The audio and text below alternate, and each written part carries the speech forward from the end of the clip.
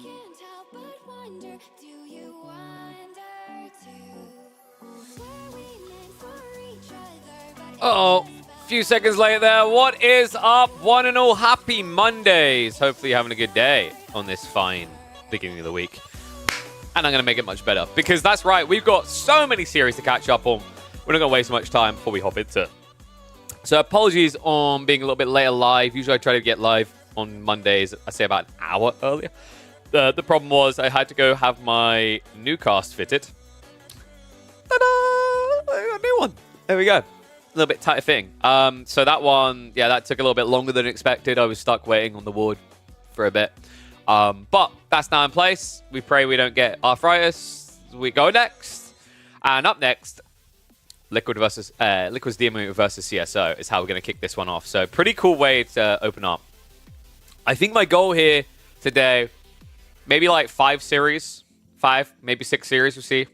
I've already told Emma, I'm like, you know what, probably going to eat late here, so chugga choo choo and chill, because we ain't going to be doing that fast. So let me just update the title as well. But, yes, the boys have been busy grinding. Some of the brackets have actually proceeded all the way through to already having a semi-finalist lined up. We will dig into the series as we go to discover how these stories wove and who is actually going to be there. But I think we'll be looking to do DeMu versus CSO today, Puppy Pool versus Corvinus, Wham versus Myriad, Anan versus Cat. And then maybe some with KillJ series as well. There's also Louis MT. Dude, there's just so many to do. The cool thing as well is, like, even if we don't catch them all today, should be plenty of time tomorrow. In fact, I wouldn't be surprised if we catch some of the ones tomorrow live, because I think that's when people probably end up scheduling their semifinals. There should actually be some quarterfinals today, if I'm not mistaken. I can't remember if the cutoff point is today or tomorrow. It might be tomorrow, so they got a little bit more flexy. We'll see how they use that. But for those just tuning in and wondering what the hell's going on, there we go. Exclamation mark bracket will get you where you want to go, because careful there will be some spoilers as we're going to be casting some sets that already played out. But this is the first week of the KP Midweek muster. Incredible turnout, incredible amount of support coming from the community, and incredible games for day number 1 on Friday. I'm hoping we can match that enthusiasm and hype going into the start this week. And then before we do get started, actually, I'm going to quickly run over this stuff. I got a new care package. Protein Works confirmed. 5th month sponsoring in a row. We've got the Bangin' Burrito, which I did try a little bit earlier. That's pretty decent. These are, I'd say, there are probably more flavorful things on the market, but much less healthy. So that's pretty good. Chicken noodle is probably still going to be my favorite one. But Bangin' Burritos, I literally just had one of them in the nice little fancy pots. Pretty good. On top of that, I did ask to be sent this. Salted caramel peanut butter. I'm looking forward to slapping that on some of my Protein Works pancakes and testing that one out.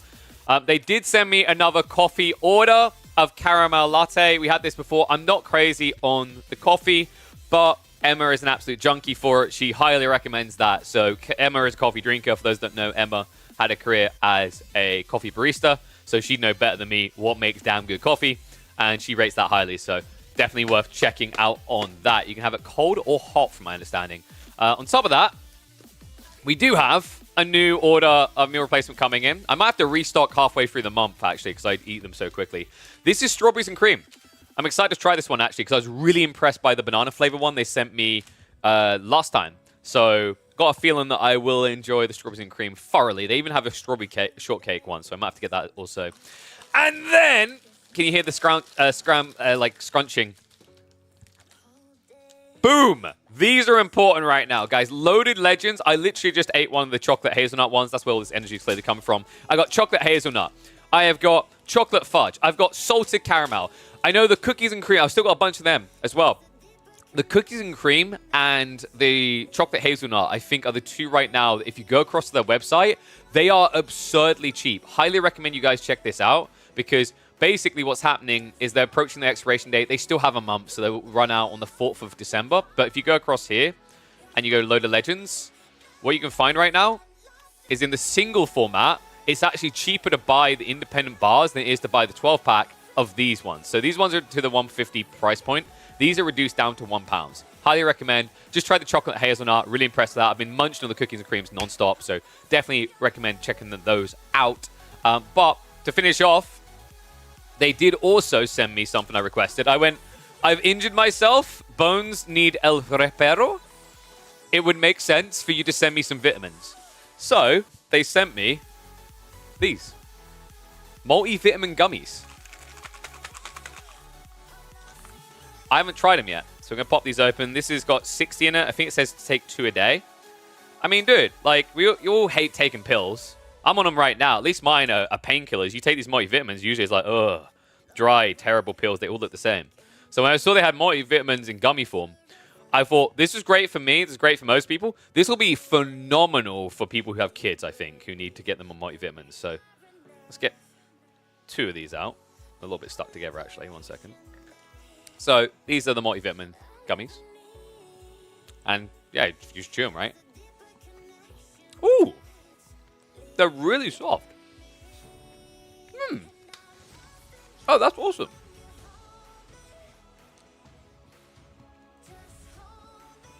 I actually thought that was going to be like ultra chewy and annoying. They're gone already. Dude, these are actually perfect for kids. If you're trying to get your kids on multivitamins, yes, these are like, these are S tier. These are peak, 100%. Check them out. But just quickly going to make my shake before we get underway. So I'm going to be trying the strawberries and cream today. And then we'll hop into our first series, which is, of course, going to be DeMu versus CSO. But yeah, if you do want to check them out, they've been backing us for a long time, right? We've been Protein Work since July? I think it might be July. So we had like 5 months of integration with them. It's pretty incredible. I'm hoping to seal it through into the New Year's, and they do respond well to sales. So if you guys were thinking of trying them out, I highly recommend doing so. And then that obviously gives me a lot more leverage in the negotiations. And oh my god, I'm an idiot. I just remember, these aren't pull, these are cut. Is Emma watching? Emma, I need scissors. Oops. So the strawberries and cream might be slightly delayed to try. Scissors, please. Why is the prize money of this competition so high? Why not? Is it really that high? $9,000, 30 weeks. That's a bargain, mate. I would like you to point to any scene that has a few thousand people watching that can get that type of spread. And is it worth it for people outside of the UK? 100% Jim. In fact, they love marketing to people in Germany, France, also America. I know Germany has the deal where if you spend 70 euros, then it's free delivery. France might as well. But even if you don't go that way, even if your country doesn't have that, they do have scaling delivery costs that goes down as you spend more. So yeah, definitely worth figuring out a few things you want to try out. I mean, let me know if you're looking for recommendations. I've tried a lot of their line now. I'm not going to delude you and say everything that Protein Works makes is perfect. I don't think that is fair, and I think they'd say fair dues, KP. There are some things that were kind of a miss for me. So like the Speculoos Biscuit Heaven just didn't really hit my taste buds right.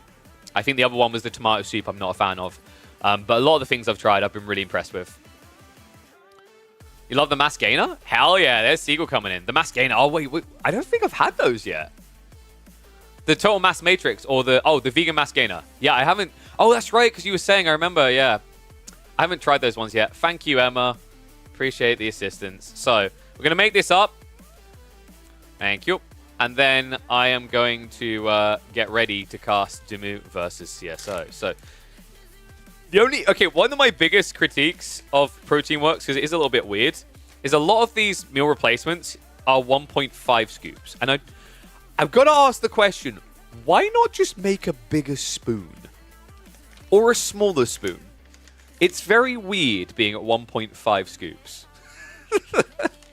I've noticed that like there is a few that aren't 1.5 scoops, but the majority do seem to be 1.5 scoops. Not sure what that's all about. Anyway, we'll load this bad boy up, we'll shake and bake, and then we will get ready for the first of what I'm expecting to be 5 to 6 series casts a day, because I'm a monster. I don't stop. Oh. Yeah, I don't know. Like, Hansa, I wouldn't say the price is high. We're offering $300 a week. It's not low. It's actually quite expensive to run tournaments. I think a lot of people don't realize that. It's like, you know, there is what you see going into prize pool, and then there's what you see going to everything to actually make the event happen. And trust me, those numbers run much higher than you'd expect. So, I'm going to open up the game. We're going to get ready to hop into DeMu versus CSO. Map draft. Sorry, I did load the map draft. let me go ahead and reveal that for you guys. See, it's just all about pacing. I can't give it all to you at once. So remember, for the first week, our home map is Atoll. Every single series will open up on Atoll, but it looks like we actually drafted Gorge and Frisian Marshes as well. Have we had like one Gorge game, right? That was in the SAS series. And I said, like, but that's the SAS series. That guy will always pick Gorge. I would say SAS loves Gorge almost more than any other player when it comes to drafting. I don't think I've seen someone as fervently in love with that map. Or he's just unfortunate and rolls it more than anyone else. What's up, Bella? How's it going? All right, so let's give this a quick try while the game loads, because I'm curious. Nice and pink. I wanted a pink cast, by the way, and they said I could only have white. I'm really upset about that. Oh, that's good. Oh, yeah, no, I'm impressed with that. That's very strawberry. Strawberry. Strawberries and cream, this one is. I am curious what the difference is between this and the strawberry shortcake, though. I hope we will appreciate the new EGC Gorge. Wait. What happened with the... Wait, did you guys give a haircut to the tree lines? I honestly think Gorge just needs a tweak. It needs slightly less wood at the back. And I'm game with it. I think between that and the new wall changes, Gorge will be in a good spot. Why are you making EGC Gorge and EGC Lipany? Because the inconsistencies of Spawn Sassy. I'm sorry, you've played Lipany on the ladder. Are you really going to ask us why we're using an EGC Lipany? Okay. I think, if I'm not mistaken... why are we making... Himiyama... So... I think, if I'm not mistaken, Himiyama has some really big inconsistencies around the gold spawns that can lead to big imbalance, if I'm not mistaken. Also, maybe it's something to do with the center of the map, because sometimes you get the tree lines that are very obnoxious, and sometimes not. And, like, we've had spawns where Himiyama, one side, like, you legit just have no room for a dock, and the other you do, which is a really big advantage on a map where that pond can matter extremely in certain matchups. But I'm sure Chum can give us more insights into Himiyama. Yeah, I can't believe... Dude, I was like, are you really choosing Lipany as the hill to stand on? But Gorge, I would assume, is because Gorge sometimes has the spawn where someone gets a tiny wood line at the back and someone gets this normal fat one, right? Just tuning? Yeah, it's usually just tuning, right? Because, like, Lipany is in theory just tuning, but it's extreme tuning.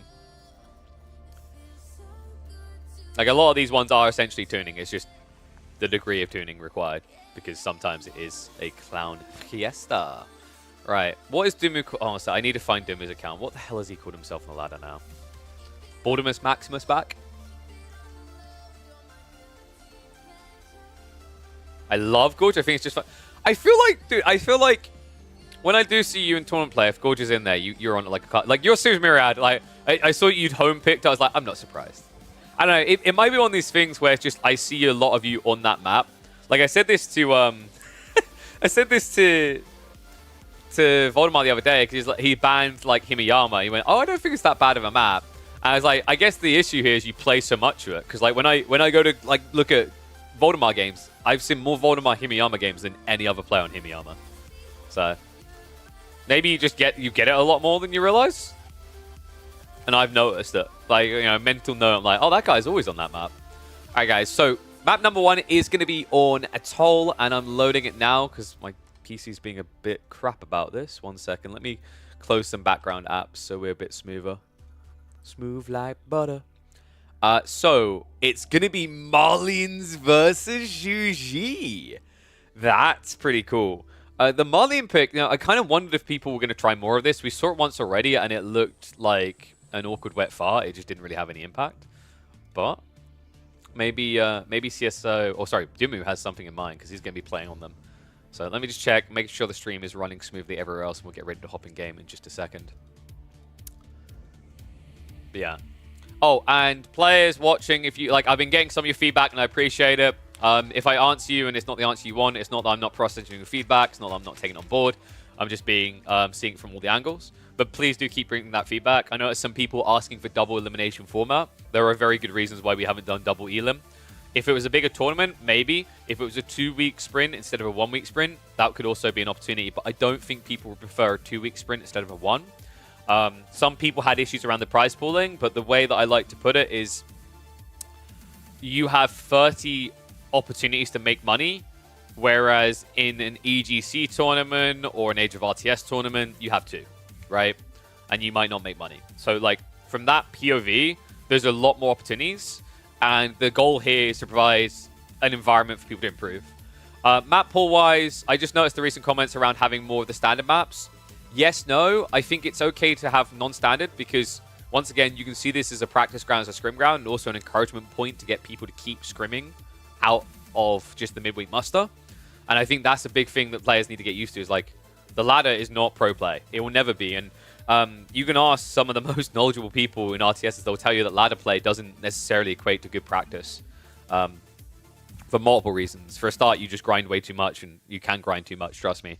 But the other thing is, obviously, you know, when you're grinding on the ladder, you can pick Roost every single map, every single game. But when you get into a tournament, you're going to have to draft. So, like, big goals with this is to kind of drive that towards people. What is up, Corvinus? Wait, did my alert come up? Okay, my game is... Why am I lagging so badly? I think we're good. Thank you very much, Corvinus. Appreciate you, buddy. Hopefully you had a good stream. Saw you were at it. I noticed there was some shenanigans, the big brain moves coming in the free-for-alls. Well played on the weekend, sir. But without further ado, folks, let's get ready to go. I have a feeling, I don't know if Caillou is here right now. I've been noticing this. I think Atoll has, I don't want to say a memory leak. It's definitely not a memory leak, but I do think it has a heavier hit on PC performance than other maps, from what I can tell. Definitely feels like it. We'll have to look into that. There's something going on for sure. Like, I've noticed when we load into this map, more so than other ones, we do occasionally run into, like, some hiccups there. Would you say it has a toll on my computer? Oh, Banner. Someone Banner. Jesus Christ, get her out of here. In a body bag, preferably. So she can't make more jokes on the way out. If you break her leg, she'll be on the gurney, making more puns as she leaves the room. Oh, God. You know what? I think there should be a toll to allow you to stay here. There you go. Use your prime sub. Anyway, let's get ready to go. So apparently, this might have been peak Atoll, the best we've seen so far in KP's midweek muster. It's time to find out. One and all, welcome back to our 30-week, $9,000 tournament circuit for Age of Empires 4. We've got a hell of a set here early on in the brackets. Team Elephant CSO going up against Team Liquid's DeMu. DeMu will be manning the Marlians, while CSO has gone for something I think more expected on this map. In fact, some players, namely one who likes to wave baguettes around, can't grow a moustache that would look French enough, but we know and love him so much. Marine Lord has been on record saying he thinks Juji are broken on this map. So we're going to find out how true that can be. Yeah, pretty cool map in general. If you guys have not seen Atoll before, this is our default map for the first week. We will be changing the default map every single edition of Midweek Muster. We will also be circulating out between 1 and 2 maps every single week while also changing the default map. And that will be based on typically what's most banned and also what's most picked. I know that sounds crazy on the second detail, but the whole idea is we want to try to get people moving, try different things. And also, it's a great testing ground. It's a great way of testing maps for bigger tournaments. Because, you know, if we have, like, for example, Pigeons Valley has been a bit of a catastrophe. No one wants to play it, right? If we had Pigeons Valley in this, and people are like, no, we don't like the map, it's $300, okay. Whereas, like, if Pigeons Valley was in a $100,000 LAN, and it was an atrocious map in people's eyes, that's a disaster. So really trying to do what I can to help kind of set things in motion for the rest of the scene. So, opening up wise, we are going to have the standard fishing beginning. DeMu did not do the same. A little bit surprising. Not really. I think Marlians, they do benefit, of course. You've got to remember they get gold as well as food. But it's shoreline fish. It's not insane. So I actually like the fact that instead, DeMu's weighed it up and said, it's more value to actually get my hands on all of this passive gold right now than focus on something that feels a bit weaker.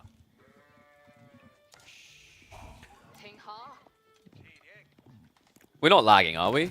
I noticed my thing. Yeah, I just hit the shift and now I know it's going to lag a little bit. I'm just double checking everything in the background. Let me know, guys, if we lag. Want to make sure it's safe from that. Saharan Trade Network is coming in, though. So DeMu, he's looking to stake a claim in the center. This is smart. Remember, the reason why GG are going to look really good here is because they have this easy ability to walk into the center of the map and get huge amounts of resource underneath the Medi Garden. This is a direct blocker to that play. He can't get the berries and the triple gold. Yeah, so starts to paint the picture of why he rushed the age as well. Like, the pit mine rather is going to return the investment much quicker than going for fishing. Fishing, of course, will become better as time goes on. I'm going to cast all games of the weeklies. I'm going to aim to cast as many as possible.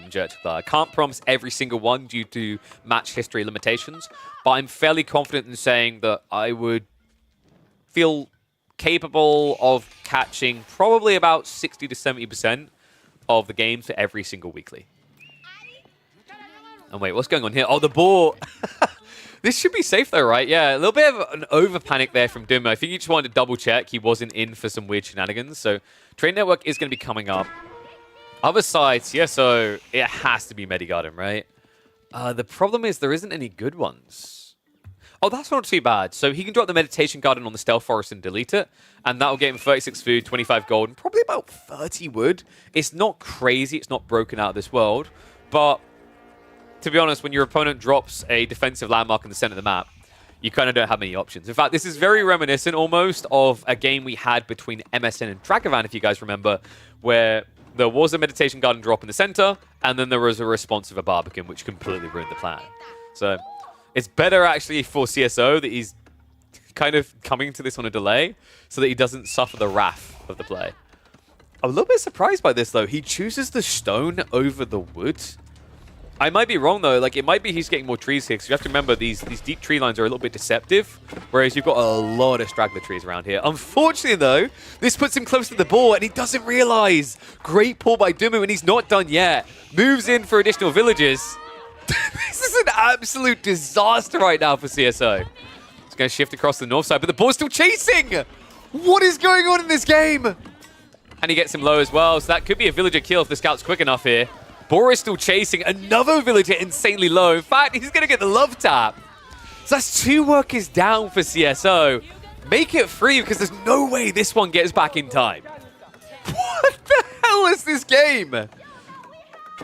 Okay, I'm sorry. I disagree with everything that Marine Law said. This is a fantastic map. The best part is when you see people pick Socotra, they pick Socotra to go gather the boar, right?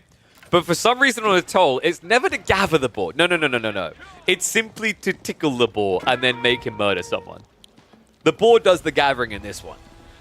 Oh, that's wild. Great advantage now for DeMu. So we've already got the war canoe coming out. Another huge advantage that you get on a map like this with Malians is this right here. Coastal navigation is going to give you the mobility to chase. It's very difficult when CSO takes a bad fight for him to disengage now. On top of that, it's very difficult for him to punish. Demo ship is going to be coming in. The only downside of Malians with that aura, by the way, is that it's useless on demo ships because demo ships are essentially at maximum movement speed already. So you're adding 15% on for nothing, right? DeMu and the ball play 2v1 here? I know, right? Like, dude, DeMu, a bit too much of a ball whisperer. He's been spending a little bit too much time with the piggies.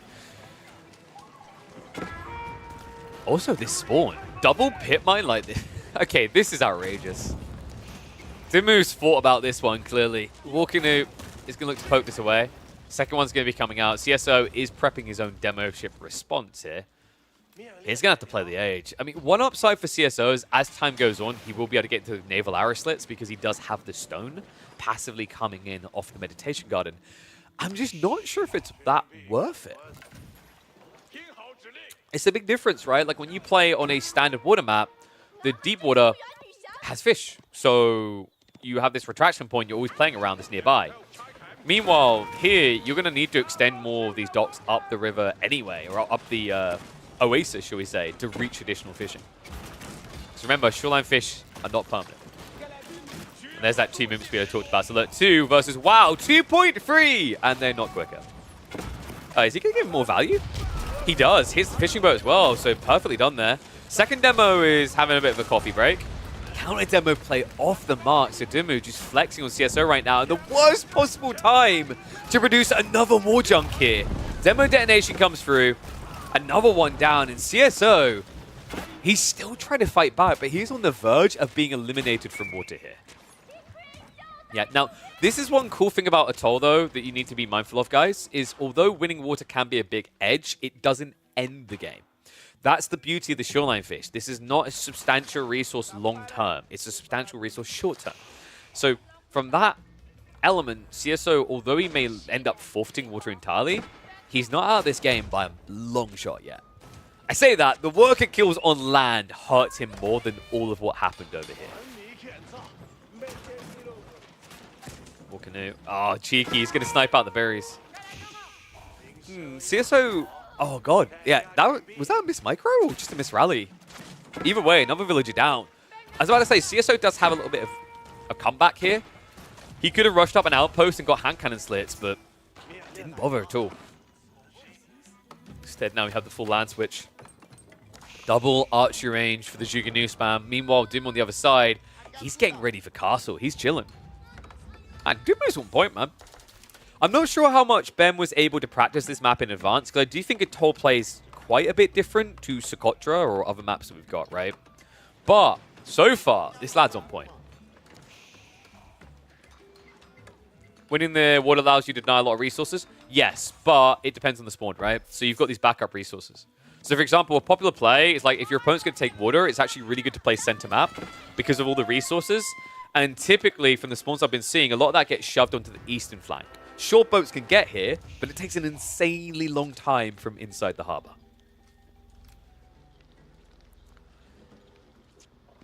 Fremba Garrison. Whoa! We're getting it! Stocks are rising, folks. It's actually really good in this matchup because of Zhug. You have two options. You can either go for the Freeborn, or you go for the Javelins. I actually think it's worth going Javelins here, just because they should trade better than the Freeborn, due to the fact they're ranged. And even if Juganu get in range, you should have enough ranged armor that you take 1 damage times 3, right? So you've minimized the damage maximum. Freeborns are better against, say, like crossbow-esque units, right? Higher base damage units. This is cool, though. And we already have the Javelin emplacement upgrades coming in because he has been spamming a few extra outposts. Remember, when you go for the Saharan Trade Network, that is one of the perks you get. Is you can get a better version of the arrow slits in your standards. The other thing that really makes it better for Malians is the fact that it only costs gold. Yeah, so no stone cost, right? Very important for a civ like this, especially considering when you don't go Mancer, you're giving up the ability to generate stone anyway. Outpost crawl begins. CSO knows he's going to have to hunker down here. We do have wood tech number 2 coming in. I wonder if we're still going to get the ranches added in fast here. It's extra economy, right? But usually when you go for Imber in a rush like this, you want to try to get the potency out of the play. So you're probably going to lean your eco into military first and then play backup ranches afterwards. It is a bit risky because of the lack of food, though, right? You've got the berries up here. You have got the shoreline fish, but that's not forever. Actually, in fairness, he's still got the deer. So I think DeMu can get away with being militarily focused, at least for the next 2 to 3 minutes. Other side, the CSO is, of course, now trying to save up because he realizes this game has gone the extra age. Juganu massing is not going to save him at all. I am a bit curious as to what Ben's plan is here, though, because DeMu, he hasn't really done anything with this tech up so far. No tech choice. No gathering being put to work into production of any kind. It has to be ranches, right? Are ranches even better than going 2TC without Fulani? Ranches long-term is better than 2TC, right? Because once you're capped, ranches are just additional economy. So it's more pop efficient. That's the other reason people leave Fulani still, but I'd argue in the hyper late game, actually, Farimba can be better because, yes, you're sacrificing units, but if you're getting like a 10% plus increase in terms of potency by having Mancer versions of your units, like Mancer Musafadi, Mancer Javelineers, then it actually pays off. It's worth it.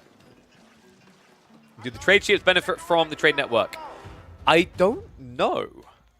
I don't think we've ever seen a Malian player trade since they changed everything and fixed the bugs. I think they did have the taxation, but I can't remember if it ever got fixed because, guys, there was a bug basically for land trade. That's why you haven't seen Malian land trade for a long time, where the toll wouldn't reset until they came all the way back. So it didn't reset each end. Obviously, that would be broken if it did, to be honest. Check out complete. Shaolin Monks are going to be playing for the relics. CSO is not dead yet, folks. He's 10 eco behind, but I gotta say, DeMu may have been a little bit too relaxed about this. I think his fear here was if he rushed into, say, just a handful of sofas with limited resources, you're probably going to be diving hand cannon slits here either way. Not to mention your opponent could have spears to defend with. And thank you, Sharkle, for confirming. Okay, so the trade has been fixed on land. We might start seeing more of that from the Malians then. The problem is the 2TC build just feels so good, I'm not even sure you really need it. Villagers are getting idled up. Nice hit back there. CSO able to finally get some villager kills, so starting to claw his way back onto this board. It's only an 8 eco difference now. Remember, a decent amount of that for DeMu is in fishing, right? He's got, I think, 3 or 4 fishing boats here. The ranches are going to be a bigger problem. The good news, at least, is it looks like CSO did scout that out, so he knows about the double mill into ranch play. Question is, what can you do about it? Because there's a big difference between knowing and doing. Crossbows are being prepped by CSO, and it is going to be the Javelineers. Yeah, it's like, once again, the Freeborn in theory feel good. It's just in practice, it doesn't often look good. We had one game in this tournament from Corvinus where he went for the Freeborn. And he did win that game, but I still think the Freeborn detail, it was a useful meat shield, but it was super situational. He was against archers, right? So like Mansa, Musafadi wouldn't have helped you. Musafadi wouldn't have helped you. Spears wouldn't help you. When you're up against Zhuge Nu, it's different. Zhuge Nu, you don't really care about. The Javelineers are going to trade out fine against that. Spears, once again, Javelins aren't going to really care that much. And also, if you went Freeborn, Freeborn aren't going to necessarily handle Spears better than Javelineers would, I'd say. It's about on par. The difference is you're putting yourself on the line, whereas Javelineers are less exposed. He's going to have to take his time, though, because it is mass spears coming from CSO. And for those wondering what the hell is this Javelineer you're talking about, what the hell does he do? Is this bad boy right here. Imagine if you took Javelins and, for some reason, allowed them to poison people, just like archers. That's what you're getting. Really powerful unit.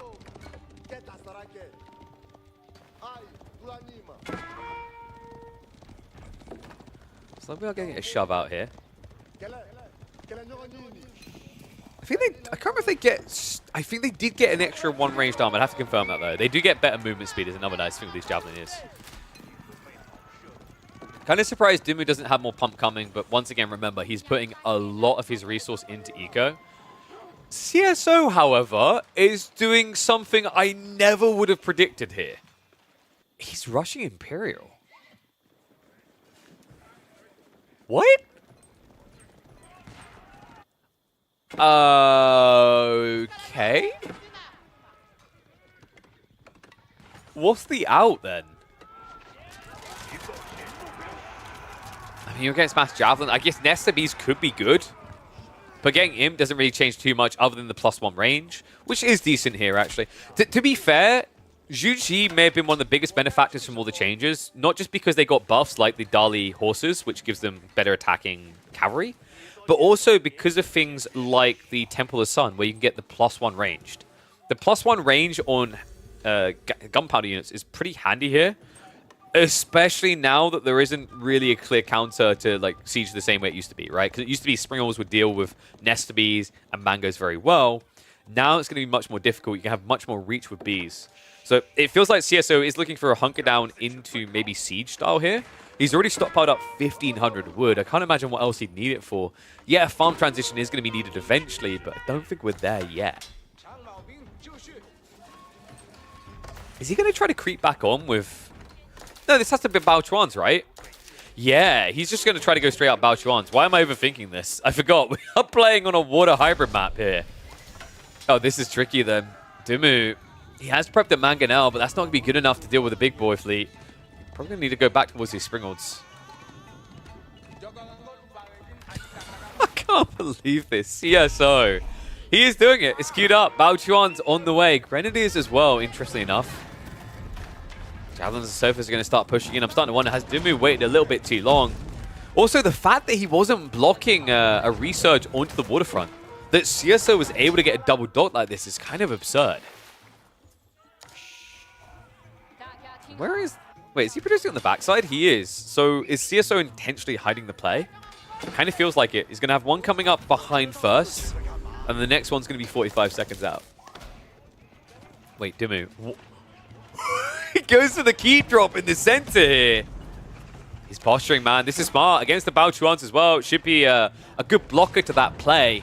At least this way, it shouldn't be able to hit your land army, right? And also, it's going to give him the gold long-term he needs to keep shoving through. CSO is going to back up. Bombard's being prepped for the time being, so on Divine Haste, he's going to want to switch that over to Divine Defense, guys, because this is where Zhu tends to look like the best Civ on water. With Divine Defense, you can get these Baochuans up to 10 tile range, which is the same range as a Bombard. You heard that correctly. And with the changes to Springholds, well, this may have been a slight oversight. Springholds will not be able to counter Baochuans anymore. I would debate whether they ever truly did. In fact, this is an overwhelming oversight. Yeah, I hope the devs are aware of this. Because with the change to shot triggers, remember it used to give range, now it gives attack speed and resistance. You don't actually have the ability to stay out of range of Baochuans. At least not if they use the Divine Defense, which usually is the play. For the time being, though, Baochuan is going to be diving in. We'll start to snipe out the villagers, so DeMu in a bit of a pickle, a bit of a bind. He needs to start prepping the demo ships before he loses the docks. Double Mango is going to start marching up. Bombard is being sniped by the javelins. It's not the quickest death, but he's working at sofas. I'm going to dive on the villagers. Bombards will look to snipe out the mangoes. Wallop is going to come in. It's a decent shot, but not good enough. He needs a follow-up here. Gets sniped before he finds it, though. Villagers now getting whittled away at, but not quick enough. So mangoes lost for DeMu. Javelins are starting to thin out the herd, though. The frontline defense of CSO is dead. It's only crossbows left against Javelin so far. Meanwhile, waterside, the Baochuan. I'm starting to wonder if DeMu's even noticed. Because surely you just double demo. Okay, he's trying. He's actually trying to snipe it with the Trebs. Because, guys, once again, with Springholds having crappy range now, they're not the answer to this anymore. So Trebs are the only thing that can safely try to take the fleet out. Does admittedly require CSO to kind of be AFK standing still, but so far, that is working out quite well. This game is crazy. Yeah, obviously we haven't had the full bracket. We've still got games to go, but I have a feeling this is going to end up being the best game of it all we're going to see.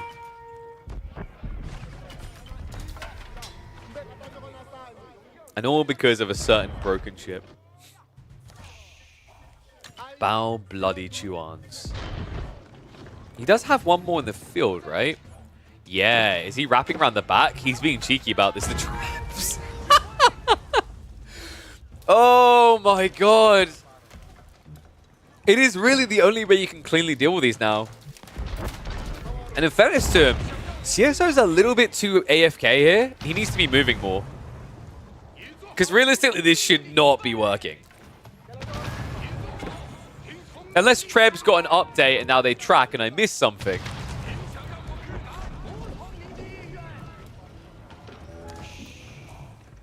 Javelins wouldn't be good at dealing with this, right? Like, it's 5, they do 12 damage. Yeah, you would not want to try to trade Javelins with Baochuans.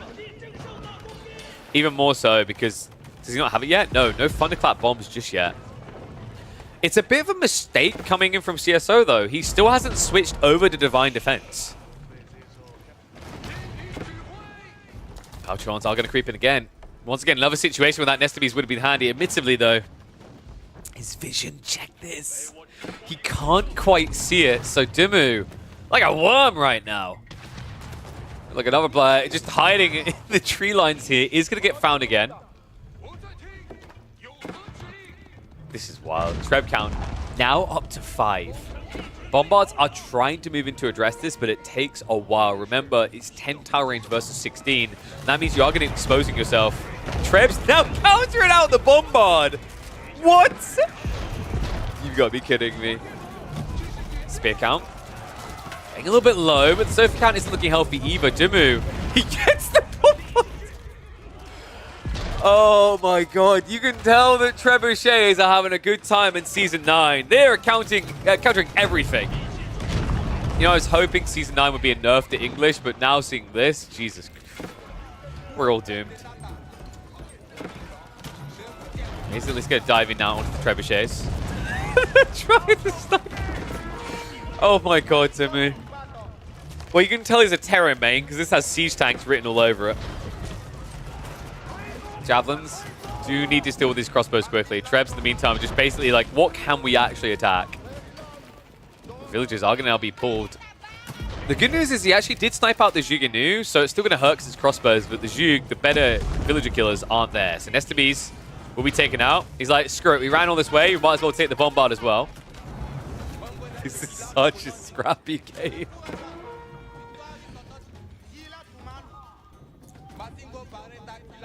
This is about as clean as a Dick Nixon political system. I can't believe what I'm seeing here.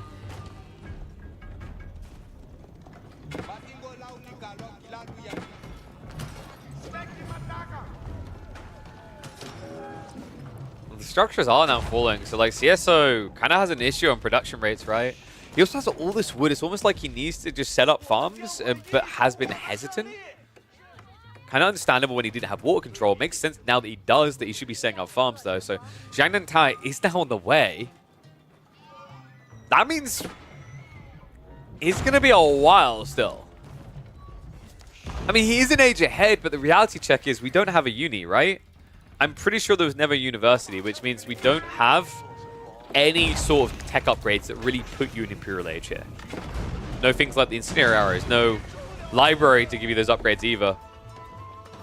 Villagers now just gathering their scraps. They're deeply moist deer here. Might be in trouble consuming the mangonels. So I'm pretty sure the whole goal with this patch was like, yeah, we're kind of done with siege. Too much siege. Everyone's been moaning mangonels suck.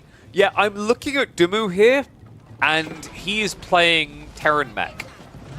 20 siege pop, only 17 in bio. On top of that, a reminder that CSO did go for the Shalamongs and got nothing from it, right? Because DeMu is snatching away at all these relics. This is fantastic. Trebs. Oh, it's just one rock. It may not be accurate, but when it hits, it sinks. I don't think I've ever seen Baochuans look so bad.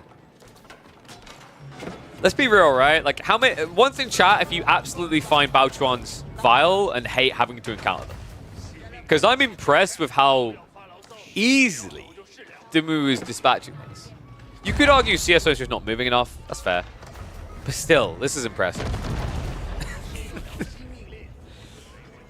I mean, we are talking about a map that has limited food, right? So until you set up the farms, you are kind of stuck in this situation of, if you don't close the game quickly, if you don't get the transition going fast, you are going to have to rely on siege to get you through the uncomfortable phase. That's definitely what we're seeing here. 29 siege to 21. This might be the most siege-heavy game we've seen in Season 9. He was cow-heavy. Not so much anymore. DeMu's going to have to shuffle the cows into the south side, where he has at least got more ranches being set up. We are getting close to a landmark victory, and that's why you can see that CSO built this Yangnan Tower so far away, to try and prevent that. That's the piece of getting sniped.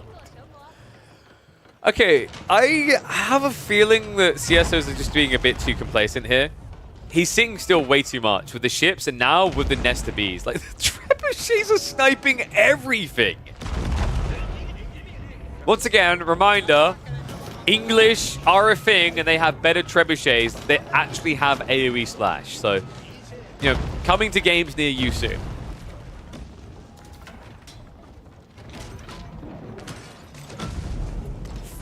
Mangoes as well.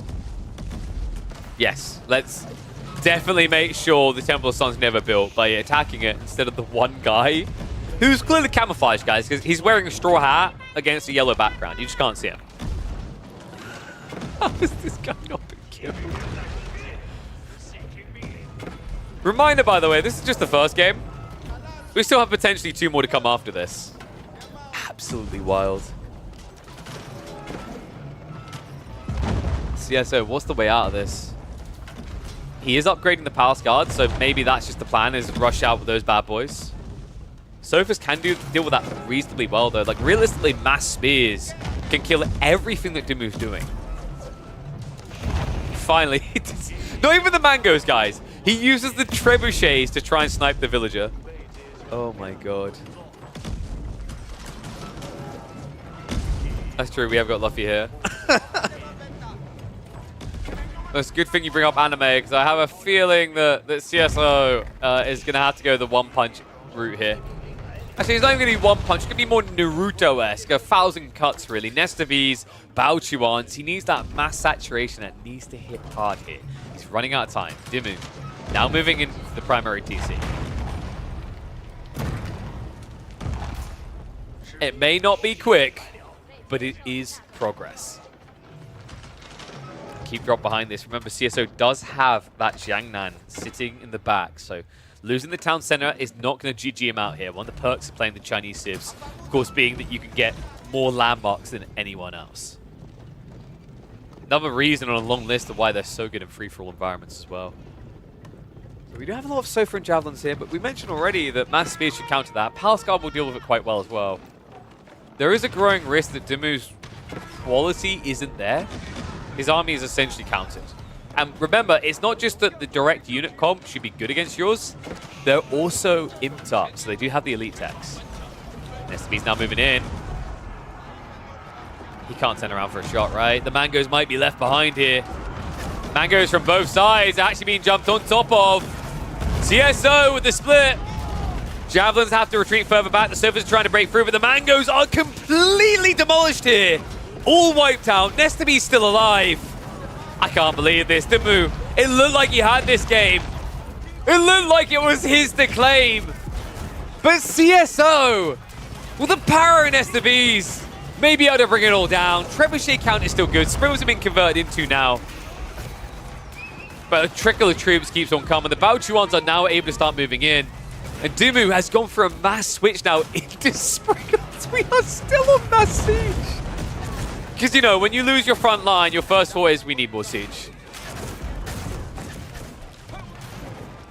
All right, so there's been a lot of speculation on what Sprinkles need to be good. Some people want them to have bigger bolts. I personally think I'd like to see them have a knockback. Units they hit, they maybe knock back. Not too far, but like enough to ruin an attempt to charge in straight away. Maybe that would be better. Because this is a lot of Springles, and that took a long time to kill 5 Spears. That being said, he is back at it again. The problem, however, is going to be these are not a great answer to Baochuans. 8 tower range versus the 9. If he comes anywhere near these, he's just going to die. Yeah, even more so, because remember, the Baochuans are siege damage, which means your ranged armor has no effect against them. Your range resistance does nothing. Yeah, Baochuans are an oversight, guys. Like, an extreme oversight here. We actually might need a hotfix to try and adjust this. And I'm not just saying that because I think this unit should have been nerfed about 2 years ago. But I also do think this unit should have been nerfed a very long time ago.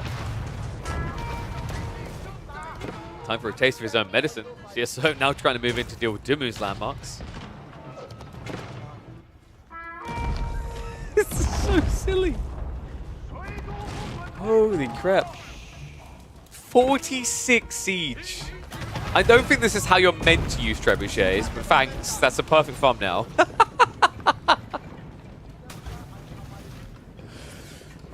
Oh my god. Well, we have got Sofa's wrapped around the back, and I think he just discovered just how much food CSO now has access to, which is a problem for DeMu. He doesn't have much at all. I think he needs to end this game soon. Because even this idea of playing mech is going to run out soon, right? There's actually not that much wood left.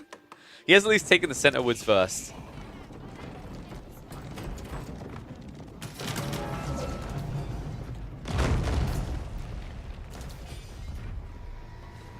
CSO. Never feeling that pressured either. He's got plenty of time left. Palscard are starting to stack up. Nesta B-line again. Springles at 12, but remember, folks, this is not Season 8. This doesn't kill mangoes.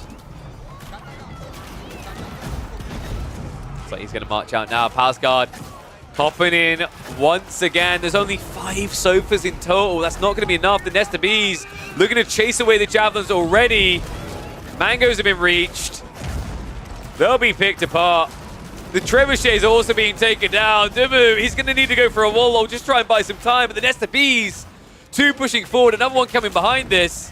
Should be good enough. Wall roll gets activated. That will force the Palace Guard away temporarily. DeMu does have 11 Springles here. I'm just not really sure how impactful they are. Like, I don't think those units really done anything in this fight. I mean, congrats. Every, like, what is it? 3 seconds, they can kill 1 Palace Guard. Unless CSO funnels all of his troops into one spot. Which he has no reason to do so because DeMu lacks a front line. Right? It's almost like Springles are meant to be a special kind of javelin in this comp. Not javelin, but, you know, like archer roll. Because you need enough melee to force a clump. And with only 4 sofas, DeMu doesn't have that.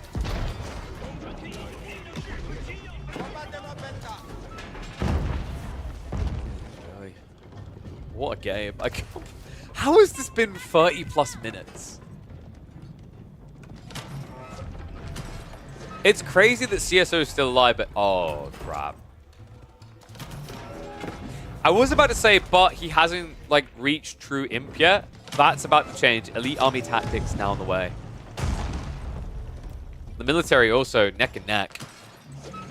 I think the Nest of Bees, I've said it before that I felt Mangoes were appropriately nerfed, but Nest of Bees are too good still. They haven't looked absolutely outrageous here, but that's been credit to DeMu and the way he's been splitting his Javelineers. Not that they are a crap unit. Sofa Raid is going to try to wrap around, but look at the mess. Okay, am I the one that kind of likes that Atoll forces these weird base layouts? Right? It's not just your standard, here's a giant map, make your nice gridlock base in the corner. No, you have to feel uncomfortable with what you build, what you choose to build.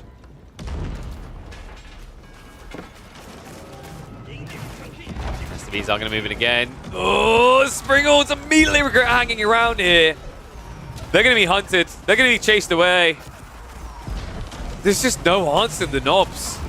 Sofas are trying to do so, but only a handful are able to run in here. Pascal will look to body block them out. Nest of Bees continue to shove this back. Springle count now down to 5. DeMu, no cavalry left over, just 3 in total. And I think he's been broken. Despite the best of efforts here, DeMu's economy is miscued here. 4,000 gold, not enough food, not enough front line to bring him down. CSO somehow is able to crawl his way out of what felt like an absolutely condemning chokehold here. Man, what a crazy game. Guys, let me know what you think about this game. Only the first one in this series, but what do you think about the Baochuan issue? Although they may not have truly, fully on their own won this game, and although the Trebs dealt with them well, my feeling is that Baochuans are a big oversight in the Siege rework, and something is going to need to be done about them.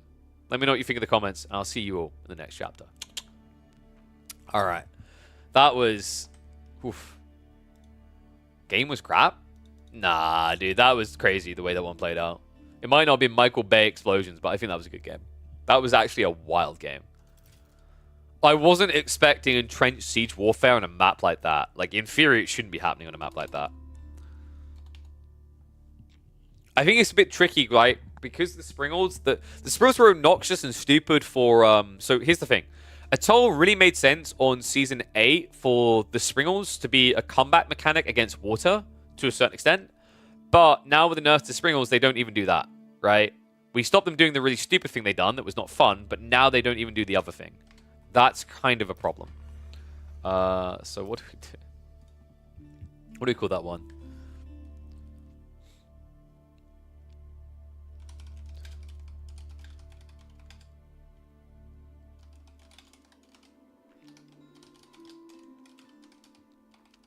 Huge oversight with the Season 9 Siege rework.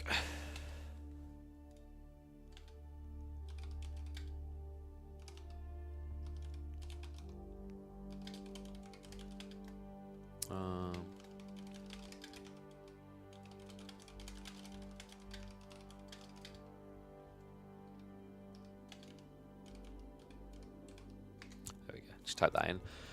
So we've got at least one more game. So let me mark that on the sheet. So we had DeMu going for Malians. Oh, dude, this cast feels so different. It's so tight. Oh, I'm definitely going to want to keep my foot up as much as possible. So we'll give a win to the right side there. So CSO on match point. Can he end it in 2? He's going to try on Gorge. We've got French versus English. Now that is a classic.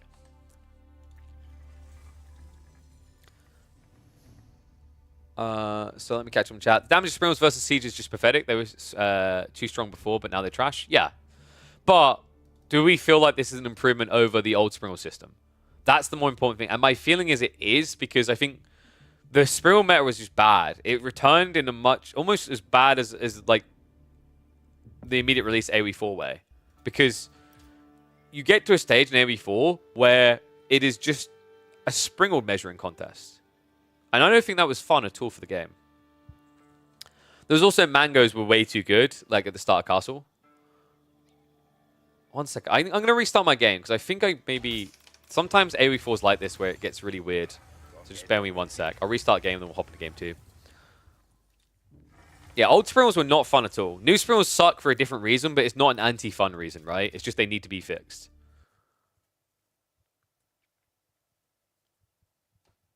Just nerf damage on them to Siege, but then they don't even do their role, so it's even more contradictory. You might as well just like do the rework anyway. I don't know. Like, my point around it is it's not perfect, and we should criticize it for not being perfect. But is anyone being delusional that they want to go back to the old Springles? Because I don't think that was good gameplay. I think that was flawed gameplay.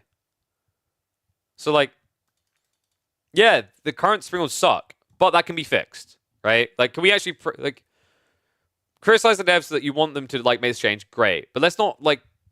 Let's also praise the devs for actually trying to fix the problem. You know what I mean? I think quite often we don't realize you can do both things, if that makes sense. Because if you have just negativity, then you're just going to get bad future like patches, in my opinion. Because then they'll be like, oh, there's no point. Just put it back to what it was before. Don't touch the game because they hate that we changed the game. I've seen it with so many games before. Where it's like people get too outraged that someone got changed, right? I think it just needs to be patched. I think it just needs to be like buffed. I like what they're trying to figure out with Springles. It just needs its functionality slightly tweaked and its stats probably buffed, and then it's good to go. It a sync error? Not sure. You know what you like, which is the old game? Okay, well, I mean, go make a modded version then and play it. I guess you liked trench warfare that lasted 4 hours. With stone walls everywhere and Springles and mangoes. That's fine. Like, personally, I was kind of tired of it.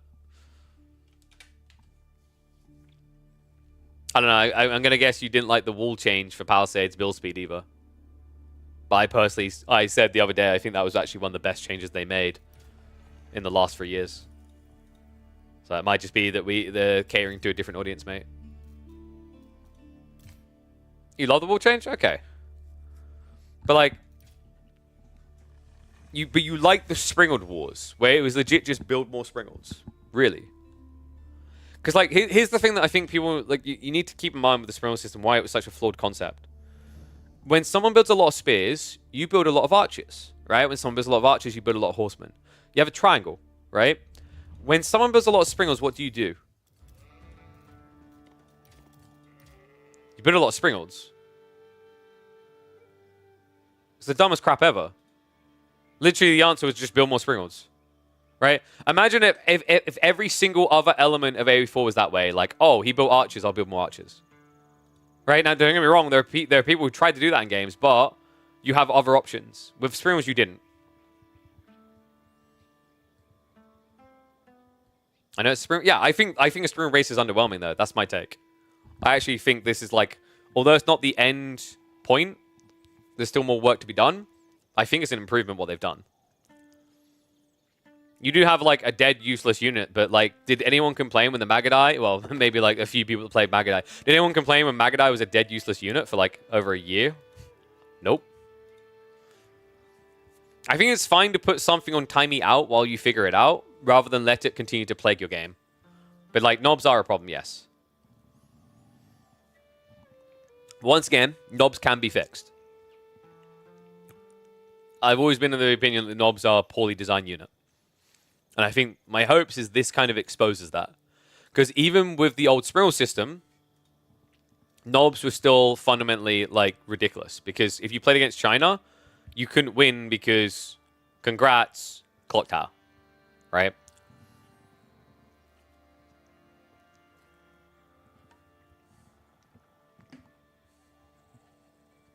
The curious thing is going to be to see if Stonewalls and Trebs comes back.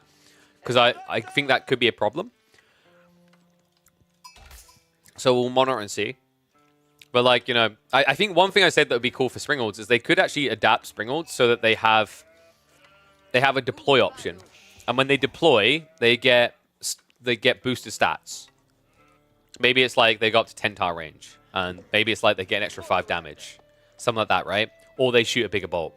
Like bigger bolts with lower, longer waits between attacks or something, right? But the trade-off is kind of like with... Because AoE 2 has this with Trebs, right? When a Trebuchet sets up, it takes a really long time to pack up again. That could be the balance point to make Springalds interesting. Give them that type of role.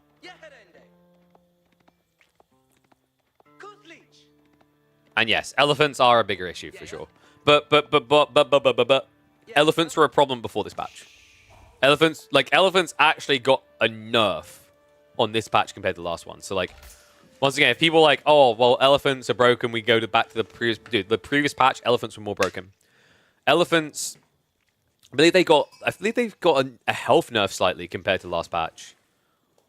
Or like where they were going to be, because biology was going to buff them to Crazy Town. But then on top of that, spears, things like that, get more bonus damage. Their bonus damage scales with EAT now, whereas it didn't scale with the Unitech before. Yeah, elephants were already a problem. Elephants will need to be addressed for sure. Alright, let's get to it though. Well, there's plenty of wood, food, and everything else to go around, so surely this doesn't turn into a crazy siege war again. One and all, welcome back to the midweek muster. More Age of Empires 4 action to fill your bridges, fill your shorts, your belly, everything else full of when you got downtime between the S-tier tournaments. That's right, we're delivering 30 weeks of this content, and we're here for game number 2. Team Liquid's DeMu, taking to a classic for him. He's on the English, going up against Team Elephant CSO. On something that should be very cozy, French. The reason why French is so cozy, I've seen CSO play this a lot, especially in team game environments. On top of that, this guy and Louis are two of the best zone pickers in the game, right? And French is just kind of like an extension of that. So if you're comfortable with one, although it plays different, you'll be fairly comfortable with the other. Curious about this matchup, though, because we haven't seen it in a long time. In fact, we last saw this frequently before the Abbey of Kings got ridiculous buffs to it, before the 2TC meta. With the 2TC meta in mind, I can't help but feel English should be quite content with the state of the game. Because if you play 2TC, which Ben is doing right now, and just build spears, it's going to be very difficult for a French player to all-in you. In fact, I wonder, yeah, CSO's aware of how difficult it's going to be. So how do you beat English? How do you beat the English TC boom? You outboom them. Remember, French, their town centers are better. They produce every 17 seconds. So if you mirror 2TC, you're ahead. Cool thing as well is Abbey of Kings timing and School of Cavalry timings should align. So your knight should come out around the same time as the king is coming out. Or at least with the difference in build speed here, the king should arrive near your base when your first knight is out. So that'll give you an immediate pushback against that threat. And because CSO is in Dark Age alone going to be about 0.6 villages better than he was a year ago with the French, he's already going to have an eco lead to allow for the French knight.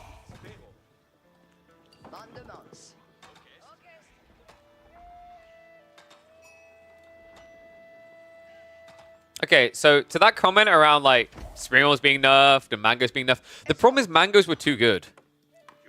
I think Mangoes do have a problem. They do scale kind of poorly now, and that needs to be addressed. But anyone who's going to try to argue that Castle Age beginning and Mangoes just saving you from dying wasn't ridiculous, come on. Mangoes had way too much of a power spike at the beginning of Castle Age, I think. they do. I almost wish for them that there was some sort of median upgrade between like Castle Age beginning and Imp fully upgraded, if that makes sense, right? Like something that gets them somewhere between what they become and what they are now. So not as good as Season 8 mangoes, but maybe a little juicer that a few minutes into Castle Age you could get. Because I do feel the pain of it. I do think in Castle Age they feel really weird. But that was a good reason, right? Like, you know, to the whole Abbas is doing it. Like, I've seen so many games where an Abbas player should die. One mango and a choke point saves him. You know, there should be limitations. And do we need to time out Kraky? Did I just read Juji need a buff? They most definitely do not, mate. I think Juji's going to be like a top 4 pick this patch, actually. Once things settle. Once people have cooked with it a little bit, they're kind of crazy. Oh, you meant specifically the knobs. Okay, got you. So, TC coming in, very defensive one, but in fairness, CSO got a really safe gold line here. Other side is going to be DeMu doing the same thing, so mirrored play. I think we might speed this up by a minute, just because there's not really much combat happening this early on, now that they've gone 2 TC. Yeah, it's kind of funny, right? Like, DeMu, sometimes he can be a very aggressive player, but I think the Civ matchup here isn't enabling him to do that. So he's playing the boom style, and that does lean into a style that CSO will be very familiar with. Remember, CSO constantly scrims with Louis MT, who is kind of renowned for being like a Chinese Beasty, right? He plays for that ultra late game. Difference with CSO compared to Louis. CSO, I would say, is more decisive on his all-ins, and what I mean by that is maybe decisive is the wrong word. He's more committal. If you want a comparison in the West, think Lucifron and Vortex. So Lucifron would be Louis, and CSO would be Vortex. DeMu's not that aggressive a player. He is on some civs, actually. I think on English, you have to remember, this is the guy that would scale up to 100 Lombos and send it in 2024, right? Not many people do that in Feudal/Castle. So there are exceptions to the rule. I do agree that DeMu, I'd say on average, is more comfortable in that mid-game, even trekking into the late game, whereas some players are more ridiculously aggressive, right? Your KillJs can come to mind at times. You have also got your Krakys with their Barbican drops. But you know, DeMu, on English at least, in the past, has had a nice balance between late and early game. Just not sure that this focus on the mid game is going to help him. Like, one's in chat if you think this should be good for DeMu, two's if you think it should be good for CSO. Because CSO is also scaling Knights, guys. And DeMu has been overly greedy. He hasn't built a Rax. Oh, yeah. This is a little bit rough. I mean, it is 2 TC, but they're just far enough apart. And the importance here is, like, against, say, Roost Knights would take 3 hits to kill, right? French Knights will only take 2. That's really important, because if it was 3 hits, you're more likely to get away and then come back to heal with the Abbey of Kings. Against 2 hits, you're pretty much dead. Right? Remember, it's going to be a charge in and then a club. In 2 seconds, these French Knights attack twice. Needs to be careful with the King as well. Yeah, DeMu's just sending it, so this is going to be the white tower drop in the center. The question now is, does CSO have enough to dive? How much damage can he do with that dive? How much does he need to do, right? Because he's going to be up on economy already. He could probably scale that to be an extra 4-5 eco lead if DeMu just hard commits to the build.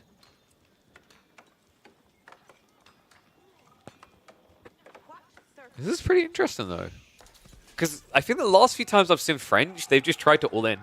And it hasn't made much sense. And what is up? Smoothie King FPS. I saw you earlier with the bits. Appreciate you, buddy. Thank you very much.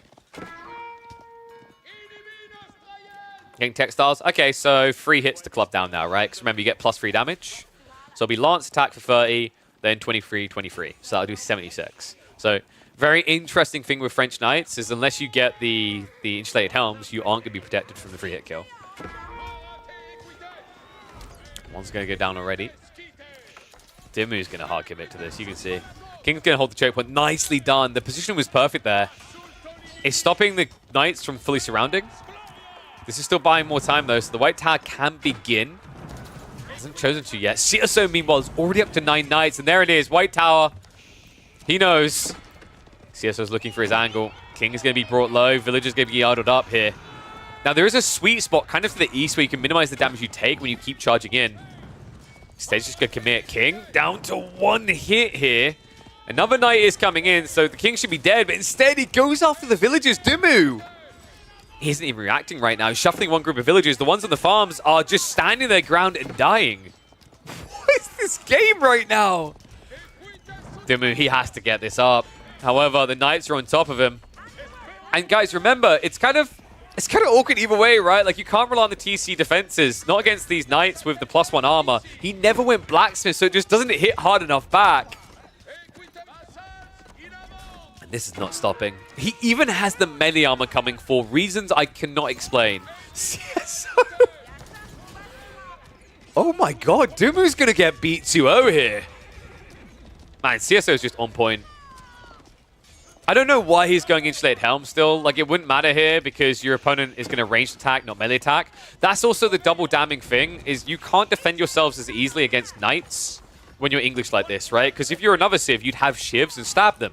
That would be 6 damage per villager. Instead, you're doing ranged damage against a unit that already is going to have ranged armor, so we can dive like this.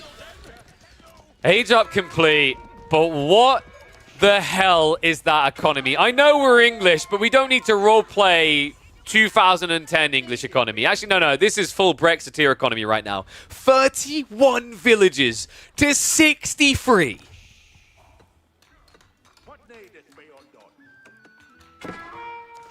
Behind this, CSO can now just follow you. He can show you how to go age-free without losing villages, because there's no pressure point now. After all that idle time, you know, DeMu's trying to get into the stables. Shouldn't really need it, right? He's got the white Tadabird Knights.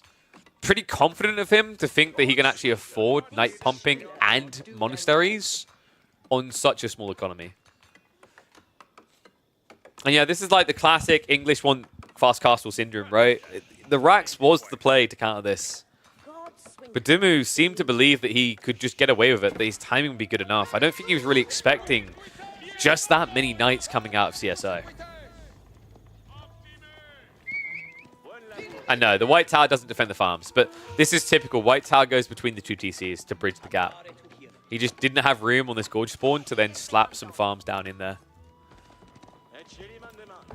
Well, French don't really have to worry about farms, but it doesn't matter. CSO's already got about 10 of them together.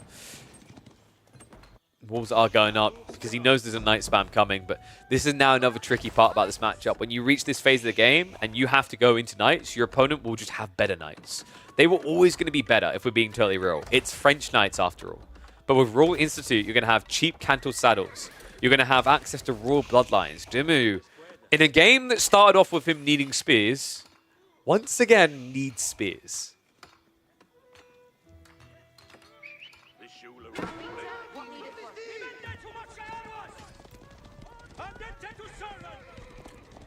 Yeah, I'm wondering, like, I mean, I get DeMu's thought process here, by the way. Before anyone's like, haha, no, why not build spears?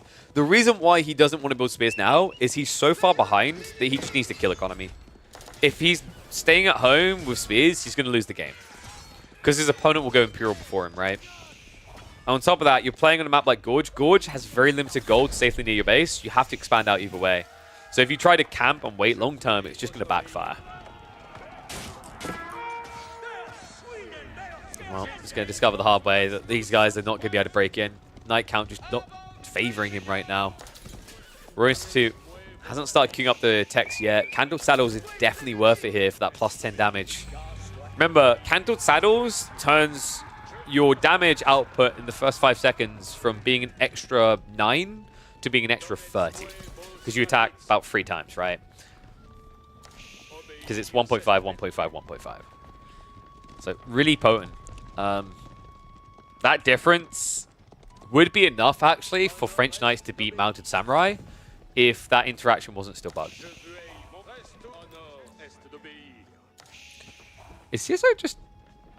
He's very chill right now. I think he's just sorting his economy because there was a gap moving out to the gold.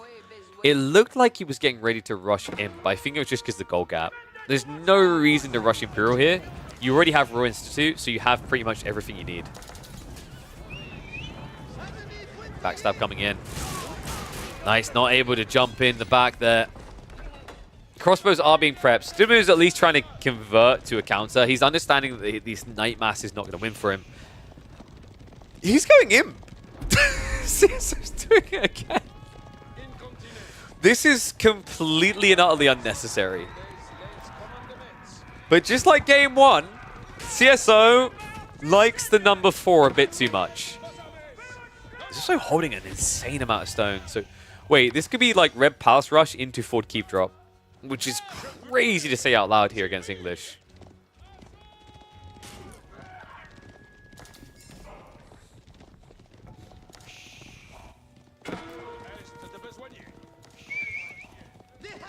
I think rumors of French death in the tournament play may have been overstated. I don't know. These guys are looking good. I think even on water maps, they have some interesting subtleties that make them valuable.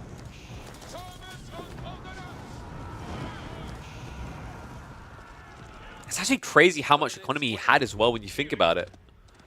And it shows you how important idle timing is, right? Because he got to a point where he had like 9 knights running around and the tech up still couldn't really happen. And those knights... I mean, at that point, if you've got 9 knights out, you've spent more on knight production than your opponent has on attack.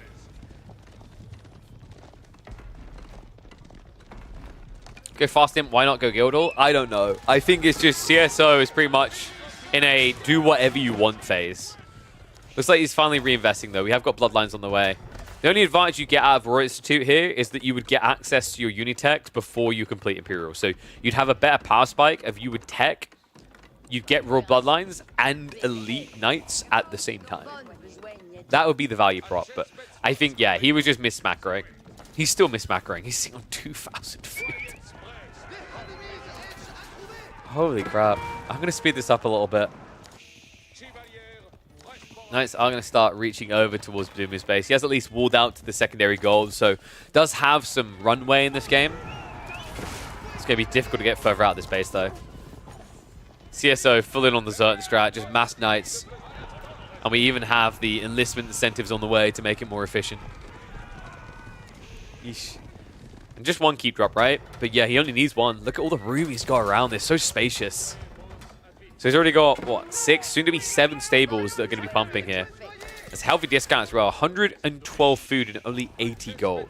So you're pretty much paying less than you would for a Keshik to get the best Royal Knights.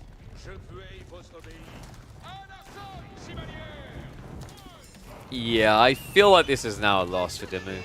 He's trying to prep spears, but it may just simply be too late. The health pool is way too big. I do think biology was overbuffed, by the way. It's kind of ridiculous. 322 HP on these knights at this stage of the game is insane.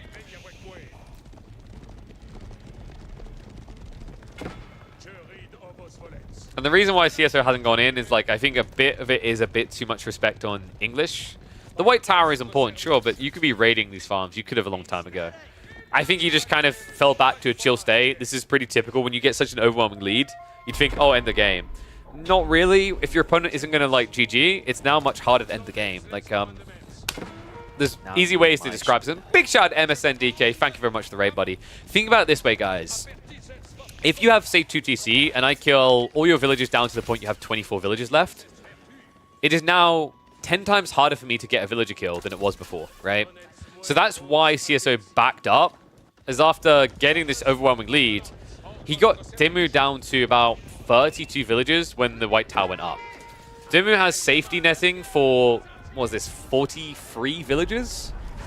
So there's not really much point continuing to pressure him. You're just better off stacking up to max and then going in instead.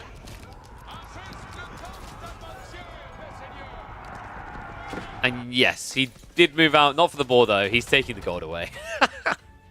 So CSO is just pretty much wrapped a belt around DeMu's neck here.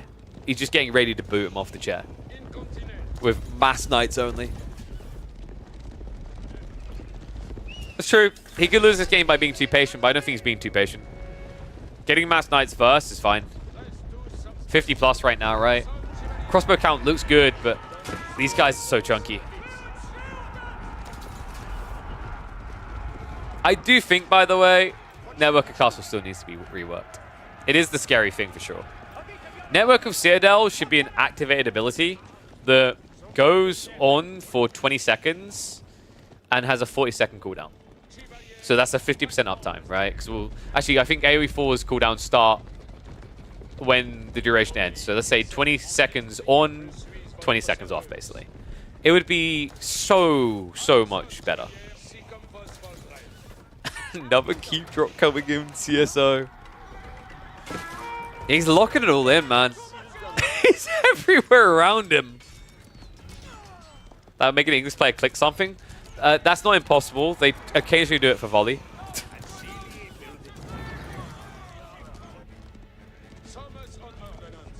Yeah, this is pretty much over, man. What an insane series. Game 1, the way it turned around, and then Game 2. CSO just from a very early point in a domineering position in this game. Now looking to fully dominate the Brit. DeMu raided on his farm. Second wave of Knights, so funnily enough, not even going to bother to go around because they can burn through faster. Crossbows are trying to stand their ground, but you just see how long it takes to just deal with a small group of Knights here. Ben isn't even moving anymore, in-game or real life. He is dead. He just needs to check himself for the bullet holes to realize it. He's going to try to retreat away from this now, but he got baited. The main army was reacting north side as the dive came in, hence why DeMu didn't do anything with his real economy here. And now they're in too deep. So DeMu is going to be eliminated in the round of 16, I believe this is. Which means that DeMu does qualify through automatically for week number 2. So if he wants to, he can sign up and he will be able to participate there.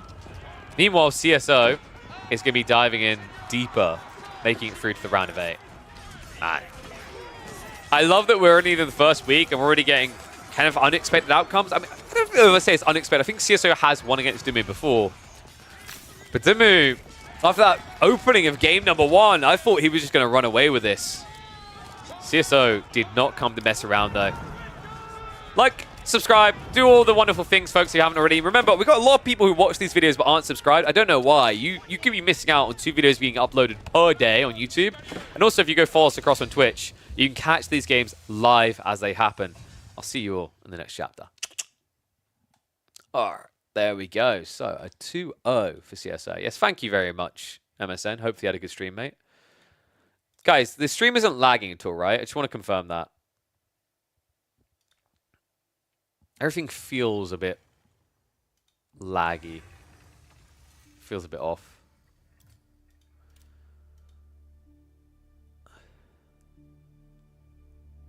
Wait, is YouTube fine? Someone said that no signal on YouTube. I think YouTube's fine as well. Yeah, we're good. Alright, so let me just double check because I'm getting spammed things.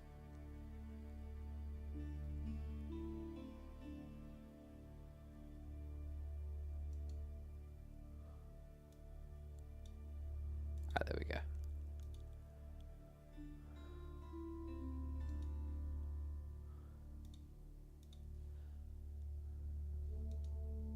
Sorry, I just got like messaged a bunch of crap as you normally do on Monday. So, 1 series down. No lag at all. Fantastic. Music to my ears. 1 series down. We got more to come. So, DeMu versus CSO is definitely a blast. We marked that one off. And I think next, guys, do you want some Eastern European action or do you want some Canadian versus Hungarian action? Because funnily enough, we got double Canadian versus Hungarian. I can't believe that. I just noticed that on the bracket. We got Wham versus Myriad and Poppypaw versus Corvinus. That's pretty wild. So I'm thinking what we do. We can do those. And then, do we save Kraky for tomorrow? Do we save Kraky's journey for tomorrow? Or do we do Kraky's journey today?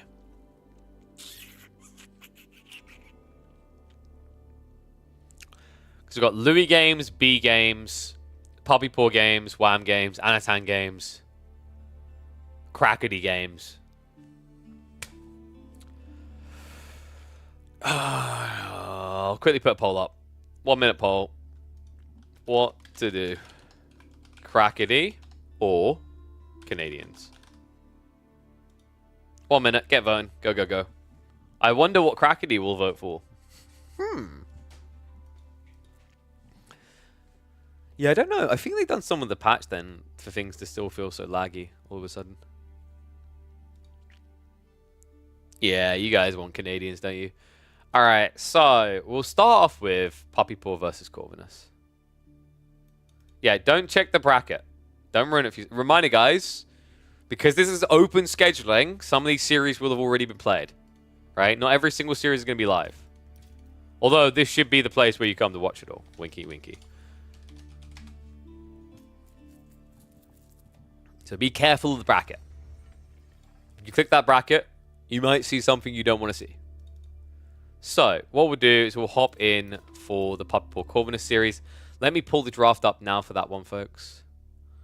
Oh, actually, there is something cool I can reveal before we get into that. So, one second. So, Atoll, Gorge, and Coastal Cliffs. Let me quickly update that.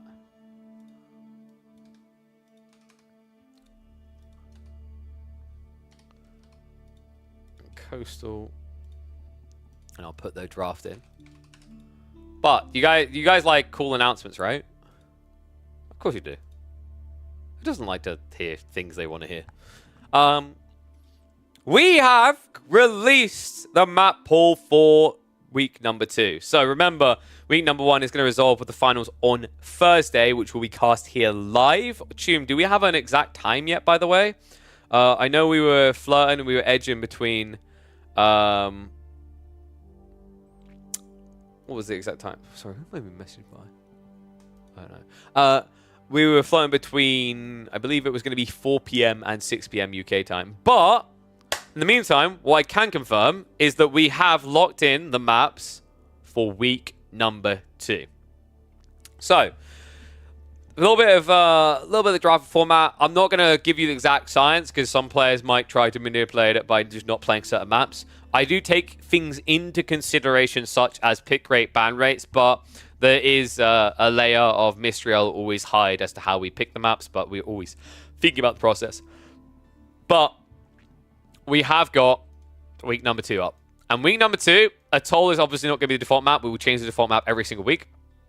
We're keeping Coastal Cliffs, Cliffside. The 2 maps we changed was Pigeons Valley and Socotra. So Socotra, because although Atoll and Socotra play very differently, to some people's minds they might seem similar, so we didn't want to keep too much similarity there. And then Pigeons Valley wasn't well received. There's some issues that need to be worked out with the map. It was by far the most banned map we had, from my understanding. I think it had like 17 bans, if I'm not mistaken, which is just crazy. So I think that map, it just needs to cook more is the problem with it. Once it's been tweaked, once it's been fixed, I think it will be back and much better here. So yeah, if we go statistics, you guys will see. Where is the bans? It's here, right? Yeah. 23 bans, so not a popular map. But it's because it has some issues that need to be resolved. There's some bugged things around the bridges. But yes, Pigeons Valley is not going to be there, but Pigeons View is. Because Vlam Pigeons View is everything High View should be. I think people are going to like that map. Actually, scrap that. Puppy Paw and Wham are going to hate that map. I've had long discussions with them about how I like Stealth Forest, and they hate Stealth Forest. But I think it's a good map. I genuinely think it's a really good map. So this is really cool because then what I'll do is I'll slap the documents down afterwards and go to Beasty and be like, look, Pigeons View. You want High View? This is the one. So I think that'll be a really cool map. And also, I wanted to make sure we weren't just replicating water situations. So, for example, the 2 maps we run this week are Pigeons View and Kalauga. Kalauga is the map based on the Age of Mythology map. But with Kalauga, the thing that we wanted to do was we could have had that as a default. I didn't want to do that because people just had a week that with water maps, and I want to try to mix up the styles of play that are enabled more, right? So some players are just not very good at water. It's just a fact. And although I want them to be encouraged to practice it, I'm not going to force them to practice it. So that's why we're going to be very conscious about the types of maps we are having on a week-to-week basis. So yeah, a little bit of insight into how things work here, how we cook in our kitchen. But with that in mind, let's get ready for another set. Because we are going to have Puppy Paw versus Corvinus. And let me see, where are we at? So, Puppy Paw, who did he go up against to get here? So, he was in the first round against Mjertikla. And second round, we're going to be opening up Atoll. Juji versus Mongols. I'm pretty sure that's as bad as facing a Chinese player for a Mongol player. Right? Like, that's a really... I don't know. I'm curious to see what Corvinus is going to do here.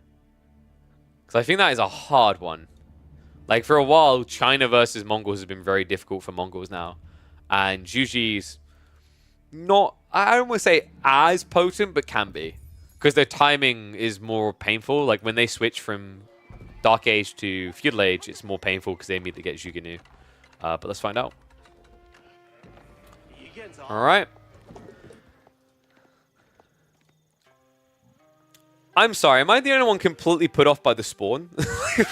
The horseshoe is the other way around. This looks really weird. One and all, welcome back to for action. We've got Puppy Paw versus Corvinus in a best-of-3 single elimination here in the first week of KP's midweek muster. Mongols versus Juji is a tough one, though, guys. I genuinely think that this is a difficult matchup for you to try and play aggro in, so I'm not surprised Corvinus is doing this. And yes, Sassy, it's toilet seat map. But, guys, been over this before. There are 2 toilet seat maps. This is the good toilet seat map. And then there's the bad toilet seat map. You guys know what the bad toilet seat map is, right? It's Golden Pit. Go look at it on a mini-map now, and you won't be able to unsee it. In fact, I usually don't call it Golden Pit. I do something that rhymes with it, and I call it Golden. So, Doc Up. We're not seeing the same from Puppy Paw, though, right? He's just going to go rush the Meditation Garden, which makes sense. I think when you play usually on this map, you don't really want to go fishing. It sounds crazy, but the Meditation Garden is just so much better. Look at the positioning on the map here. He could get the berries, double gold, maybe even edge triple gold here. This spawn isn't as ludicrous as ones I've seen before, mind you. I've seen much better spawns than this. I think the berries are usually a little bit more central and the gold's a bit more spread. So we'll see what he's able to come up with here.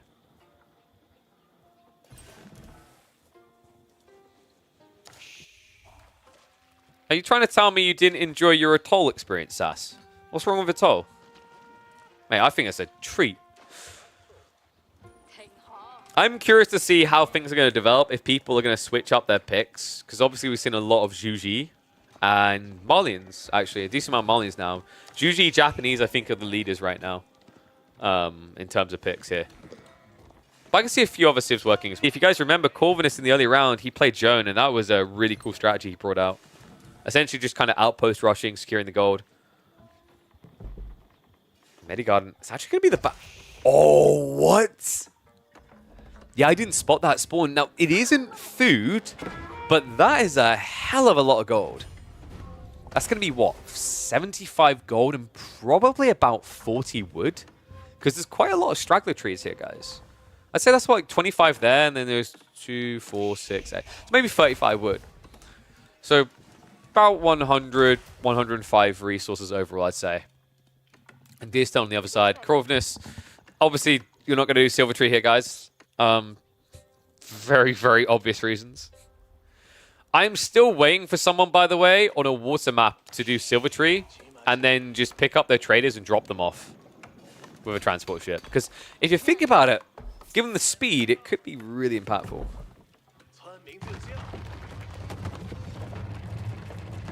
Atoll is only fun for 1 or 2 times. Sounds like you need to try some other civs.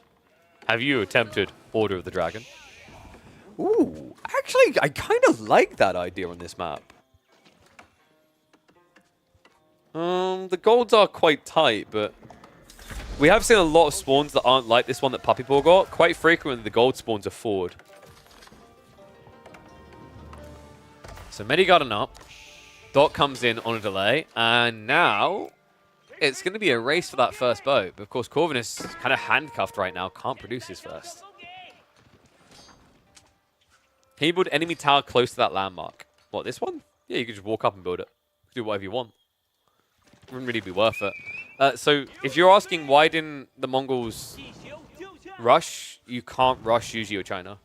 Like, if you rush Juji or China, they just build a racks and they outproduce you because they supervise. It's really, really difficult. It was something that got discovered, I want to say, like over a year and a half ago now, where before that, it felt like Mongols just took a crap on China, but that's because Chinese players were just thinking about 2TC. when people started using the supervision for the production, they would just outmass Mongol spears. So Archer ship coming up from Puppy Paw. This is good for Corvinus, actually, considering he's got a Spring ship on the way. However, he waited. That's the trade-off, right? The reason why he's getting the edge is because he waited to see what Puppy Paw done first. Question is, what's the follow-up?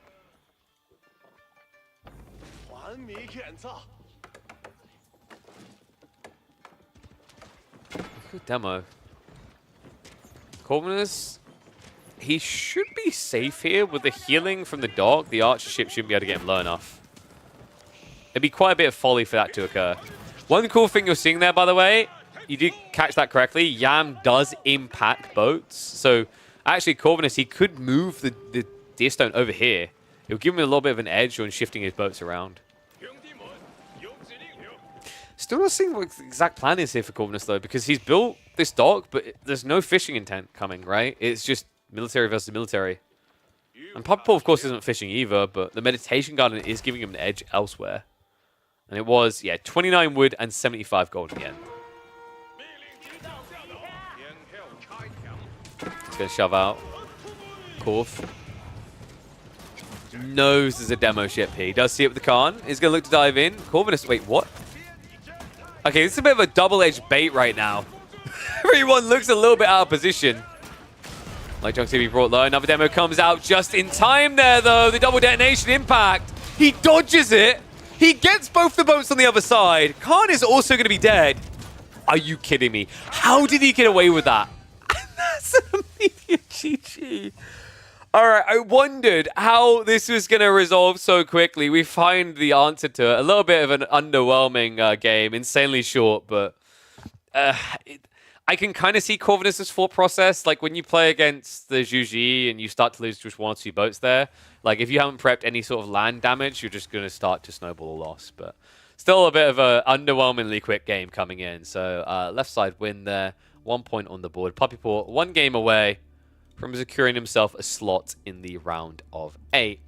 Let's see if Corvinus can bite back, because we're going to Gorge next, and it is going to be Byzantines versus Zhone.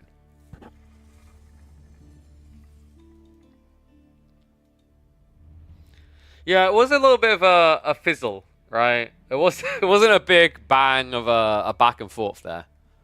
I don't know. You get games like that, and you do kind of wonder, like, is Corvinus maybe putting Puppy Paw in a bit of a pedestal? I get it, because usually are powerful, but now we got Byzantines versus Zhone. This is actually a really good matchup for Zhone if you control map info. Because if you control map info, you can just build mass archers, but make your opponent think you're just going for mass knights, right? And then he'll counter with spears. We actually saw that type of play. In fact, let's hop into it now. Let me flip that around.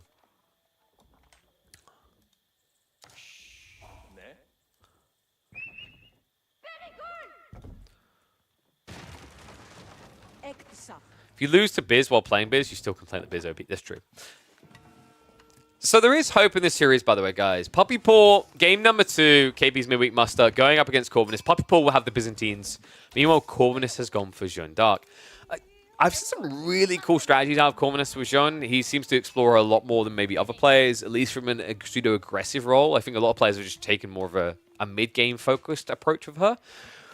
In this matchup, the really cool strategy I've seen used before, I think it was best executed by KillJ in the LAT, the King of the North. The whole concept of it being that you basically act as if you're going mass knights, you bait your opponent to stay defensive, building spears, but you're actually scaling archers behind. So it's just kind of a game of deception. Key step number 1 is going to be taking map control and then depriving vision from Puppy Paw. We'll see how Corvinus is able to do that. Going to fast forward this a little bit. I'm just hoping there's like this multifaceted strategy, because that game 1 just felt like Corvinus was ready to give up the moment the first detail slept. Which was understandable with Zhuji versus Mongols. I think he does run the risk of the same thing here in Byzantines versus Zhone. It's not that Zhone doesn't have comeback arcs. It's just that if you slip up, the Byzantine mid-game is so good, as is actually the early game, that you just feel like you lose the game entirely. Another scary thing for Zhone is kind of similar to English. Why she suffers there is Zhone gets sniped straight away against mass Lombo strats. And I can't see any reason why Byzantines wouldn't do mass Lombos here.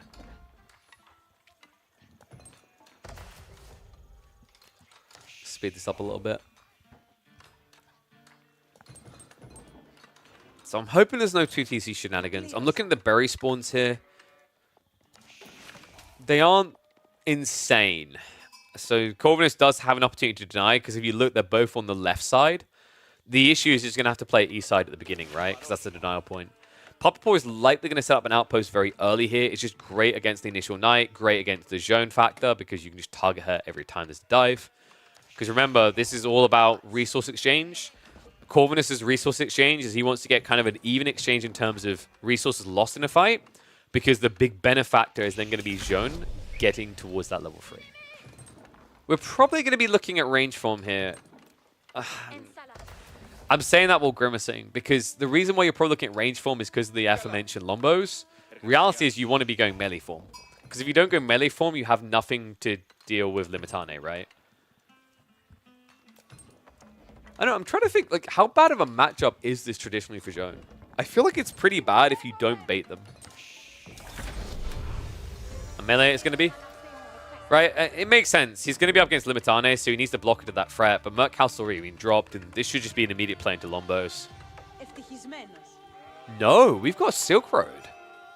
Okay, a little bit surprising, but we did mention that there is that issue that your opponent can play into mass archers. So I guess he's just prepping for that threat. Javelins do have a similar impact to the Lombo detail, is that you just snipe Zhone before she gets in the fight. But, of course, you know, Lombo blobbing is much easier than Javelin blobbing, I'd say. It might be that Papapour's planning to come out. If he was going to stay at home and camp, then you'd play Lombos. But we did mention that game where KillJ was able to beat his opponent on the Byzantines because he baited them, making them think he was playing Mass Row Knights. So I think the thought in Papapour's mind is that bait only works if you stay at home. If you go Javelin plus Limitane, you can come to them. All right, ones if you think the situation should favor Corvinus, twos if you think it should favor Papapour.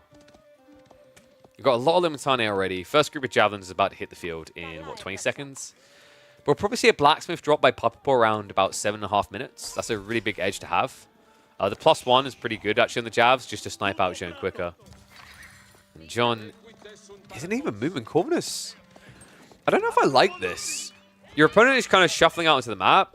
And, oh no, he saw the ball.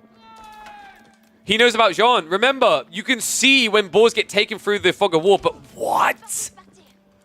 He dodges it. Somehow, by some miracle, he doesn't get pinched. That was so uncomfortably close. Corvinus cannot afford to be losing Zhone that early against Byzantines. Remember what we said. This is a timing, a tempo matchup. Both of them are going to be looking to control the game around 8 to 9 minutes in. So a slip-up like losing your hero unit is enough to pretty much forfeit that plan altogether. So good dodge there. Able to move away. Didn't get much free info though, right? I don't think he saw the Javelins. If I'm not mistaken, Corvinus only glimpsed the Limitane, which you're always expecting Limitane here. This is rough though. I think if Corvinus had been raiding with his knights, he'd be in a pretty decent position because Papapour couldn't run up like this. This is just a little bit too static though. Just kind of hiding at home. He's going to try to dive in onto the Javelins. Does get caught on the run by, though. One Jav's going to get sniped down, but Zhone, she already took so much damage from taking the ball. Divine Restoration has to be pumped. Javelins are being culled, but the Knights as well. They get surrounded. No escape here. Full army down for Corvinus. Zhone down as well.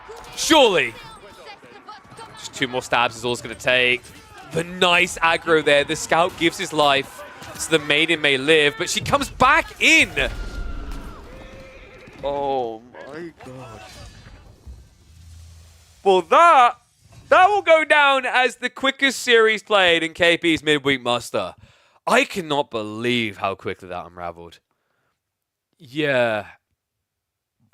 I'm not really sure what was happening there with Corv. That didn't really feel like the Corvinus we've seen before. For a start, I mean, dude, you have 3 knights waiting at home. Like, your first knight didn't even make a move. I get that your opponent's building Limitane, but the whole idea is you're meant to be shuffling around his base, looking for entry points. Even if you don't find them, you keep them at home. That's the value. Didn't ever see that, right? I just saw a guy who was just kind of stuck. So, yeah, a bit of an ugly series there. Very quick one.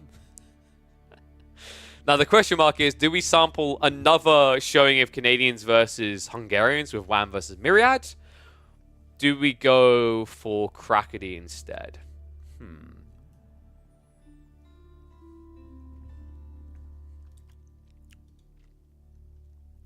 Or do we go for KillJ?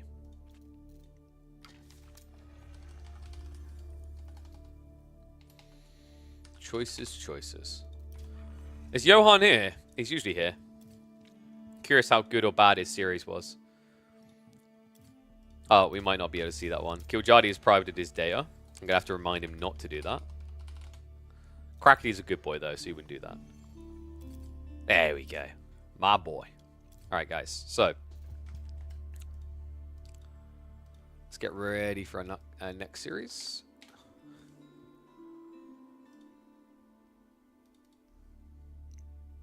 I think a lot of people just type in Kraky, so we'll just go straight for Kraky. Don't worry, we'll cover the whammed ones. I am confident we'll probably cover everything from round of 16 by the end of tomorrow easily. And possibly round of 8. I'm keeping an eyeball on it just in case some of the players do organize their round of 8s today. I'm trying to remember when our cutoff point was actually for round of 8s. I think it might have been... Is it end of tomorrow?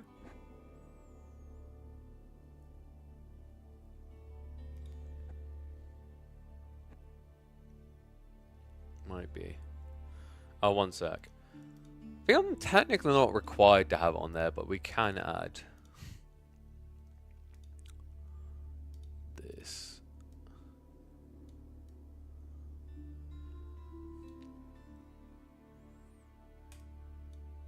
I am World's Edge. Behold. Need to get more sponsors so that looks less confusing. Is Vortex coming back to AoE4? Yeah, so... I mean, we could talk about that. So Vortex said, so people saying they don't like the new patch. Apparently Vortex does. Maybe it was a cover story to get him back to AoE4, but he basically said, thanks to the changes with Siege, he's coming back to AoE4. So we might have Vortex for week number 2. But let me get Kraky's series ready. So, where's the draft? Quickly. So we've got Kraky versus KillJ up next. It's going to be Atoll, Socotra, and Frisian.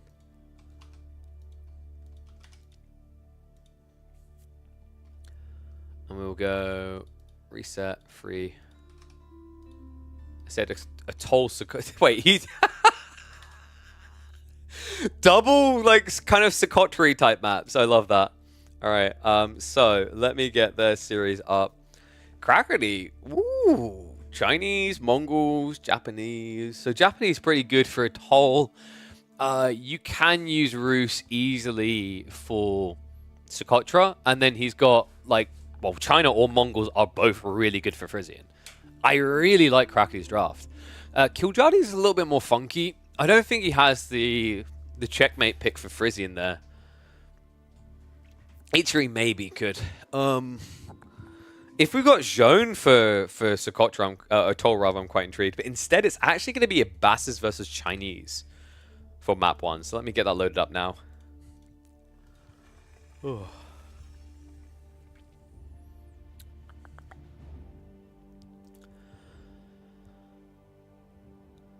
Patch felt like a direct reply to Vortex molding video. Makes sense. I mean, these type of changes, like whatever Vortex, like his mold was very late. So like, I can guarantee that this type of changes, like considering how drastic it is, would have been in the works much longer than Vortex's voice concerns. By the way, guys, we still need more signups for week 2, week 3, week 4. So feel free. The forms are open for all of them. Basically, just submit your details, and then based on if you're a high enough rank, you'll be invited. Because obviously, there's no guaranteeing we're going to get 16 people that qualified for week number 1 playing in week number 2. So go sign up. You never know. You might still be in. I mean, personally, I look forward to the changes that we've got here and what they bring. But let's find out, because this is going to be a wild one.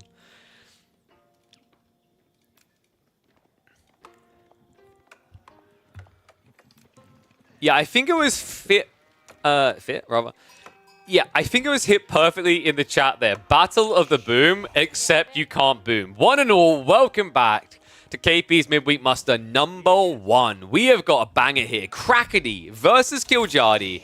Chinese versus the Abbasids. Two civs that when we usually see them, it turns into massive TC races, but we're in a different beast here. Toilet seat map, we're on a toll. You don't have the layer of room you get on a Dry Arabia to turn this into a 4, 5, 6 TC race. So curious to see how far both of these players are going to try to flirt that idea. We are going to be opening up with fishing though.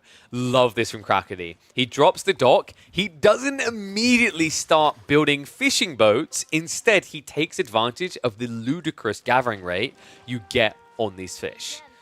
Because guys, this is sick. This is a very efficient Imperial Academy no IO build. So remember, we've seen some players open with an Imperial Official and some don't bother until they've built an Academy. What you're seeing from Kraky is a really smart way of making the no Imperial Official build efficient. By building the dock, sure there's an expenditure there, but you're going to want this down the line.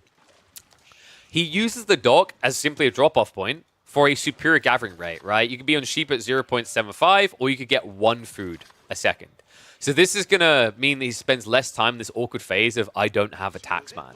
That's really cool to see.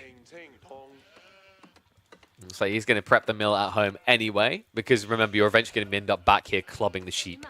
Other side of this, KillJ is going to be adding in the fishing boat, so his timing's going to be much later. This is Abbasids, not Ibid, so we haven't got that fast recovery arc of going for the faster tech via the landmark choice, right? Like, Culture Wing isn't going to provide that for the Abbasids. So we'll probably nonetheless be seeing Military Wing. It's really good against these type of dot plays. And Eco Wing, like I said, you could try to go TCs here. I'm wondering if he is going to attempt it. But on such a small map, with such small room, I don't think he can go like 4 TC, right? So maybe a second TC could be justifiable over here.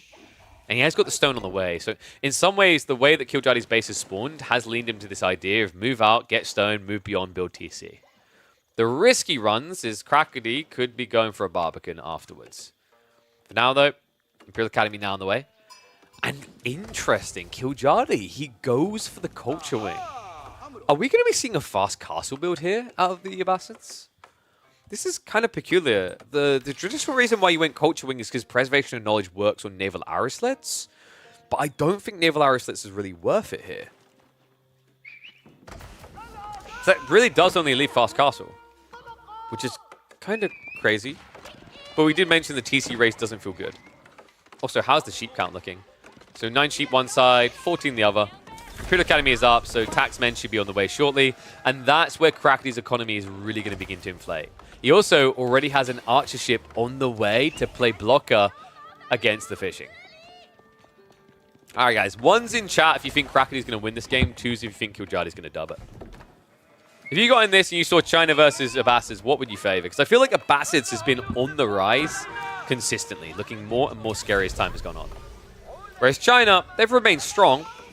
I don't think they benefited from the changes necessarily of Season 9. Of course. Look at all the Kraky fanboys there.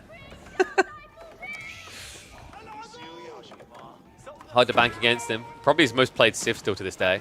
Archership is at least going to get chased away. Love that, the man that sails. We're still on 2x speed here, just the opening play. So it does get the chase down. Strong ship reaction is going to be coming in, so kind of an equalized trade here. But demos are being added in now by KillJ. On land, we don't have any sort of pressure coming. Yet another reason why I thought the military wing was going to be a given here for the Abbasids. I guess it is easy to offset with just a handful of archers, sure, but you at least force your opponent to react to that, and that would be an extra layer of protection for your fishing.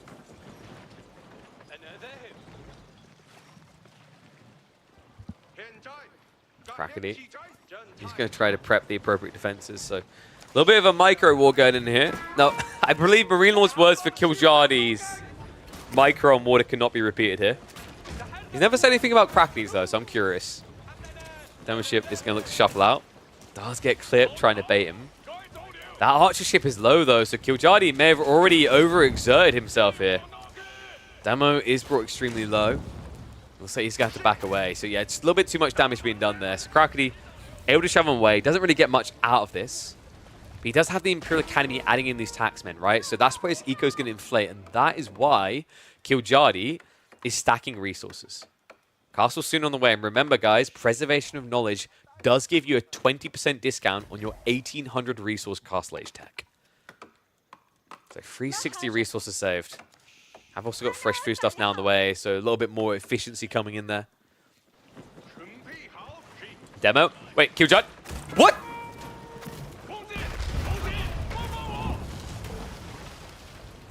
Now Marine Lord said, no, I can't do it to him. KillJ, what? He wasn't looking. He crammed everyone in for the very close-up camera shot there. Entire fleet basically sunk. KillJ is on his way up now with the military wing. Will have access to the camel riders. Kraky, though, is he just going to mirror the tech now? Because he's got enough time. Look at the gathering rates. Do the maths on this, guys. Remember how quickly China techs. They will be able to mirror your Castle Age play here. That's wild. I can't believe that.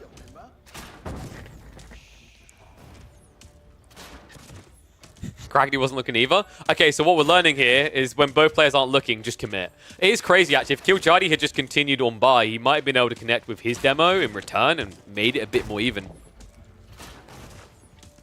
No, Kraky's not going to mash Yuke here because he likes to win. Right? Hold on, he's going Barbican. He is. Mash Yuke against Castle Archers, though. I mean, in fairness, KillJ's built the stables, but realistically, you want to be building the archers. Right? Because with composite bows, you'll win that fight. You're going to get destroyed by composite bow archers. I can't believe this. Barbican down the way, so we'll speed it up a little again. Wolves are going to be coming in. Something tells me this game is about to get very uncomfortable for KillJ. Even though he's the one in Castle, he's not going to have an immediate way of using it. Kraky, no KillJ is going up. You can tell. Because you were building more boats, your opponent wasn't, right? Kraky went up to 3 war junks. KillJ didn't bother to add in additional ones. He had 1-1-1. It's kind of obvious at this stage. You would have seen more aggro either on land or at sea otherwise. And Kraky, his timing, you would not believe this, Civ. It's not actually that much behind him. Astronomical Clock Tower is already on the way. Damn. What a Civ. So yeah, the Barbican is just to get better eco over time, but also protect your front side. And because your opponent's going for cavalry here, it is good enough, right? Because he's not going to be able to burn through these walls quickly. China is wild, guys. Can we just agree that Imperial Academy probably needs enough? It is okay to admit it, even for the Chinese mains. You'll still be a good Civ, guys. You'll still be a really good Civ. It does feel a little bit too good. It's crazy how much better his economy got the moment Imperial Academy appeared. So, we have at least got KillJ poking his nose on the north side here. Opportunity to raid in.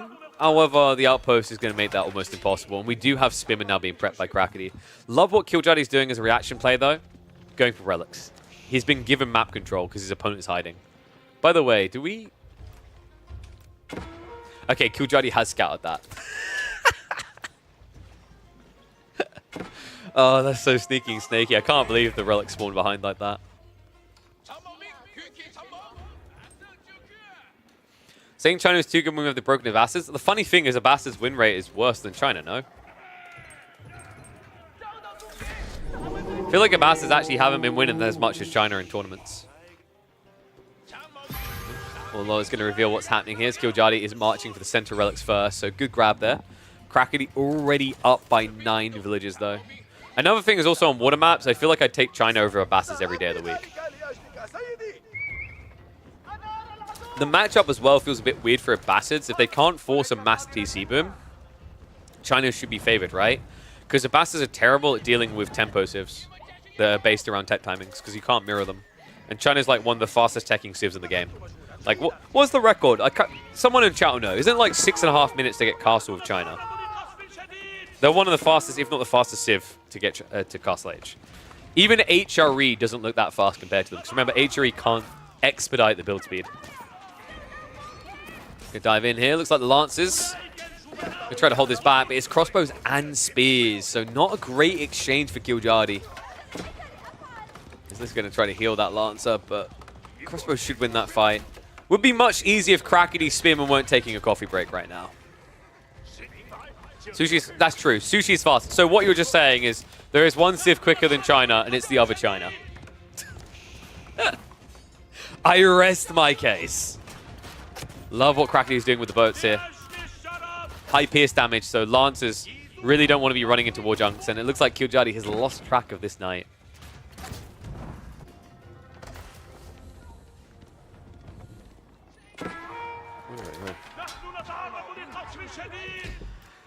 I don't know, man. Look, the more I reflect on it, KillJ has been pretty impressive for a long time. Admittedly, like in his defense, he's taken a bit of a break recently, but I think Kraky also was taking a bit of a break. But I think historically, you look at his performance this year, if there was one area that maybe let KillJ down a bit, it would probably be water maps. I think he's really looked solid on land maps. He can make some of the best players so uncomfortable. But when we do watch him on water, it does feel like he's just trying to do the macro to get through to like eventual land, if that makes sense. And those small slip-ups, those kind of distraction moments. Or maybe, maybe I'm overthinking this. Maybe they simply played this game in the evening. And as we all know, KillJ is super old man and just wants to have his nap time around now, you know?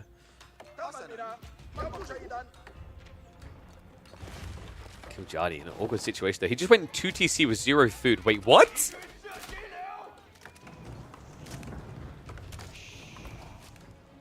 I don't think I've seen that in a while. Bastards, please? He's rushing over now to deal with the berries on the west side, but this is a giant gap. Second TC, and for what? Not only that, KillJ has no standing army. He just got stealed arrow. I guess the TC will be able to defend him somewhat. I mean, the only upside I'm seeing right now is that Kraky isn't massing melee, so he doesn't have the torch power. However, he did go with the clock tower. So there's really nothing to stop Kraky adding in like 2 trebuchets and starting to slow roll this.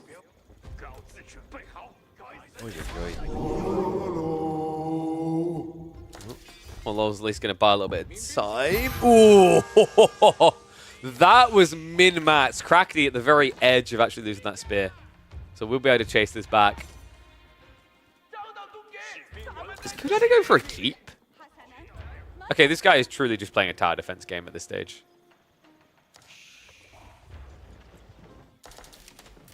I get that he needs to delay the game, but you are delaying the game against one of the most scary civs in the late game.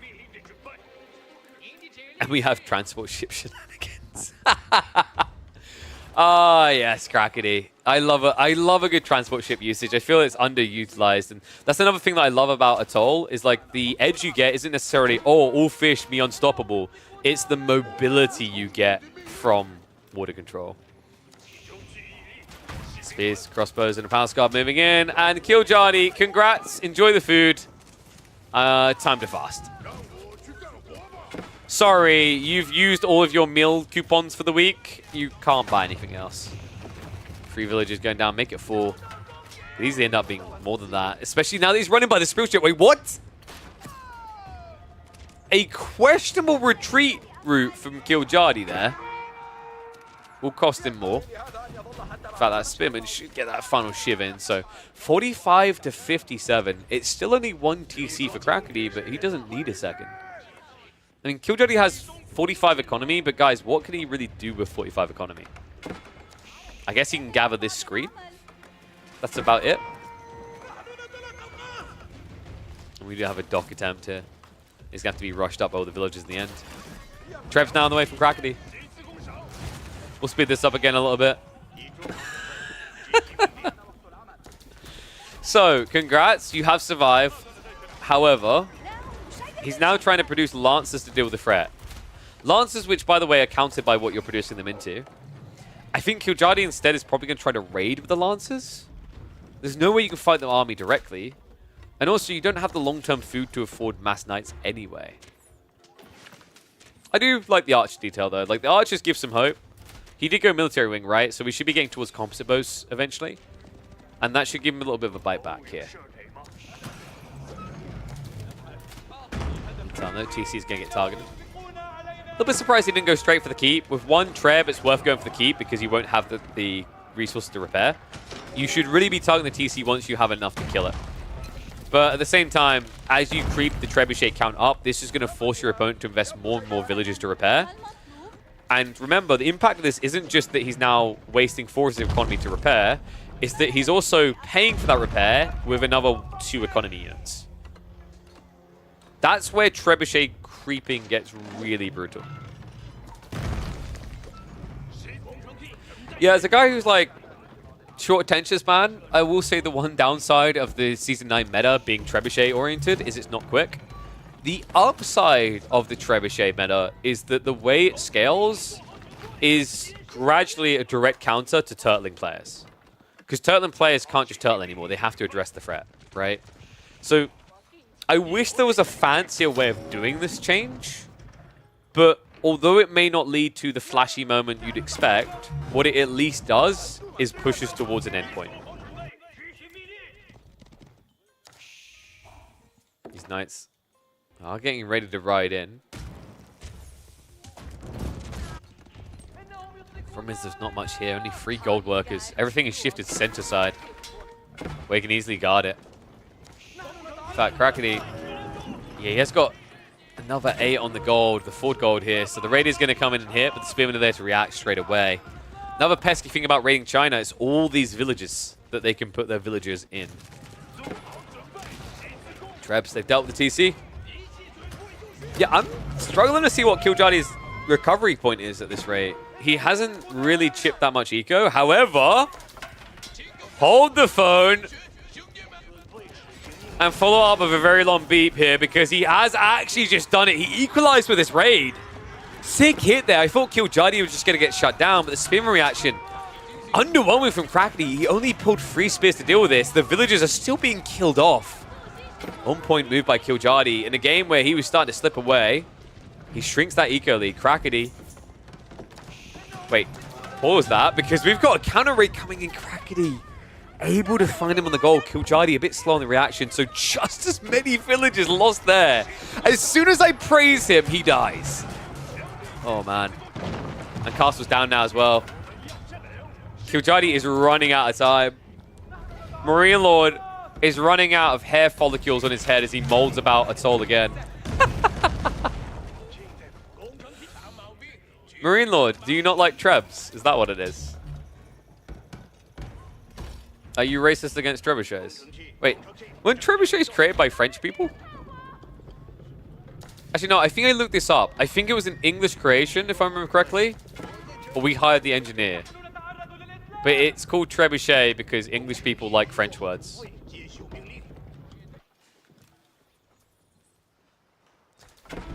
That's why our trebs are so good.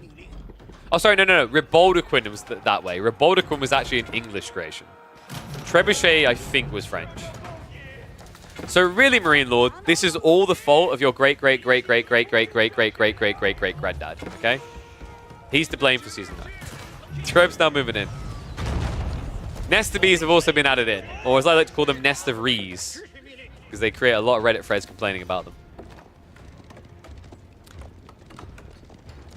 KillJ is just going to have to hide behind. By the way, Marine Lord, have you seen the map pool for week number 2? Everyone's going to pick a toll against you. We've changed the default map. I'm curious how you feel about Stealth Forest. House is now being taken down, so it looks like we are going to get pop blockers here.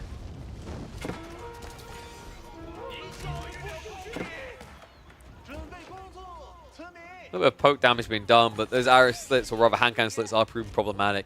KillJ, it kind of feels like his knights need to be raiding. He does such a good job earlier, but it's almost like he's now just got PTSD from the losses in return, right? Like at first that raid was fantastic, and then he lost track of his own economy. Sing back doesn't feel like it serves a higher purpose for him. You don't like the idea of having the same first map. That's intriguing. I think part of the thought process was to make sure that we were able to test new maps and get vital data on them. Because, like, a lot of players can get fickle. Like, if Dry Arabia's in, they're just going to want Dry Arabia to begin with. Instead of, you know, let's say you introduce a new map and it doesn't get played. You don't know if the map is good or bad. You get my point, right? Like, I think Pigeon's Valley is an example of that. I think, like, in hindsight, there are some things in the map that would probably have made it pretty bad. But we haven't even had a single game to prove that it's bad or good.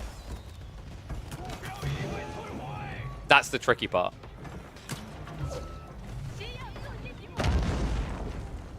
And in fairness, it's like for each player, it would be a total of, was it five times you play that map? Which isn't too crazy. And I think for a weekly format, having a default map is okay. Because like a big part of this is to expand to help expand the pool, expand the player pool as well, get practice in. So I don't think it's that big of a deal for weeklies, I'd say. If I was doing it every week, the same map, yes, I'd agree.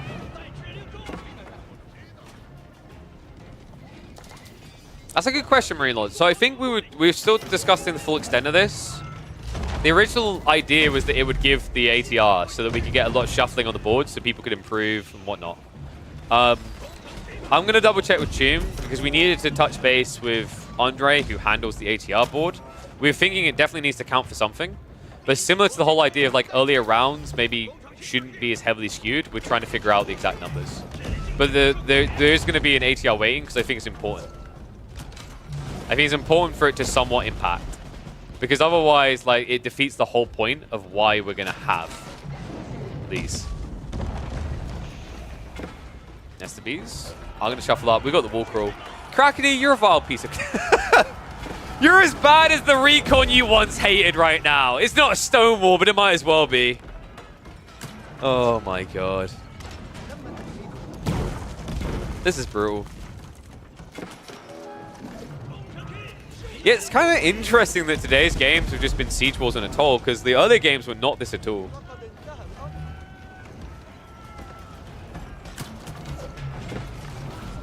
I don't know, so Kraky was in here earlier, like, Nest of Bees are not a problem. I think something with China is a problem, dude. These Nest of Bees are 10 times more scary than Mangoes. Let's find out the fight. Nest of Bees shots to the back! Wow, look at those Mango shots. Man, when didn't they hit? No. Nest of Bees are not reasonable.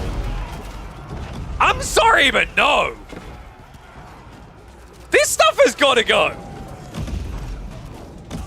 Pass guard to be able to wipe through. I mean, the pass guard quality are meant to be the archers, but you can't tell me the Nest of Bees didn't have a bigger impact than Mangoes in that engagement.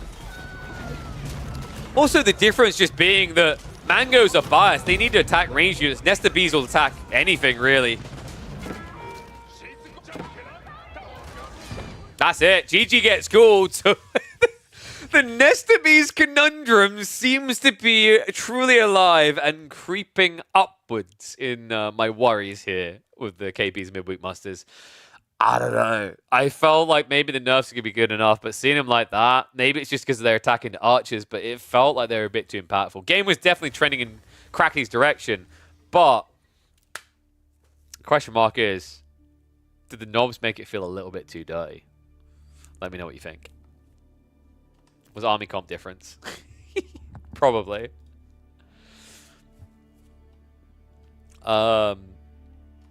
The dualities of playing Siege in Season 9. Good, bad, point to Mangoes, point to Bees.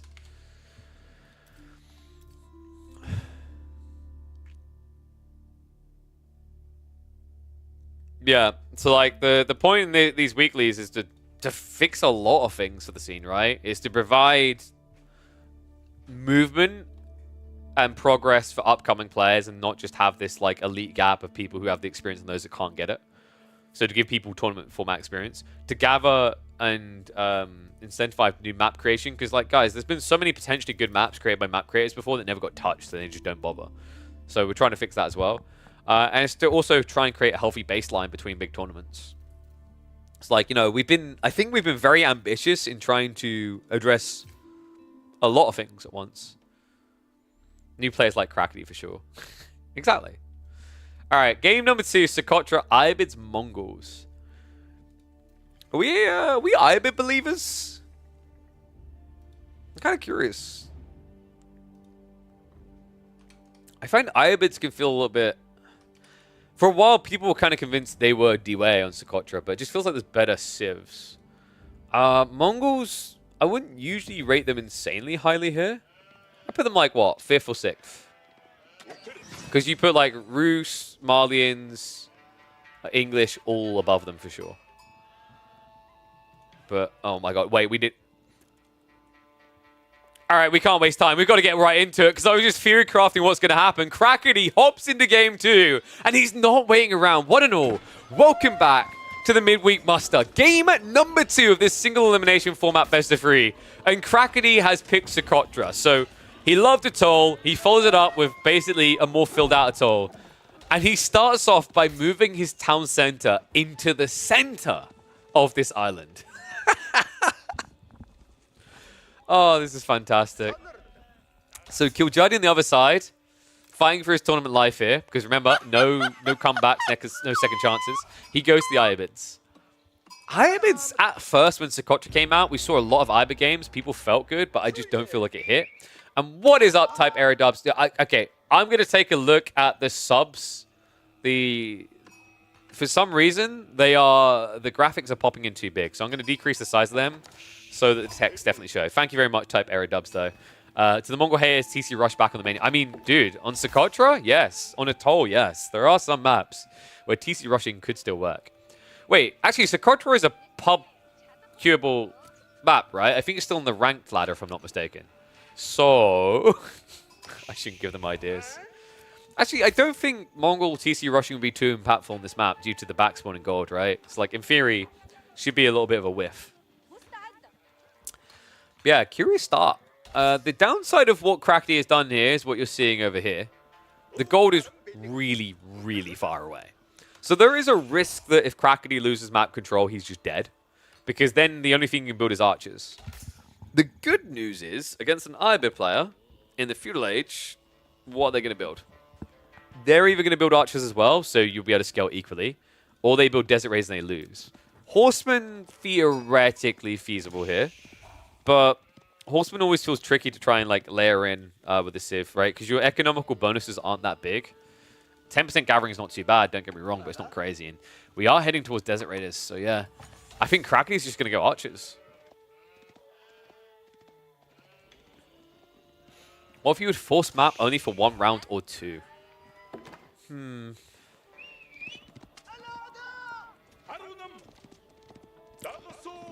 don't know. I'm not sure.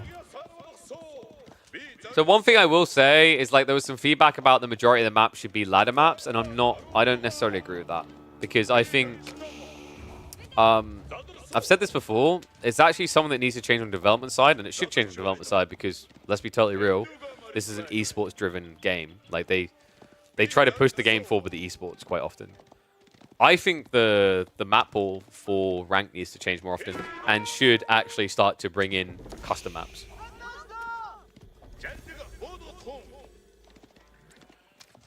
So, Distan opening. I could see the idea of only a forced map in the early rounds of Midweek Muster working if we were talking about longer series, maybe. That would make more sense of it, but I've tried to be careful not to be too time-consuming. Because, like, we have best of 5 semifinals, best of 7 grand finals. Like, you could say finals is best of 9, semis is best of 7s, and then, like, once you're in best of 5 territory, which is, like, say, round of 8, round of 16, maybe, those would be not forced map. But you end up with so many extra games that need to be played, and it's difficult to get people to do that. Like, I mean, I'm sure Chum won't mind me speaking to it. It was quite the chore to get some players to bother to schedule their games. Which, by the way, like, little highlight to people, and big shout out to the ones that have been very punctual in scheduling their games. You need to be punctual, because if you don't schedule your games, and you don't play your games, and we do end up having to DQ players, because we will DQ players who don't schedule their games, and they will also potentially get, like, timeouts or whatever, right? Then the format doesn't work, and the tournaments will just go away. So, you know, that's why I added in the Discord today, reminding players to drop their drafts and their results. Because my admin shouldn't have to spend extra hours going to gather all that, harassing players for the details. We are all adults. We are all capable of dropping those details in a Discord for someone to easily compile later. So yeah, like, we can explore potentially longer series and different formats. But step one is just genuinely getting players on board with the habit, the pattern of doing things like, you know, playing their games in a punctual fashion and registering results. I think week 2 is going to be very telling of that. Deerstone coming in, though, so Kraky, He did at least get enough gold. He's got an outpost out here. This is really important because you might want to play into archers, but if you're going to do so, you'll need Steeled Arrow and Undermesh. KillJ is already playing into archers. We even have Raxas being dropped, which... that surprises me, actually.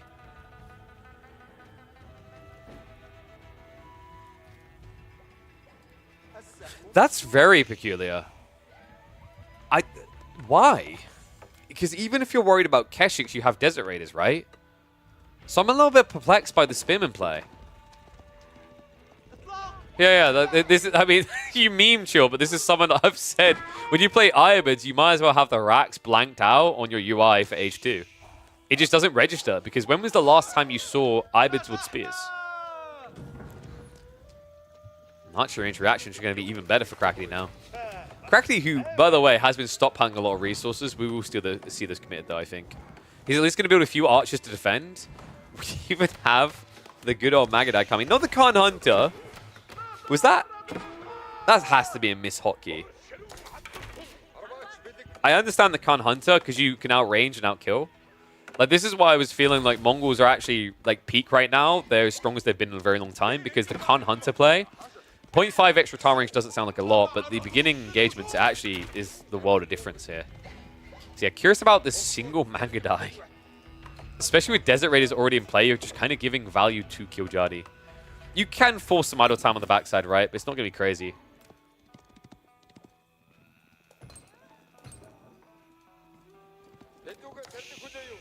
Alright, one's if you think this Magadai is a misclick. Two's if you think it's an elaborate bait. Because this has to be kind of baity. I think he's planning to just show Magadai, and then that's going to force KillJ to add in more Desert Raiders in a bit of a panic. We still have a Rax, which has had 0 use, by the way. Now, I know it's like, you only realize you need insurance once you're injured sort of thing, right? So better to have this than not have it. But you could have built the Rax and prep defenses on a delay. This feels... quite wasteful for the early game. He's going to dive in now with the archers. He does still have the attack speed arrow in just a few seconds, so 10 seconds away. A little bit ambitious. I think Kraky needs to slow down. This is earlier than necessary. Magadai, well, there we go, guys. We figured it out. It's to absorb all the arrow fire. Doesn't even get the attack speed arrow out. Does at least get rid of the Desert Raiders. So actually, Kraky getting a cracking exchange here. However, it is going to start getting worse. Desert Raiders may be gone, but... there's a different range unit on the field. Steeled Arrow is coming in for them. So archers are going to be buffed. Meanwhile, Kraky, it's all just a skirt and a flirt. He's getting ready for castle. What's Mongol's game plan against Iabids? Oh, you just scale archers.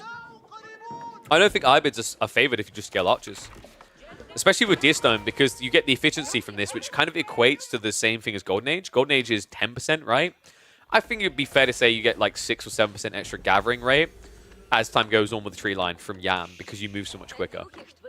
So he could have just played mass archers, and then with the attack speed arrow from the Khan and also the extra range from the Khan hunters, he could have won that. But this is even easier. Kurotai now on the way. How do you move your entire base as far away from gold as possible and still manage to go Castle Age? Make it make sense, man. It's kind of crazy what Kraky's done here, because in theory, KillJ should have been able to noob stomp him on the gold. But to do so, he has to walk out of position, which means that Kraky could have cut him off.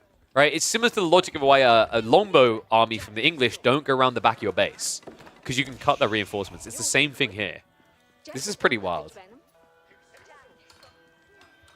What does French do against Iabids? You just go next and pick a different civ. Find a better main. Yeah, French is a little bit tricky against Iabids. You could probably do like 2 TC hunkered.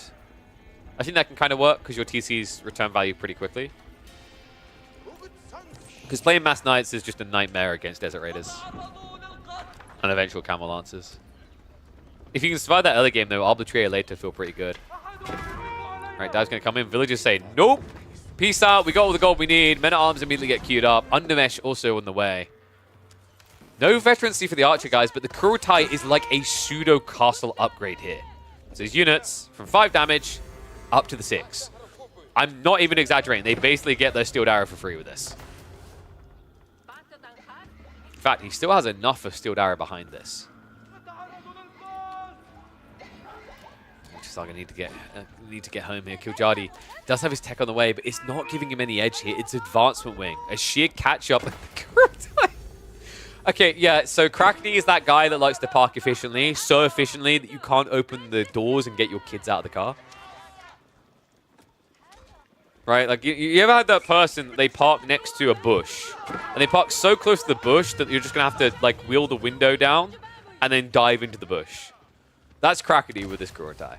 There is no room between his base and KillJ's. And arms numbers are surging here, though. I don't know, KillJ just looks a little bit lost. Like, adding in a second archer ship, it's cute, but what does it do? I guess it protects the high seas where all that fish is. Oh, wait, we're not on atoll. Yeah, I think maybe KillJ's got atoll brain from the last game. That is a true condition, guys. Also, there's inland gold, so you don't actually stop anything. I mean, you can at least force him to be on this one location, but it's literally right next to his base. Kurotai just going for a little bit of a stroll. It's like the Pope doing laps of Europe in his car. Yes, don't mind me. Coming through. Just checking all the sites. Outpost at least going to go up, but the men-at-arms, yeah, you camp this. There's nothing to really stop you. Even the Khan won't die. Remember, he's got a ludicrous 300 HP in age 3. KillJ does at least have Campbell Lancers coming. Kraky was building crossbows before, but he paused. I think he's going to resume now that he's got good gold access. Meantime, the men-at-arms. There's enough of him to fight here. Attack speed arrow is going to get activated. Immediately just snipes him down. Goes to the backline as well. The Camel Lancers can't win against the men-at-arms. There's no way, surely. The Khan finally dies. Just so much arrow fire wasted there. Outpost goes down. Villagers will at least get away, but the Ghoulims cannot hold this back. Kurotai is way too good in these situations. 14 damage on those men-at-arms. The archers have still not been vetted up, guys. He's actively adding in more archers, but still not vetting them. All about that Zerk. So control looking good. Kraky now getting ready with siege engineering improved. So last game, he had to build trebuchets in his base and then bring them across. Now, admittedly, his base is very close this game, but it's still not close enough. Big Mongols, guys. You don't need to wait. You just have the siege there. Obnoxiously in a person's face. And remember, the Kurotai does buff the bonus damage there. So traction trebuchets will start to delete these buildings really quickly. And he'll get paid to do so. Love the forward outpost also. Just gives him the YAM network. He knows KillJ doesn't have any troops. Even if he saw this, it would be difficult to contest. In fact, right now, KillJ's few troops are trying to flank raid. There's just no opening. Well, this is very chill for Kraky. I can almost just picture him listening to like 18th century music and sipping tea. A perfect sight, right? Because he's in a very calm mood in these games. Although I would say, Kraky, the one way you can improve that image is by making sure you're sipping some of the caramel latte from Protein Works. Get it right, mate. But other than that, yeah, I've fully painted that picture now. Game 1 was, in a way, very chill for Kraky, and Game 2 is kind of fitting that theme as well. I am somewhat impressed with how chill their games are, despite the fact they're playing on the smallest maps in the pool. God knows what would happen if we put them on Frisium. You could probably just take a nap, come back, and nothing would have happened. Trebs, I'm going to start popping off, though. So goes after houses first. Love this from Kraky. It's just all about getting more resources. And you can see that by the fact he's got raid bounty on the way. It's about to be 75 food and 75 gold per building burnt. So you want to take all these small things out. Mills, houses, everything. Remember, he is in range of the Kurotai, so a substantial damage buffer coming in there. Normally you'd be at 200 against these buildings. You get an extra 40 there. So what is KillJ's out right now?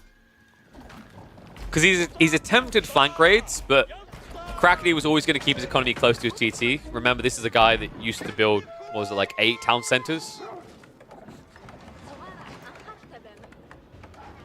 I like to think that Kraky... So there's two possibilities. Either Kraky inspired Philosberto's playstyle with that meme where he was trying to get top rank by building mass DCs. Or Kraky was inspired by Philosberto. I'm not sure which, though. I'm building down. We do have Mango played now from KillJ. He doesn't have much of a front line, though, is my only scary part about all of this. Keep drop. It's going to be attempted by KillJ. Mango's... Okay, congrats. You all shot the exact same arms. No. And the traction trebuchets are trying to snipe him out. He gets it as well. Kills a Mango. Almost kills the second. The Khan Hunter as well, just giving the extra range here. Traction Trebs once again shooting. He's actually killing them. The Traction Trebs are the new age Springles. Are you actually kidding me? That's enough. GG gets called. Age of Trebuchets is upon us. Guys, I mean, I'm calling it now. Big predictions coming in. Every single tournament series, English is going to get banned. Oh my god. What am I watching? All right.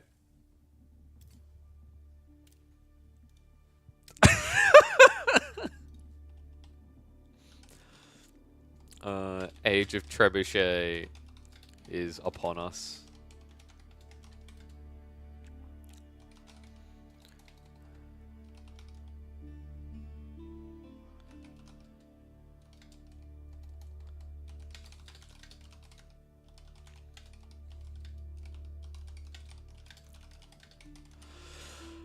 Oh my god. I can't believe that. It's absolutely... So, next up is going to be a fun one. You guys wanted more of Monsieur Kraky. Can anyone guess who his next opponent was? Do you guys know? Are y'all aware of who he faced off against next? Because next up, we've got Beasty versus Kraky. His shenanigans have come to an end, surely, because Beasty is the master of Siege, so surely this can only go one way. I don't even look at the head-to-head statistics. I think it's going to be pretty brutal for Kraky, historically, right? But let me set this up. So we're going to have a tall... Oh, by the way, Marine Lord, on the feedbacks and things, like, drop them in the Discord where they're more permanent and people can chip in. I think you're in my Discord. But yeah, hop into there. But let's get this ready. Because this one should be a banger. Beasty versus Kraky. Look at the drafts as well. Malians, pretty good here. HRE, I don't know about HRE. We did get Frisian though, right? So yeah, Frisian in theory should be really good for HRE. 1 second, I need to... Why is it showing... Boom, let me update that. That should work now. But what does he pick for Atoll, right? It's probably going to be... I think he just goes for Malians. And then what does he do for Socotra? Ibids? Nah, it has to be Rus. And that leaves you HRE for Frisian, which is pretty good. Kraky, meanwhile, you can do Japanese or Chinese on Atoll. Japanese isn't too bad against Malians, right?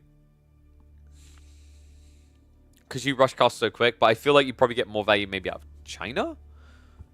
And then this question whether you play like 2TC. Let's have a look though. Game number 1. Ibid's Mongols. Isn't that really, really bad for Mongols? Like, atrociously bad. Like, stick your head in a furnace and scream bad. That's how I rate my bads, I guess. It's pretty rough. I'm trying to think what you can do here. Because, you know, the upside is meant to be sometimes you can at least have trade to help, but that just doesn't exist. And, whoa, hold on. Sorry, I just got confirmation in. Puppy versus CSO is about to be going live. Screw that. I'm sorry, Kraky. We're going to have to put a pause on that. We have one of our other round of 8s, which is about to be live, so we're going to catch that. So 1 second. Thank you for that. Jim. I didn't quite see that.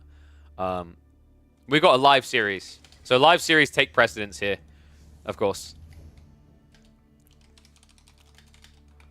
We will catch Kraky's series later today or tomorrow, though, for sure. But let me update. Sorry about that, guys. I kind of baited people like, oh, yeah, I really want that series. But in fairness, like I said, we are talking about a live series. I think they're about to get underway in a second. The game has just loaded. We're literally like a minute away from live. Let me update the links and we'll get ready to go. Oh my god, dude. Things are so laggy for me. What the hell? Why is this so... Dude, the game is so like, badly optimized for Season 9. At least for me. Didn't they post it in communication? No. And I'm going to have a firm word that they need to in the future. Shout out to Tume, my boy, for like letting me know. Otherwise, I wouldn't have had a clue they were doing this right now. I can't emphasize it. Like, if I've got some of the players, the reason why it's so important you do these type of things, live games tend to perform better than pre-recorded, right? So why is this so important? If you guys like money and you like tournaments, I need these to succeed. And they succeed by having better viewership. If they don't succeed, I'm not going to run more of them. So, it's a small ask in the grand scheme of things. Let me have a look, though. So I'll grab... Let that get underway playing now. And then I'll quickly... Let me grab this. So... Get the map draft, dude. Why can't I select that link? Yeah. I don't know. Maybe people think I'm being prepared on that. I don't think so. I think it's just like basic logic. Esports for too many years recently has ran on like no money. It doesn't make sense. And I'm not going to do it. So. Let's see. Free games. Oh my god, maybe I should just do this. Okay, I'll sort this when we're not in game, because we're in the first game. I'll sort the maps between game 1 and 2. Let's hop in.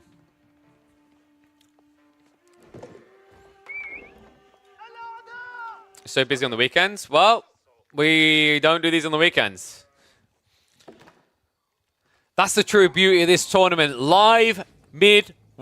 One and all, welcome back to the Age of Empires for action. We are back for one of our quarterfinal series here in the first week of the KP Midweek Muster. Puppy Paw kicks off this series on Atoll with the Mongols in the orange, Team Elephant CSO taking to the Irobids in the teal. This is pretty cool. We were actually about to have this matchup in a different series from replays, but we get to catch it live from a different POV. This is a really hard matchup for Mongols, traditionally, because Irobids kind of counter a lot of things that you do well, right? Like these archer massings historically could be a little bit weird. Playing into camels just kind of relegates the power of Keshiks. So I'm curious to see what Puppy Paw's solution is going to be. In theory, playing mass archers and feudal could be the way for the Mongols, but there's always that tricky detail on Atoll. There is shoreline fish. There is the potential that people are going to want to play onto the pond. And as we know, that usually dilutes or rather skews your traditional land strategies. And Kraky versus Beasty will be cast after this series, folks. This is literally a live series. So a lot of the games we'll be catching after they've happened because they'll be played at players' discretion. So those who don't know, KP's Midweek Muster is literally a schedule as you choose type tournament to give players that little bit of flexibility throughout the week. But if there are live games when we're live, they will take precedence because people love live games. You want to know why people love live games so much? Because I can go like this. Start a prediction. Who will win? And then all of a sudden, any asks of a different series disappear because the Gambaholics come out. There you go. I have 2 minutes of predictions. Okay, so seriously, what could you do here to be creative? Nothing. It's going to be Growth Wing. You could potentially do Dervish. That's an option too. But the problem with doing Dervish here is against Mongols, especially when they're going Deerstone, they're probably going to play Archers. The Dervish play for the ability to heal in Feudal only works well against melee civs, so things like French, for example, that aren't as likely to go to Archers, at least not as quickly. But I've been noticing more and more Mongol players just trending directly into archers for a lot of reasons. And this matchup in particular just makes a lot of sense. Also with the 4th spawn in gold, I think CSO is going to have to rush on the wood. He's already got a bunch of people here, so we're probably going to see him rush up an outpost. It's probably worth even going for a 1 drop off of stone to get arrow sleds, because if he does get starved with this frontal gold, the back one isn't exactly well protected either to a backstab raid. Beasty quit the tournament? Not to my understanding. My understanding is he went and played his series against Kraky, which we'll check on later.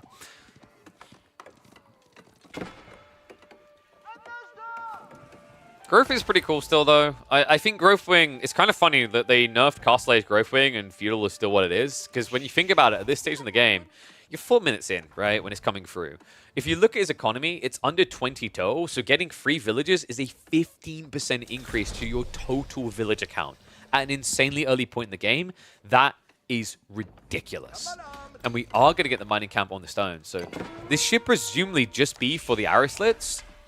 I guess he didn't want to walk out and walk back because it is a very long distance. So instead he just wanted to kind of leverage these villagers coming over. Typically you can just go for a 1 drop off and then shift back. It might be that we're going to see multiple outposts coming in from CSO though.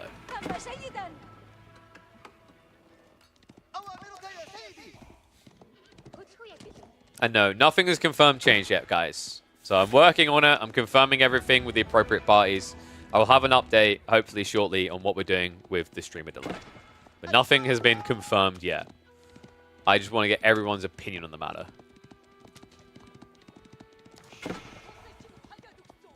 Yeah, it was just a vote. It doesn't mean anything. Welcome to Stalin's Russia. Anyway, Khan is going to be able to chase away the scout. So this is going to smuggle some information in favor of Puppy Paw and that he's able to hide things. Curious what he's hiding, though. A lot of stone is being gathered and not utilized so far. And we are getting it stable. So he's going to be Keshiks against camels. That's dangerous. But in fairness, look at what CSO is doing. He's just rushing age 3. This is classic Ibids. I got an outpost. You can't kill me. It's not often true. In this format, though, it is a really good defensive point. The tree line doesn't fully protect, so probably want to drop like a tiny wall here to make this work. And you can still kind of roam around here, so if you clip the edge, you won't be in range of the outpost. And you could still end up blocking these berries, which is why you're seeing CSO rushing them down now. Also, because I don't think he has many sheep, right? Okay, 11 sheep, that's pretty respectable. Did end up losing his scout in the end, though. So if you check the vision, you can see CSO is playing quite a blind game of AoB4 right now. Other side of this, Puppy Paw is loving life by comparison. And we even have trade. If you're wondering why is he not getting anything, he has to reveal the trade post, but they are reliably spawning at the end of the horseshoe on the edge of the map. So comes in, 40 wood, 40 gold, not too bad. I don't know if he really needed it per se. He needs to find a way of leveraging the wood. And I think that's going to be your answer. So Spearman production is going to be coming in soon. Mongol trade bonus also works on water. True. Right there. So remember, trade on water gives you wood and gold by default. So it's kind of nutty the way that it can then scale with the wood percentage on top.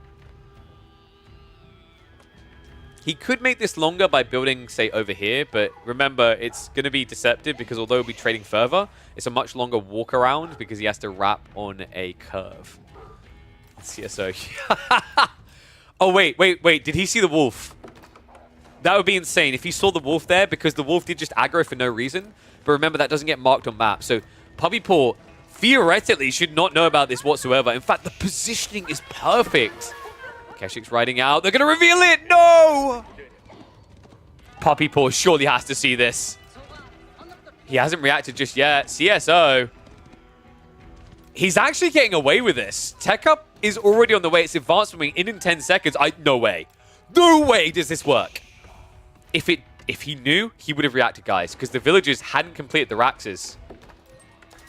This is wild. Spearmen are now on the way, but one Rax has been complete. He can rush the second. He will lose the villager, but as long as he gets it up, it's worth it here. So he's going to shuffle around. Gulim has been queued up. Kesh is on the way back. A bit of a mistake there. CSO, you're never getting away from that. I'm surprised he didn't go for the second Rax. Has to cancel one. Second one has been spotted, and that's an immediate GG. CSO. I can't believe this. He tried a proxy racks play on the smallest map in KP's midweek muster. The cojones on this lad. It's going to be a game 1 win for Puppy Paw. And CSO, we've seen him so often try these proxy racks plays. This one completely flopped. Yeah, I think CSO is feeling a bit too cheesy in that game. That strategy, I mean, I've seen him do those on large maps, and it's really scary what he's able to achieve. I think he's the person who does proxy the most in 2024. That's not the game for it, man. Like, Atoll is such a difficult map for that. The crazy part is, like, theoretically, Ibid should just be favored over Mongols anyway, right? I mean, it's a bit of a weird map, so you can't just say it 1-to-1, but I'm a little bit surprised he tried to play so unorthodox. Sorry, not right wing, left wing. I thought he'd just play a little bit standard. Standard would have been really good for him there. So mark that up. Game 1 done. Puppy Paw takes the lead. They're getting ready with lobby now. This gives me enough time to update the map pool. So the maps we've got: Frisian, Gorge. Yeah, we've got it all correct. So it's Atoll, Frisian, and Gorge for their series. I imagine what we've drafted here. You're probably just going to go Gorge, right? I think we're going to get French, English. Actually, Puppy Paw can just play Byzantines. It's even better, right? French. I think we saw CSO beat DeMu with French, English, but DeMu was also very, very greedy. If Puppy Paw does go English, he'll add some spears, so it won't be as simple. But it looks like they're getting ready for the game now. You cursed him? I think he cursed himself. Yeah, so Puppy Paw goes Byzantines. He's going to look to play aggro. Wait, he basically done this to Corvinus, remember? It was Joan that time, but the whole idea is you just went Javelins Limitane and played in.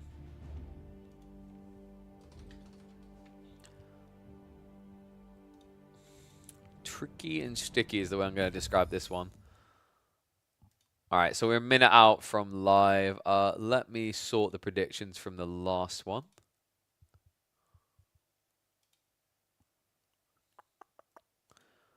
Puppy Paw able to take game 1. I mean, CSO did look really, really good on French earlier today.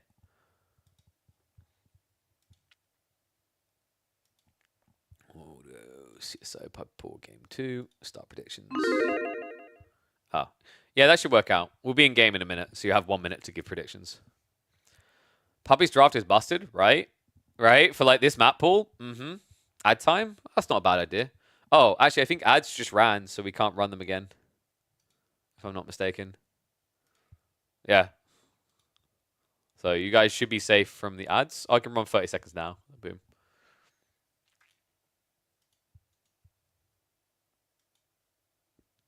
Oh, the lagathon, please. All right, hopefully it's smooth. All right, we'll get ready then. I'll switch over.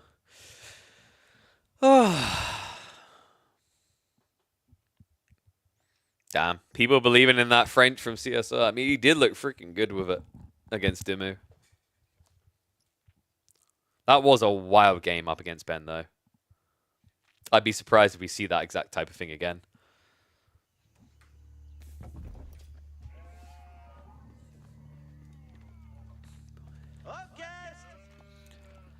This man likes proxy bases way too much. So how do you deal with that? Pick cavalry, don't need proxy bases. We've solved the problem. One and all, welcome back to the midweek muster. We're here for game number 2 in the quarterfinals between CSO and Puppy Paw.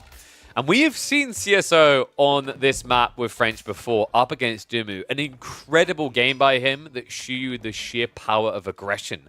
This time, though, Puppy Paw and Byzantines is looking to answer back with his own aggro, because we've also seen the Canadian play this matchup slightly differently. That was against Joan, but he was able to play into them, up in their face quickly.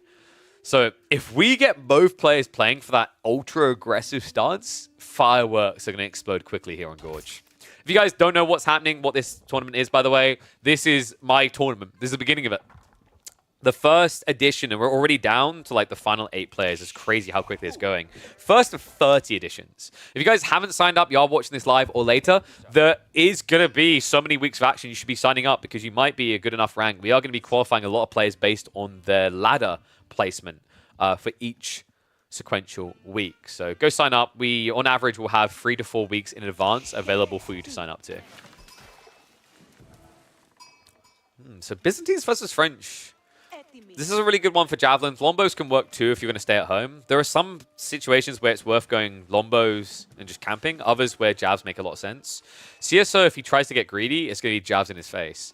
That's why you're seeing CSO isn't bothering to go onto the stone straight away. This is not a matchup where you freely go to 2TC, right? Had this been the English pick for Puppy Pool, then CSO could have thought about just rushing 2TC. In fact, that was the exact build that he ended up doing against DeMu that got him a pretty impressive stomp over the favored Brit. How do you guys vote in the end? Let's have a look. Okay, so that's not too bad. So Puppy Pool getting the majority, but that's to be expected. CSO not doing too bad himself. Colors? I can't do anything about the color. Wait, what's wrong with the colors? Green and teal are fine. I mean, sort of fine. Yeah, so little kind of reminder to people to let the devs know they should really start updating capture age. Because if I press the insert key, I can add red and blue.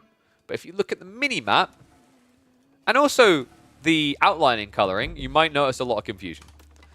That's why I have these games. Apologies, guys, but there's no better solution right now with the current capture age format.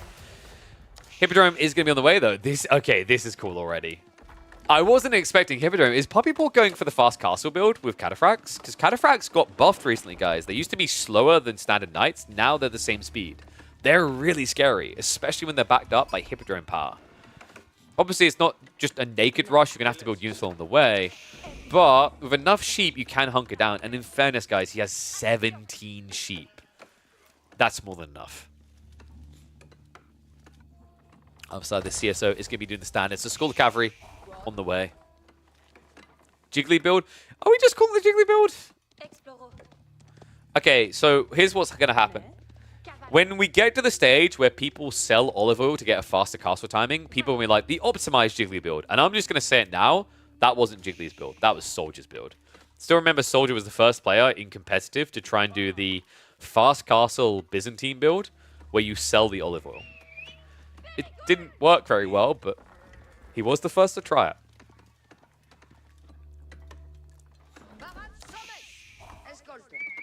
Jiggly plays Winery? True. Yeah, so Hippodrome is a weird one for that reason, by the way. Like, percentile-wise, you don't get much out of the Triumph on Cataphracts, right? So you get +4 damage, which for a unit that's a knight already isn't substantial. For Horseman, it is substantial, right? For a Horseman that does 9 damage, you add the +4 in from Triumph, that's almost a 50% DPS increase.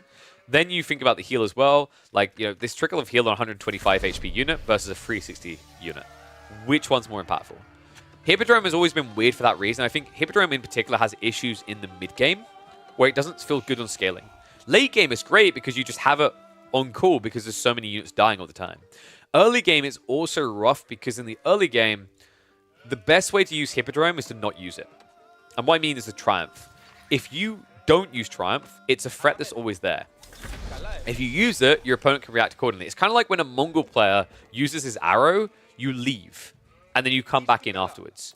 Triumph has that same layering to the cake, where if you can force a Byzantine player to misuse that ability, it unravels the entirety of what they're meant to do for the first 15 minutes. So Rat's coming up to support Mercenary House. I think we're getting the 1-1-1 from Puppy Pool. Either that, or the Hippodrome was a bait to force a reaction. He could use it on a delay and wait until his opponent has archers, which would make a lot of sense. There is something cool here Puppy Pool could be doing, guys. With Triumph, you can get to the maximum movement speed with Horsemen. The reason that's important is if you wait to bulk numbers, and let's say CSO is just doing a traditional mass knight strat, you can bulk, say, 20 Horsemen when he has 14 knights, and then you have a bunch of spears as well. And what you do is you run past the knights with the Horsemen, body block their retreat, and then the Limitane rush in. It's a really cool 1-2 strategy, and because you have that little trickle of healing, you have the extra movement speed, you're actually able to get away with it. But it does require scale.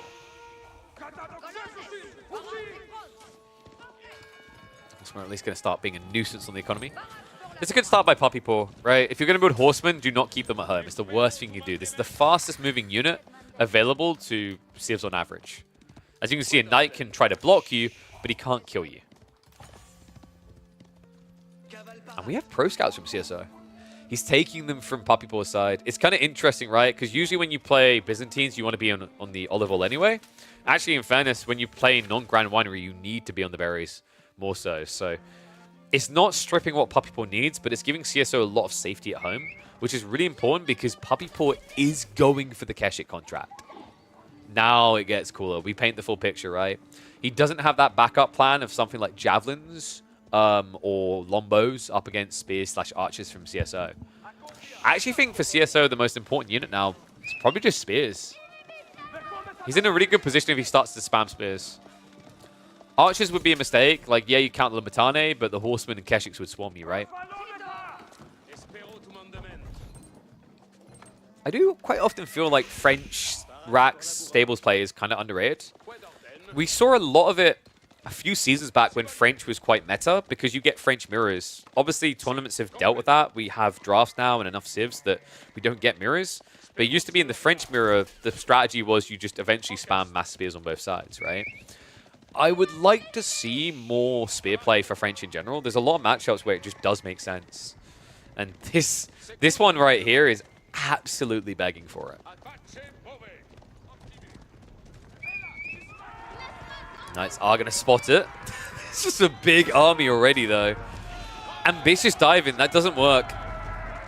I'm surprised CSO even tried it. He needs a pivot, and Raxes are on the way. In fact, this probably needs to be double Rax. Timings aren't going to support him otherwise. I'm wondering, is there a world in which... Okay, that's kind of vile if he does it. If Puppy Paw spots the Merc House play over here, like one Camel Archer is kind of worth it. If your opponent's just going to play Mass Knights, the crazy thing about Camel Archers here is not only does it debuff all these Knights, but it also counters the Spearman play. I don't think Puppy Paw is going to go for it, right? That's almost like an Anan type move. There's not many players that go for the neutral trade posts, but it would have been insanely effective here. Block on the gold. Well, CSO only really needs spears to win, right? So this blocker on the gold isn't going to kill him. He can also just drop a blacksmith and already have the melee tech. So it's not like he needs a lot of gold to access his important techs either. It's still an annoyance though. Means less knight presence to control the map. However, those knights right now are looking to control the economy. CSO looking for a dive in. Knights are going to bait it away. Second wave comes in, but Puppy Paw quick to see it. Won't give him an entry. CSO, he didn't even get the charge off there. He does at least have Shiver at this stage, right? No. With 8 Knights? And the chip damage, I'm a little bit surprised we haven't seen him queue that up yet. That's scary, because also alongside this, that Triumph is being held onto, guys. It hasn't been committed to. 21 charges just sitting there, waiting to be used. And this is where Triumph gets scary, right? As these numbers start to bulk up, it's not just the potency of how long it lasts, it's the potency of what it affects, right?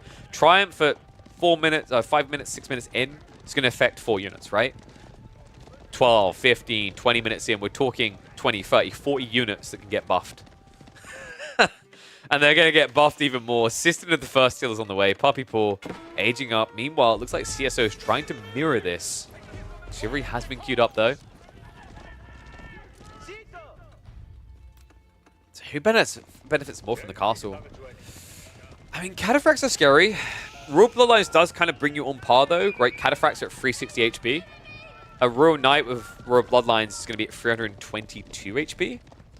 So it's very close, but the difference in cost being 330 versus 240, right? So big win for the French there. The Limitane are, however, going to be really scary here. Because remember, with Age 3, Byzantines get access to a tech called Teardrop Shields. Teardrop Shields is really cool when you're playing 2 units of the Limitane, Cataphracts, and Varangian triangle. Because Teardrop Shields buffs all 3 of those units. So for the Spearman, he's going to get more movement speed. And for the Cataphracts, he's going to get +1/+1 armor. Institute is on the way. So CSO, a bit of a messy attempt to dive here from Puppy Paw. That rally point, not ideal. He'll at least be able to overwhelm. And does he know? Does he know? He doesn't see it. So he came for the tree line. If he just snuck through there, that could have been curtains closed. CSO able to get the tech up. Mostly unharassed, unhindered. No eco losses on either side so far in this 11-minute game. We are creeping upon that point where it's more and more likely, right? Puppy Paw is going to have Cataphracts, which are phenomenal at diving backline ecos. Then on top of that, you've got Puppy Paw playing to pocket economies himself, like the Ford Deer, which is going to be an exposure point that French Knights can exploit.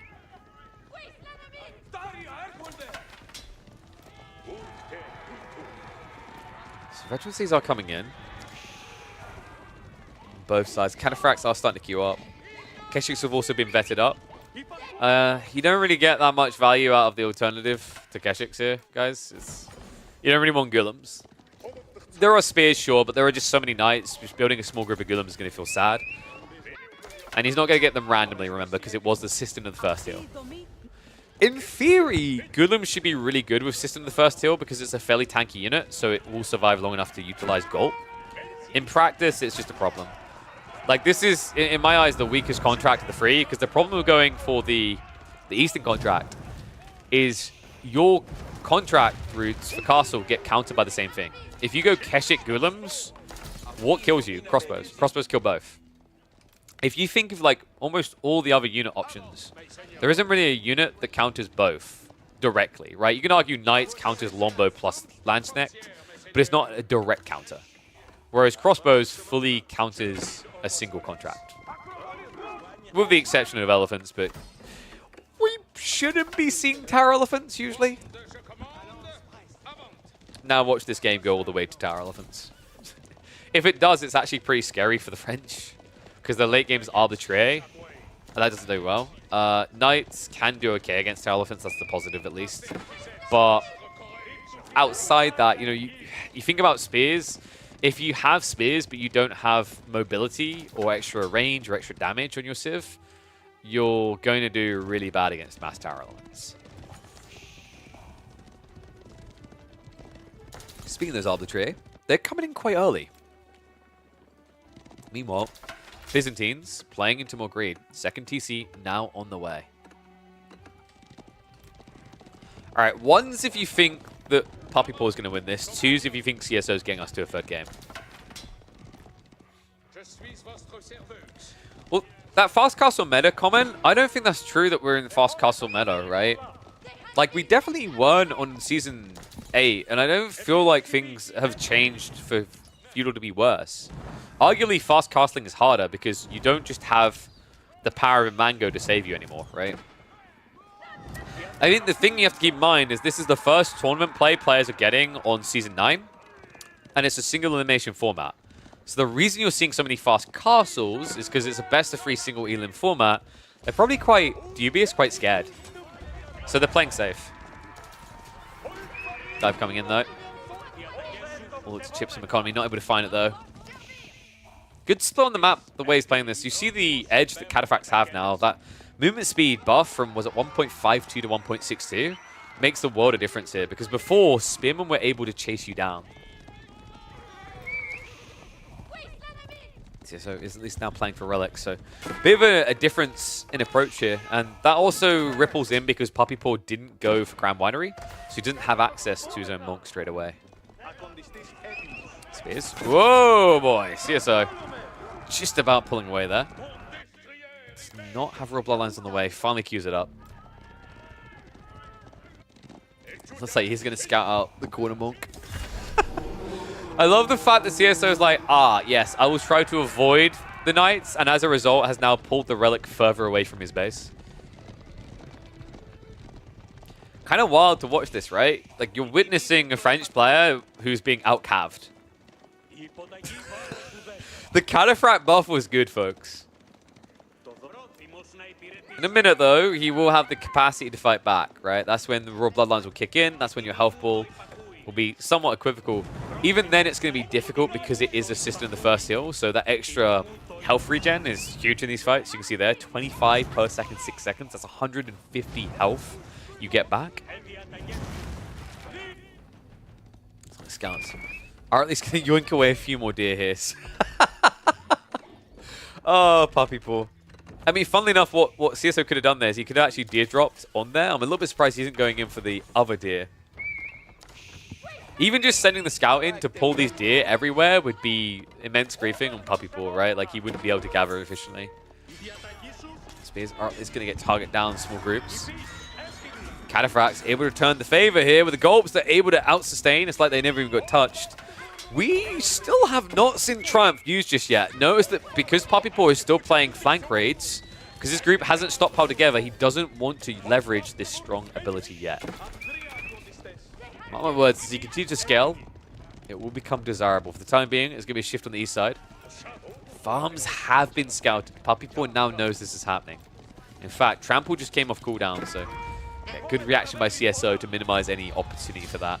But wow, he sees the army coming and immediately calls the GG. I'm a little bit shocked that CSO waved the white flag that quickly. His farms were in trouble.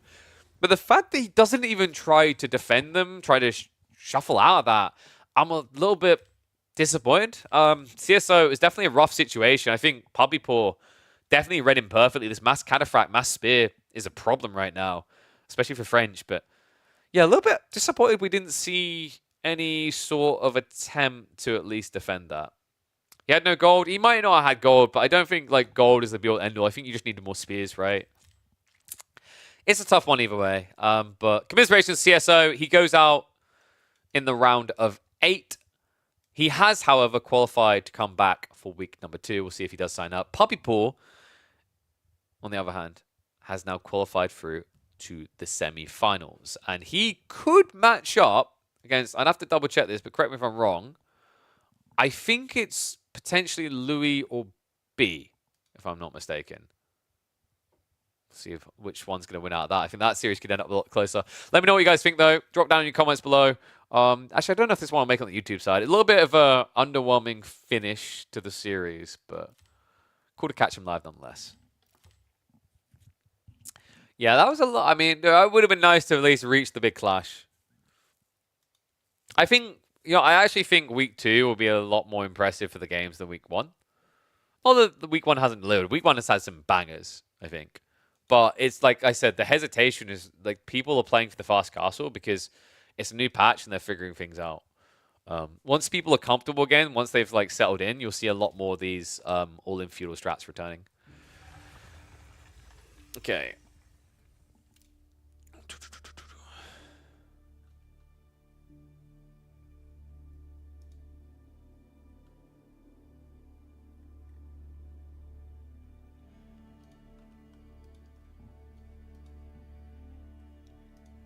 What now? Now, I think, unless there's any others that are about to be played, which I don't think there is, we can do Kraky versus Beasty.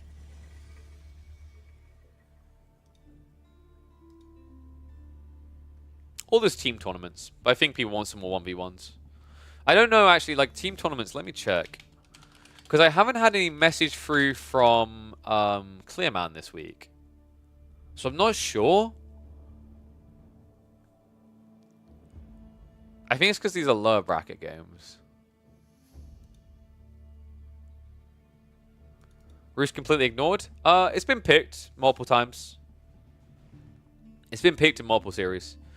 But it doesn't make sense for their draft, right? Because, like, Frisian isn't that great for Roost. It's okay, but there's better civs, right? Japanese even feels better, but things like Mongols, French, China feel better. And then Gorge, once again, it can work. It's just not crazy, right? Like, they're just better civ picks again. I think Roost is actually best on Socotra in this map draft. The more I think about it. Well,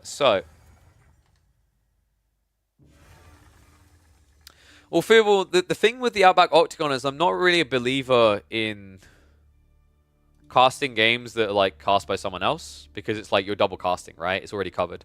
I'm hoping Drongo will show the same courtesy with at least the deeper phases of Midweek Muster. We'll see. But like, I think it's a disservice to like whoever is creating the tournament because like you're extracting viewers from their viewership and they put the work in there. Makes sense for the early rounds when they can't cover everything. But then like the other thing is it's also just there's other content you could do, right? But yeah, I think we're gonna do Beasty versus Kraky because I don't know how deep the 3D Clan series is versus Vietnam. But yeah, I didn't have a heads up on that at all. So what we'll do is we'll do Beasty versus Kraky. And let me get the stats for the games up so we can have a map pool and everything. So Toll, Socotra, and Frisian.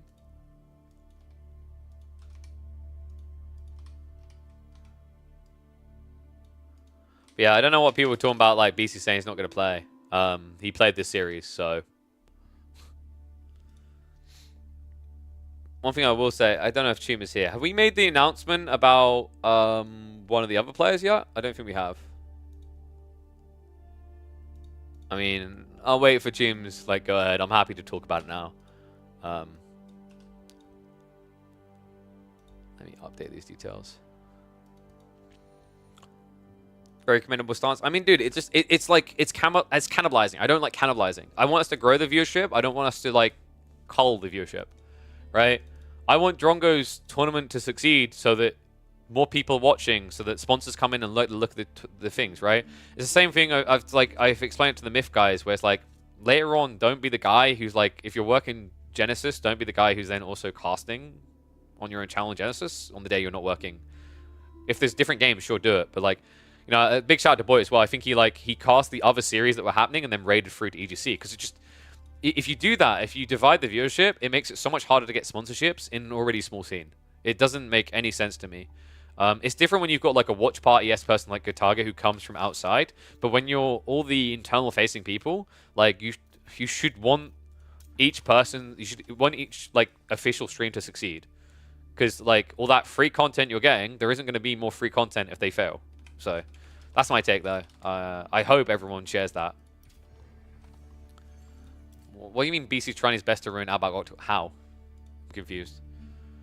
Season can't be ready before the end of finals on Thursday, but registration closes on Wednesdays. Yeah, Chum, I'm talking about one of the sets that didn't play this week. Do you want me to just talk about it now? I don't know if we want to do an announcement on it. I'm happy to address it now, though, because like it was my call. Let's say, you know. If people got issues with it, they can take it up with me.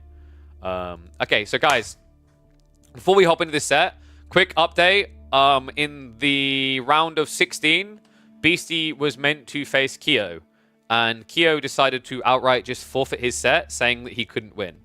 That isn't in the spirit of this tournament whatsoever, and I won't stand for that. So, Kyo now has been penalized with a 1-week suspension. He won't be able to play in week number 2. He's welcome to sign up for week number 3, and if he makes the qualification criteria based on his ranking, he will be invited back. But let this be a warning to players. You sign up, the whole idea is you compete, right? And I'd hope you put your best foot forward, because if you want to improve, if you actually want to, like, here's the thing. If you are a pro or you are an aspiring pro and you believe that you can be the best, which, like, if you don't believe you can be one of the best, why are you bothering? If I'm being totally real. If it's just for fun, then just play so you'll have fun. You've got to believe you can beat the best, because if you can't, like, if your logic is I'll never be able to beat him, like, what are we even doing here, right? So my ruling on that was that Kyo would receive a 1-week suspension. I let this be a warning to players. We don't put all this effort in to run these tournaments for you to just say, nah, no point, right? If you're going to do that, we'll say there's no point in inviting you. And same way, like, it's not even just on our perspective of, like, there is money that goes into admin, there is money that goes into production, there's money that goes into casting, money that goes into making these things happen for you to not turn up for your series. The other part of it that really matters here that should be drilled in your head is you've also just deprived another player, right? Like, the player who could have been there instead, who wanted to be there instead, because guess what? Yeah, you might get your ass kicked by Beasty, but you're never going to learn how to beat Beasty if you avoid him. That's not how that works. It really isn't how it works. So, you know, that was my take. I don't think I need to make much of a drama about it. I think it's pretty straightforward. I think that actions should have repercussion, and the action here was unacceptable in my eyes. The repercussion, I think, is quite reasonable. I could have leveraged a bigger suspension, and I'm using this as, like, I want to call it an example, but I will say if I see people frequently doing this, like, for example, if Kyo comes back in week number 3 and does it again, it'll be a 4-week. Because it's like, it's an exponential thing. I get it when there's, like, issues and you're like, man, I can't, you know, like, my mum's in hospital, whatever. It wasn't that. And maybe you could argue players will just use that as an excuse when that, like, it's actually they don't want to play. But once again, like, it's a pattern logic. If you are 3 weeks in a row, your mum's in hospital, I'm going to be like, maybe you shouldn't be playing in these because you need to be with her, right? Not saying that's what Kyo said, but I'm saying if I see someone using excuses that are very obviously just them making up an excuse for them dodging a better player because they're scared of the matchup, we'll still like find ways of figuring that out. It's pretty obvious when people do that scrap, right? Like when a guy shows up with a note from his mum about like how the dog ate the homework, maybe believe it once, but 15 times in a row and be like, that's a bit sus. So yeah, that's the ruling of that. Another reason for people to sign up, !KPMM if you want to be part of the upcoming weeks, because Kyo is going to be skipping a week. Doesn't have a say in it. We decided that. So that's an extra slot that's opened up, because he would have, funnily enough, he would have automatically been back in. And I'm not encouraging that type of BS, that you just automatically get back in if you auto-forfeit. We'll probably explore this more as well, that like, for example, if you're an auto-forfeit for whatever reason, we might just simply have to make the call that your slot is going to have to be requalified in the next week. I will aim, like, the goal of this is always to be as welcoming and encouraging to players as possible, where possible. I'm not looking to punish players. Like, for example, if you genuinely have someone who's in hospital or whatever, I'm not going to, like, be an ass to you. But if you are pretty much just telling me can't be asked, then you're in the wrong tournament. Because the whole spirit of KPMM, of the midweek muster, is it's potentially a practice ground, a scrim ground, a competing ground for players to get experience, improve, adapt their styles, build and weave baseline narratives, and do something between the big events. If this is your attitude and like you think you seriously like want to be a pro player, I'd reassess it. Any of the greats I've talked to believe they can be number one. It's not arrogance, it's like hard work. They will go up against the beast and get the crap kicked out of them until they figure it out, right? Like, I've seen it when I'm at the gym with like people who compete in bouldering.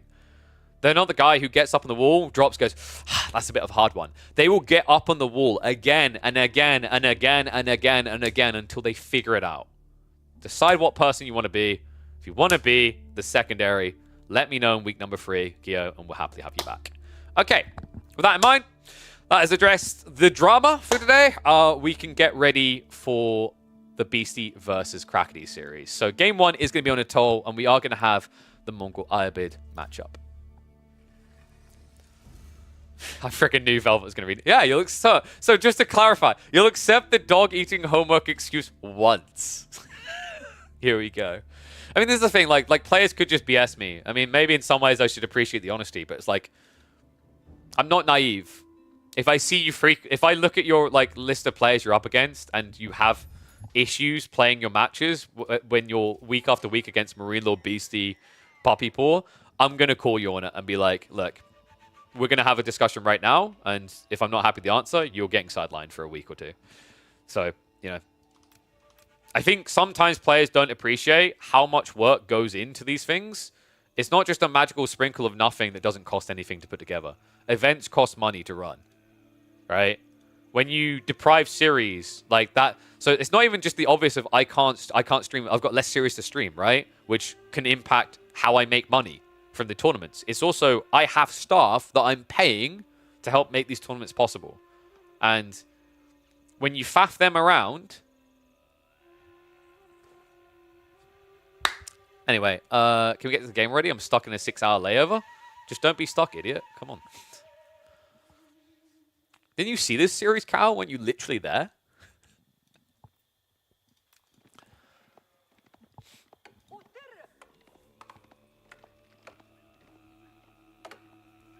Come in. I'm a ban you, dude. 5 gifteds now. How dare you mock me? I bet I can still climb the wall better than you. Ah, the one versus hosting. Gotcha. Well, I have been promised an absolutely insane series, so let's dig into it. One and all, welcome back to the midweek muster. We've got a crazy one here. Beasty versus Kraky, game number 1 on its whole. And this is already looking great for Beasty. Iabids versus Mongols is hard. We've seen early today, Puppy Paw versus CSO. actually Hybrids looked harder to play. But traditionally, Hybrids are favored in this matchup. Very difficult when you get into the Camel fun time versus the Keshik. So curious to see what approach is going to be taken by Kraky to try and address that. And I love that news, team. Thank you very much. Anan versus Wham will be coming to our screens at 18 GMD. So we will be casting that live here because I've already said I'm going to forgo eating to stream it later. But for now, we focus on the Crack Monster. What's he got in store for us? Does he go for the fishing? Because I've been wondering, Mongol's here. You could try to harass your opponent. Unfortunately, the gold spawns are vicious for Kraky here. Beasty got a double backer. It's a bit weird because in theory, the gold spawns actually aren't that bad. If you build the racks here and run south side, you're good. Instead, he's going to run by the shoreline and head inwards. That should be feasible. What Beasty will do to try and make this harder is going for the advancement wing because that gives you a really aggressive unlock timing to get an archer ship to try and block this play. For now, though, Beasty is feeling the pressure of the Khan arriving. Spearmen are already in the way. All right, one's if you think Beasty's going to get this one. Two's if you think it's going to be Kraky because the spawn is at least good for Beasty in theory. He needs to get a mining camp up, though. Oh, wait, no. Advanced wing makes it cheap enough, right? Yeah, so he's not going to bother at all. So this should be what? Fast feudal into probably an archer ship because archer ships don't cost gold. And then you could play into land archers. I like this. This is pretty smart.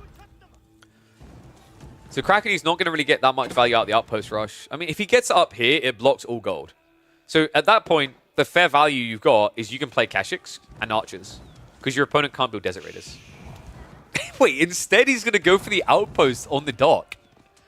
Alright, this is pretty cool as well then. So, it's a trade-off. If you went deeper, you would have blocked Beasty's gold supply later on. But what you're doing instead is you're hindering his ability to fish. You're hurting any new military vessels that come out.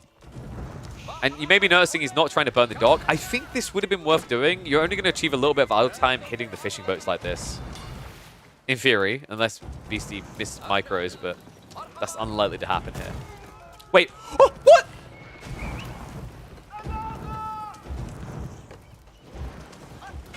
What happened? Wait, did he ungarrison too quickly and the torch followed the fishing boat? Oh my god, I don't think I've seen that before. So yeah, I think he ungarrisoned too quickly, so the torch was mid-air and then retargeted when he came out. Or was it before? It might have been before, but like it looked like he was safely in. Either way, that's a bit wild. So yeah, torch does connect. Dock is now being targeted. Beasty is going to have to shuffle away, and we are going to get a backup dock. So one of the benefits of being IBIDs here, only 75 wood per dock. All of a sudden, this outpost isn't feeling that great, right, for Kraky. Like, congrats, you've blocked stone. It does block the berries, which is a bigger deal, but what have we got down here? We got shoreline fish? Oh. Uh-oh. Wait, I could have sworn sometimes shoreline fish spawns here. Okay, this is actually bad for Beasty, guys. He has 2 shoreline fish, and neither of them are near the dock.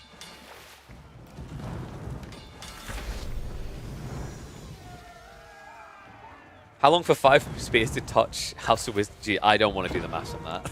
We'll be here a while. Remember, he's only got 10 torch damage because these are Dark Age spears as well, which is why the dock is taking so long to die. Archer ship is now being queued up, so he should be able to get that out before it's burnt down, but you can quickly shuffle in and then just force the archer ship away. Another dock coming up. Outpost as well, so I think Beasty's just going to turn this into a fast castle play. It's a little bit dangerous because the outpost can deny the berries, so it might be that Beasty wants to go for an archer range just to get rams. Otherwise, I think you are definitely kind of skirting it thin here in terms of having enough food. Our ship is going to come out. Unfortunately for Beasty, Kraky has a very safe gold in the center of the peninsula. Uvu is at least a bit exposed, but you can always just come in and set up a stables here, so this Dow shouldn't be able to stop you. And that's payday, baby. 50 resources. Okay, so Kraky might as well just start burning. Guys, this is going to be a slow siege. I thought Kraky's trebuchet games were slow. His torch games are somehow slower. Damn, I just realized how bad the hairline is on that guy right there. Look at the luscious locks on these guys.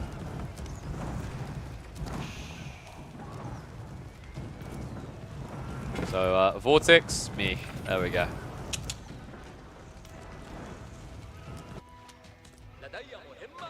So what's the follow-up play for Kraky? He's got Blacksmiths coming. Is he genuinely just going to get Rams? He is. I mean, it's smart, right? Your opponent has built archer ships. Archer ships that do practically no damage to Rams. However, this is very ambitious at 6.5 minutes to try and kill a House of Wisdom. He's got a second boost on the way. Oh my god, this is creative. I mean, it says creative, even though he's playing this like we're in 2022, but we don't really see this type of style often anymore. It's a really cool approach to this map. Like, so far we've had Mongol players kind of looking like headless chickens when they approach this map, or just playing kind of more of a boom game for the Feudal. This is Feudal, but it's essentially everything he needs in Dark Edge. Like, he hasn't even bothered to upgrade the Spearman. Because here's the thing about the Spears, guys. The Spears aren't worth the veterancy or the feudalness.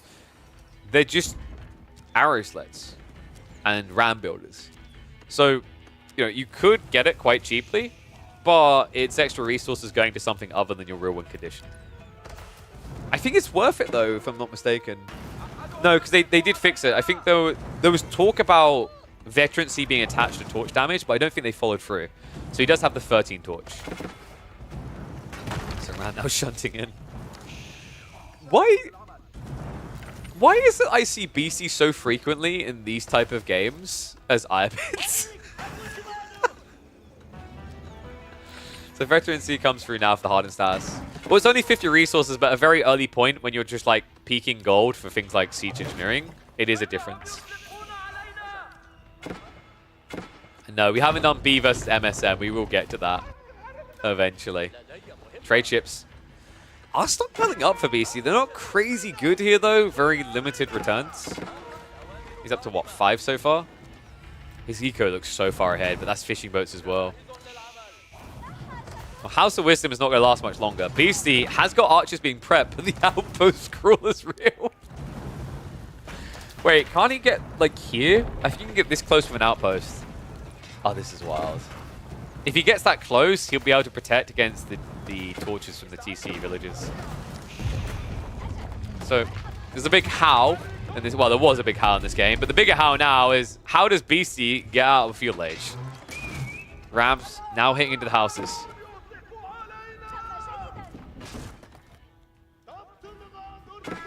I mean, yeah, I was about to say, if you just build archers, surely.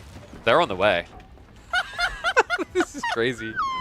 And what is up, Hacking? Thank you very much, mate. Appreciate the sub. Welcome back to the Swarm. So blacksmiths are being prepped behind this. It is triple archer range, but there is also a Khan Hunter coming, right? So that... Oh, wait, no, it's Magadai. Oh, my condolences. Are we going to get the TC shenanigans? The thing that I hate. Because it is possible to just torch and hop back in. I don't know if they fixed the garrisoning on that.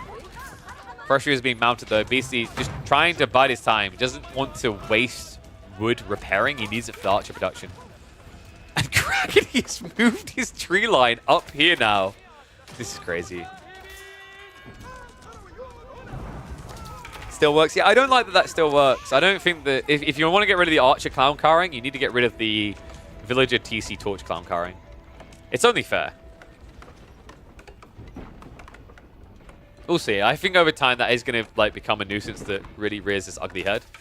Anyway, for now, Kraky is prepping the full production. This is cool, though. I'm impressed. It's just so oppressive with triple outposts. Like, in theory, Beasty could have answered this by going Rams, but because Clown Carrying got nerfed, it's a bit awkward with just archers. Because your opponent has spears that can stab against the Rams coming in, right? Alright, one's if you think Beasty's going to actually survive this. Two's if you think Kraky's got the dub. A lot of things have crippled him now, right? Doesn't have a sneaky tech play behind this that you can commit to. House of Wisdom isn't giving you the Golden Age, so you don't get the 10% buffer. He is ahead by 10 eco, but it's not the most efficient eco, right? 22 wood, 22 gold. Fishing boats as well, kind of limited in their value. They're good. It's definitely an advantage. Question is whether it's enough. So some people, like Hosen, who faced Beasty in the round of 32, by the way, believes that Beasty is going to perform the worm. Actually, I don't know. I don't know why someone in Aeon called him a worm. If he always survives, that's more cockroachy than wormy. It's going to be diving. Villagers. Whoa, boy. That's a lot of archers. Kraky, he's going to send the rams in. I think he actually needed the spears fighting this. Archer mass is outnumbered 8 to 15. Arrow slits are on the way, but that was expensive. Kraky lost, like, what was that, 2 villagers? I think 3, actually. I think the tough thing here for Kraky is the thing he needs to kill is actually production. Instead, he's kind of stuck dealing with the TC. We do have horsemen now on the way. The good news is Kraky hasn't lost those spears, so the horsemen aren't exactly a golden solution straight away. They do both have their blacksmith tech, so no edge to be given there. Send villagers everything, burn TC. I mean, he doesn't have the fire armor anymore. In theory, I think actually if Kraky just builds like 6 rams, 7 rams, like legit, if you actually just go mass rams here, it's not a terrible idea. Trades with the archer ship, that's a bit ugly. Does at least get rid of it. Like, if you just stick everyone on wood. Could have even been sick if he, like, a sick call here would have been to have gotten the Uvu into the improved gathering. He 100% needs to get mass rams going, though, if this is the timing. Because the horseman numbers are building, and they will become a problem. Like, if you wait too long, sure, you got 11 spears, but this archer can't clear that up. And remember, horsemen do get bonus damage against rams. So we're going to speed this up a little bit as Beasty is getting his first ram. The longer Kraky waits, the worse it is going to get here. Ram giving a bit of a freebie. Did have the yam, but not quite able to pinch it in time. And wait, what? 6 spot by Neri. Kraky doesn't even know. Beasty switched. He doubled the gain here. It was 22 wood and 22 gold. It's now 41-41 because he's trading from Kraky's side of the map. These guys are essentially swapping locations. Oh, that's vile. The gold exchange, like, you can just trade that in for the food, right? Food that's going to become limited over time here, especially when you're trying to scale horsemen. That might be what kind of saves him here from getting cooked. He even has a bunch of villagers over here. 10 villagers gathering the berries from Kraky's side. If he only knew right now. Kraky himself trying to get into horsemen now. Notably behind, though. Yeah, the window's kind of shuttering upon Kraky here. You can't just play mass horsemen anymore. You're behind on military. Economy is a big problem now as well. These archer ships still proving to be a nuisance. Sure, they are going to die eventually, but look at that. Remember, archer ships, they cost basically the same as free archers. It's very easy to get valuable exchanges with DAOs against mass archers here.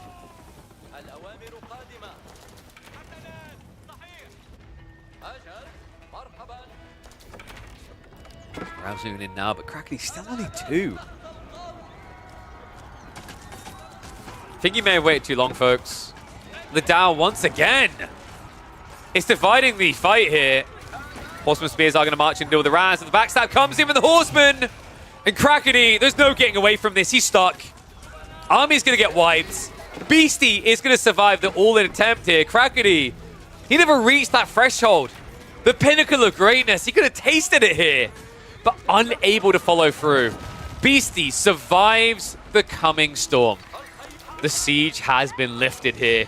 Literally and figuratively, Beasty able to wiggle his way like a worm out of what felt like an unwinnable situation. Not only the first game, guys, but I think this is going to be a promising series despite this, because Kraky, you could taste that he was on the verge of it, just not able to find that following step. Stay tuned for the next chapter, because we've got potentially 2 more games to come. Ooh. So that was Kraky on Mongols. Beasty on. I was about to type Beasty on Beasty. Left side win. What do we call that one? It has to be. It has to be someone to do with the worm, right?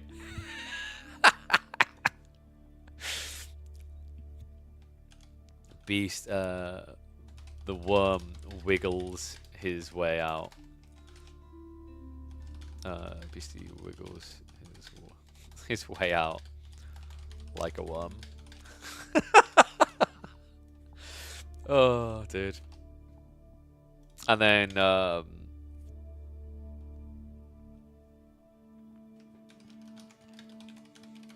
sneaky economy, I guess.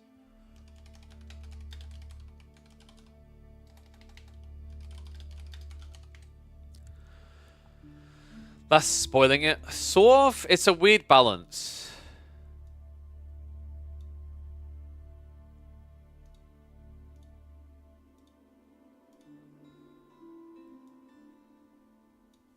I think you go Beasty tries to worm his way out.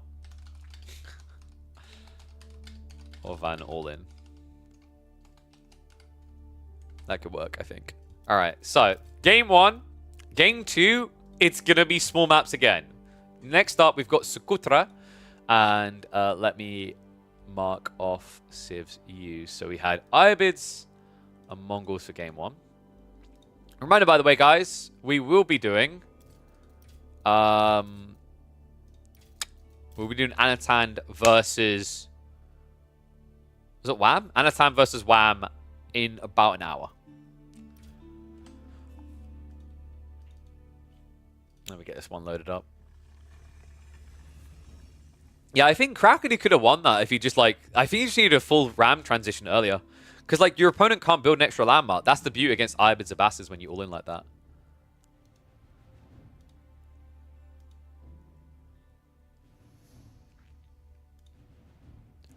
For rams and sending? Possibly with the villagers, yeah. I think Kraky knows that, probably watching that back as well. But here we go, guys. We're going to hop in for game number 2. And Kraky... Wait, where's Kraky going? Oh, he's straight onto the board against Roos. Oh my god, it's happening. Let the games begin! Both players see it all, and he immediately goes for the outpost rush! Wait, but he hasn't killed the boar. He hasn't actually killed the boar. He's going to try to torch it down. Nice cancel there. Baits him. Boar's going to switch aggro, though. Kraky needs to run away. Yeah, this is an awkward game right now, guys. In fact, he needs the formation shuffle. He accidentally clicks the deer. Does aggro across on the scout instead. Okay, so at this point, Kraky just goes home, right? Nope.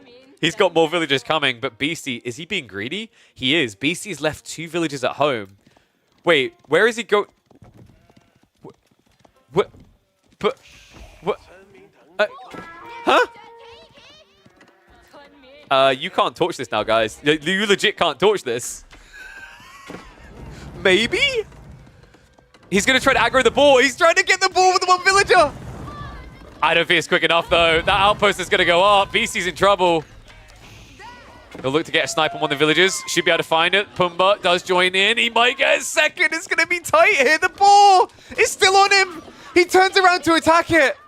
Nah, this doesn't work. That's it. That's the quickest game of Socotra we've had in competitive play.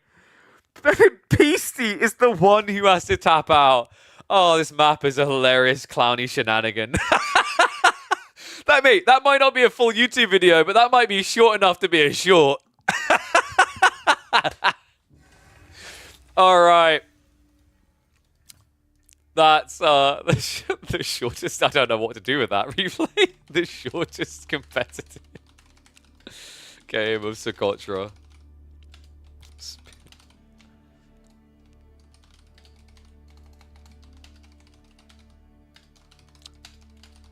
Grab your villager's pie in the center. I don't know. I don't even know if that's uploadable. The short, yeah, actually, I like that. The shortest Chinese Roos match ever. Chinese Roos match in esports. So next up, after that experience, Let me just mark them off the board. We have got Frisian Marshes. So let me get that ready. Beasty just gave up because he can't be asked. Well, also he lost villages, which for a lot of players, like on that map, losing 1 or 2 villages is like, boom. So he may have given up because he can't be asked, but he also like lost the boar exchange. Oh my god.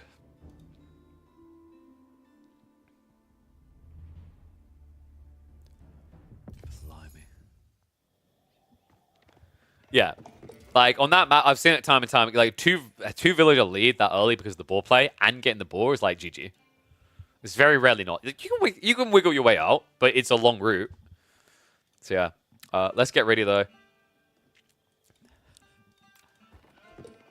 You're seeing that right? The beast can be slayed. Game number 2 went to Kraky. One of the quickest games. The quickest game we've had in midweek muster so far. We hop into the deciding game here on Frisian Marshes. Beasty taken to his signature HRE. And Kraky, will he have to rant about how OP they are, or will he have to deal with the backlash of picking the Byzantines? Let's find out. Remember, guys, this is part of our $9,000 esports circuit, just the first week. And Kraky is already having a cracking time here. He was able to take down KillJ 2-0 in style. And now, he has a good shot at taking out Beasty. Byzantines versus HRE is a very interesting matchup, actually. Been a while since I've been able to catch it, because typically one of these is banned, right? But Byzantines do have a very good aggressive timing due to the longbow scaling.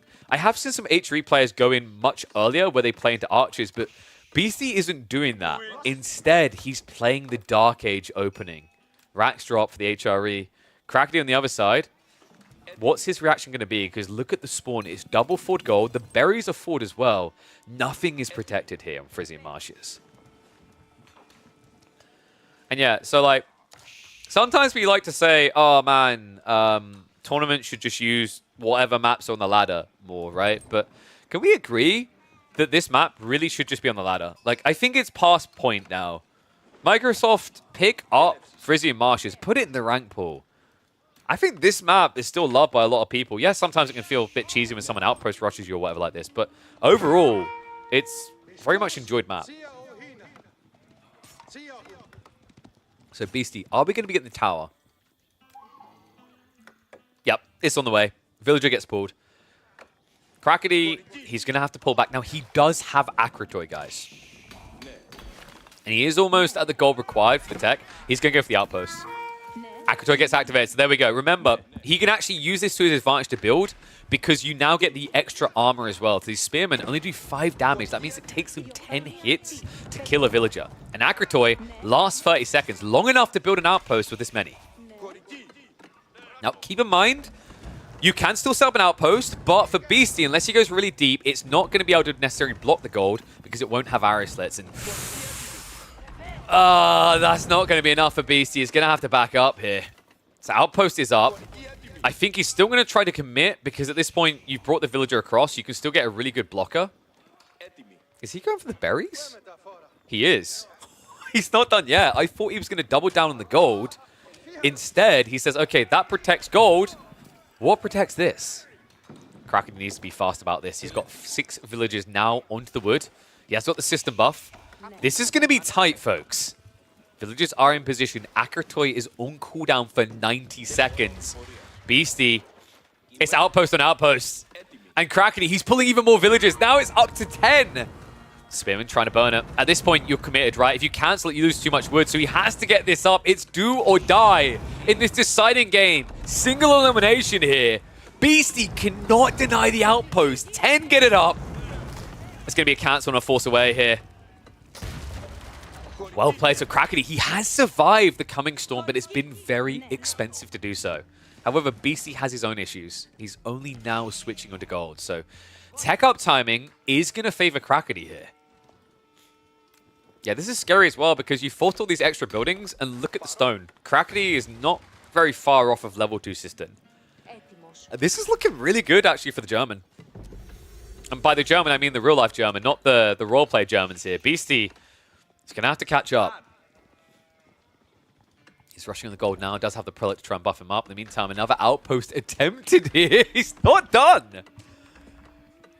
I mean, you could, in theory, rush another outpost here, but Kraky looks like he's going to allow this. Because in fairness, Beasty's behind, so unless he now wants to switch over the stone to get the arrow slits, you can age up and then try to go for some Limitani to burn this down. Because there shouldn't be arrow slits or anything like that. But yeah, Beasty is going to be arcing on the tree line deep on there, so 6 move across now. His sheep count actually isn't that great, right? It's 15 sheep to 18? I don't know if they both... No, they both missed the south side, right? So I think there's probably like an extra 6 to 8 sheep on the map. Love the way he's kind of prepping this. Remember, past one villager, you get less build speed on a landmark. So, you know, sometimes you have to rush with 10 plus villagers. You don't feel good about it. Instead, he's maximizing the amount of food and whatnot he's going to have before the tech completes. And there you go. He caught all but one. So now he'll complete, drop off, get the better efficiency of the Grand Winery. That's pretty cool. And now you can get arrow slits. I don't think you want to here. You're probably better off getting the assistant. Wow. He's still paranoid. There might be more outposts coming from Beasty.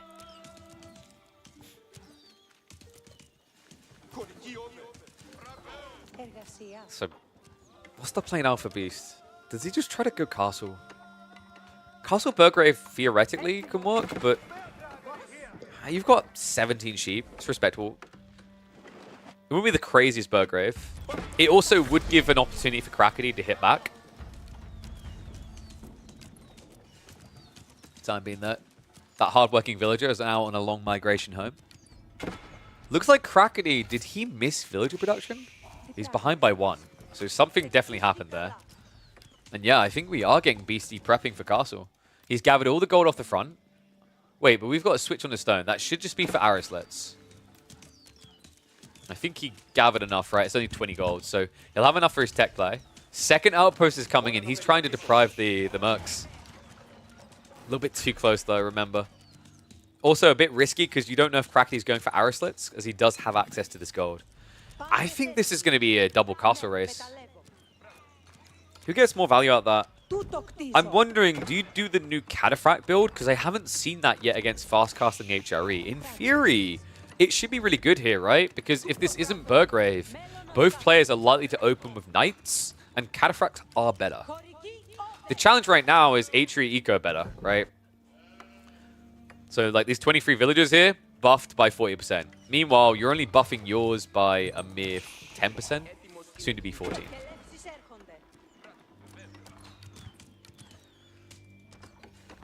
Behind this, we are at least getting a level 2, so bump up to 14%. Yeah, Byzantines don't really feel that threatening economically unless they're on berries, right? That's where they get the ridiculous olive oil that surges them forward. Speaking of olive oil, we do have enough to leverage here. I wonder, does Kraky? Yeah, he's going to be Western. I thought maybe he'd try for Keshix here just to try and counter pressure. Very rare situation where it could make sense against HRE, but just going to go for the more standard.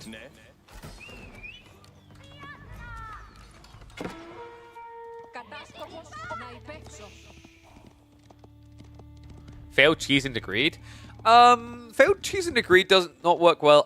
I would somewhat challenge that statement, Alien. And the reason I challenge it is sometimes it does work based on your opponent overreacting, because it depends on how they overreact. For example, in this game, Kraky has built triple outposts, right?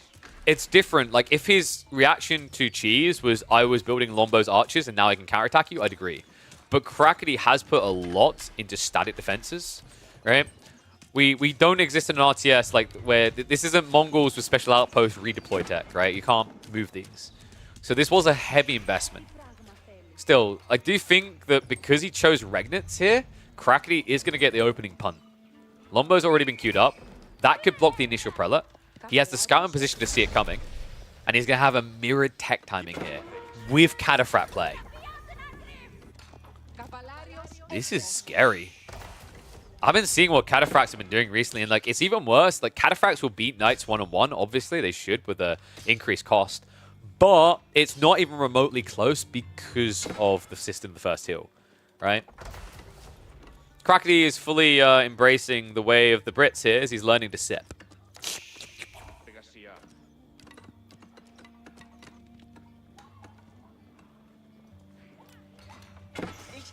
Stable's coming in, so yeah, it's not even going to be Spears. Spears would give some hope here. First relics are being picked up, though. One's on the way home. Second one shouldn't make it, surely. Lombos are moving in. Go straight after the villagers. Easy little strike there. So Stables is at least going to be complete. I'm a little bit surprised that Kraky didn't pivot south side. There's still an opportunity to block that second prelate. And he should be scouting it out now. Unfortunately, the Lombos are too far away. So it will be 2 relics home for Beasty. That's actually a substantial boon. The problem is how you use it. Because you're going Horseman. And remember what he said about his food supply? It's not great. He's down to 5 sheep trying to play Horseman. Kraky, meanwhile, confidently sitting still at 10. And Cataphract's already queued. Not to mention the fact he's got the deer over here. And the Siston is being layered in. So we are actually going to get him quickly up to level 3 Siston. Damn. Alright, this is insanely scary now for Beasty. He is reacting accordingly, like correctly here, right? Getting spears as well as the knights. He done a good job of peeling those initial 2 relics. I'd be really surprised if Beasty gets any more. He has to suspect Gulp here, right? It's tricky because Golden Horn Tower is really good with Lombos on this map. The rush distance isn't too far. However, he's going to learn very quickly that it's Gulping.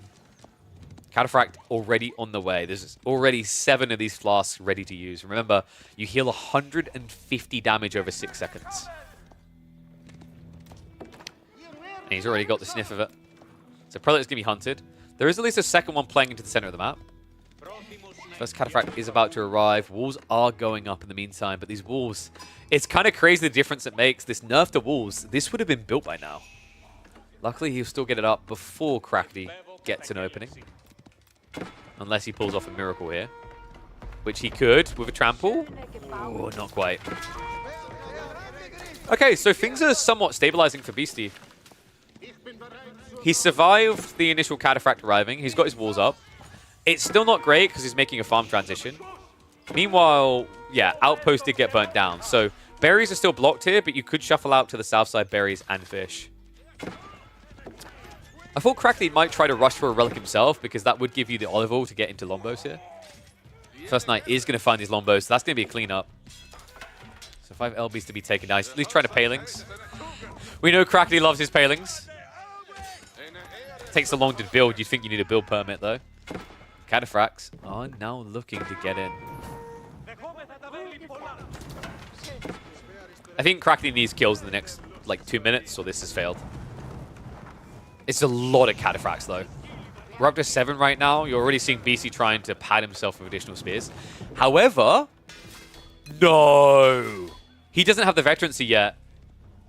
He keeps spending on knights, but he needs vet here. These are only hardened spears, folks. This could fail. This could actually fail catastrophically for Beasty in a deciding game. Knights do pad you somewhat, but the spearmen are your win condition against this, right? They are going to be breaking in now, so Kraky looks to dive by before the spearmen numbers escalate. Will start to engage, tramples through to the other side, stops them from stepping away. He has got the gulps coming through. Surely this doesn't work. He's cutting away with the injured ones. Spearman count shrinking a bit. Second wave comes in, and the trample is going to be coming cooldown in 10 seconds. Villagers now in trouble. Kraky, look at his shot him down and out. The spearmen, they just evaporate in the face of this. Crossbows now being queued up, but now the body blocker with the trample. Villagers also dying. 7 and crawling upwards. There's just simply not enough room to keep them all safe. Beasty, he tries for the clutch Wololo. Won't get anything for it. The Cataphract Flood is too damn good. And so is Kraky. He gets it. An unexpected 2-1 victory here. Kraky will continue through, parked firmly in that semi-finals, confident that he's taken down easily one of the biggest threats in the first KP's midweek muster. Who saw that one coming? If you like these, if you want to see more of these, make sure you're tuning into them weekly. Make sure you're subscribed to the channel because this is the first of 29 more weeks to come afterwards. And already week 1 is delivering huge upsets. Wow. Congratulations to Kraky. That was sick. What a performance. I don't even know what the focal point's going to be on that one. Is it the crazy outpost rush? Or is it the cataphract play?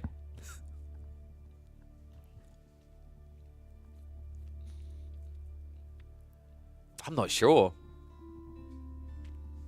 I think it's the outpost rush, right?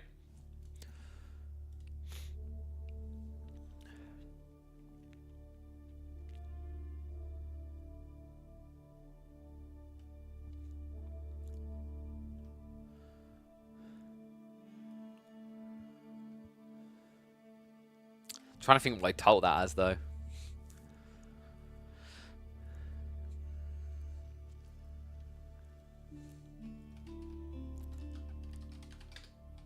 Byzantine's so scary, Beasty wants them dead in Feudal. In Dark Age.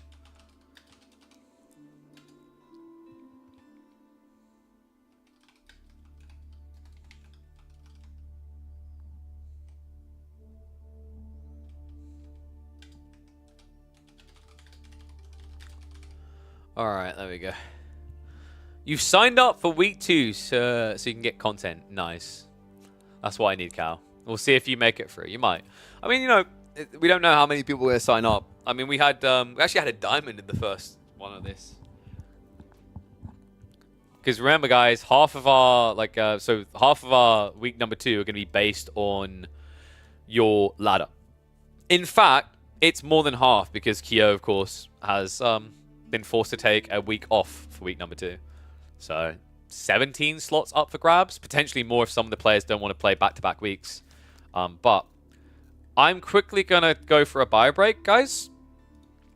Leave you with a very short game because I'll only be a few minutes. When I come back, we'll find something to quickly cast. And then in less than an hour, we're going to have Anan versus Wham in another one of the quarterfinals. So hang around. I'll be back in just a sec. I want to get it out of the way now so we can focus on the games. Let me find some for you guys to watch. What we got? Can we get hype for... Oh, should we get the T-Tours game between Anan and Warrior? That might be a good one. What was this one? Oh yeah, well, I'll just show you the B versus Anan, Ibeds versus Roost game. So I'll be back in just a few minutes, guys, and then we'll hop into some more live content. So be right back. Never get high on your own supply, says the guy called Kraky. One and all, welcome back to the grand finals of the CIS tournament. B versus Anan. Game 1, a firm, solid victory for Anan. Now, being a CIS tournament, the Roos had to make an appearance. And on the other side, B has gone for the Middle East. Ibeds are going to be in his purview. A decent pick. I think Ibeds can do okay here. Especially on a map like Gorge, if you're leaning into Desert Raiders. I have noticed a few players starting to play heavy Desert Raider comps, even in 1v1s after it became popular in the team tournament. So there's always the possibility. Percentile-wise, it's likely not going to happen. I'm expecting this to probably be Fast Castle. With that in mind, those type of builds, I'm wondering actually which Civ is still favored here, because we don't see Roos Ibid too much in 1v1s at the moment. Considering that one of them got like nerfed into the ground, the other one is still pretty decent, situational. I think here, though, if I'm not mistaken, Anan has been... Yeah, there we go. Golden Gate confirms it. He's been doing a lot of fast castle builds recently. He actually done a lot of them in our pre-season 9 tournament. So probably looking at a castle rush on both sides. We already have the growth wing play coming in from B. Is it going to be logistics to follow up, though? Because I'd love to see that here. I think logistics is slept on for that perma heal. But it also allows you to race to these relics. You know your opponent's going to be going for Abbey of Trinity. The only downside is with the Golden Gate build, Anan will beat you to the castle tick up, which means he can start to mirror your timings on reaching out to these relics. So yeah, instead, B, he says, I have to play it safe. He goes for the advancement wing. I mean, it's going to give him the most solid timing, right? But this does feel a little bit rough in some ways. Scouts are already shifting in to have a look at what's happening over here. In fact, why? Have I got any Roost mains in chat? Because I've been wondering about this. Is it really worth still going for free scouts? I guess, so on its own, no, not for the sheep gathering, right? Because remember, Roost have been changed. You don't go and shoot the deer anymore. I mean, you can if you really have like a phantom instinct to do so. But I don't think you go pro scouts here. So, like, what I think this is actually about, and this is really crafty, in this specific matchup, you need to know where your opponent's going for relics. You need to know what the landmark choice is, where the first Lancer is going to be, where the first Dervish is going to be. By going for multiple scouts, you get that. And yeah, let's not talk about what happened. Wait, what? Did he walk underneath the TC? I guess that's one way to scout the stables. Oh, boy. Yeah, I might not catch every single detail of the minimap occasionally. I am looking off at a 45-degree angle here. But yeah, in fairness, yeah, you are correct. He did shove in the deer pack. He probably could have done that with 2, right? But it's obviously safer with 3. So it's kind of interesting because with the rising power of deer shoving, you've got this idea that like it's kind of like pro scouts without buying pro scouts, which is pretty cool. Tech up is on the way though. B did beat him to the punchline. Camel Lancer is being pumped, but we can see High Trade House is almost complete already. Get your numbers in on this one. We've already got archery ranges being prepped. So Spearman production plus probably horse archers here. The logic being is you just leave the spears at home to defend against lancers, and then you send the horse archers to attack the enemy, which is also going to give you a blocker to these berry gathering points and the relic pickups. And whoa, okay, buddy. Calm down there. That's a lot of Camel Lancers in production. Probably could have had a 3rd stable going already. Scout is going to see this as well.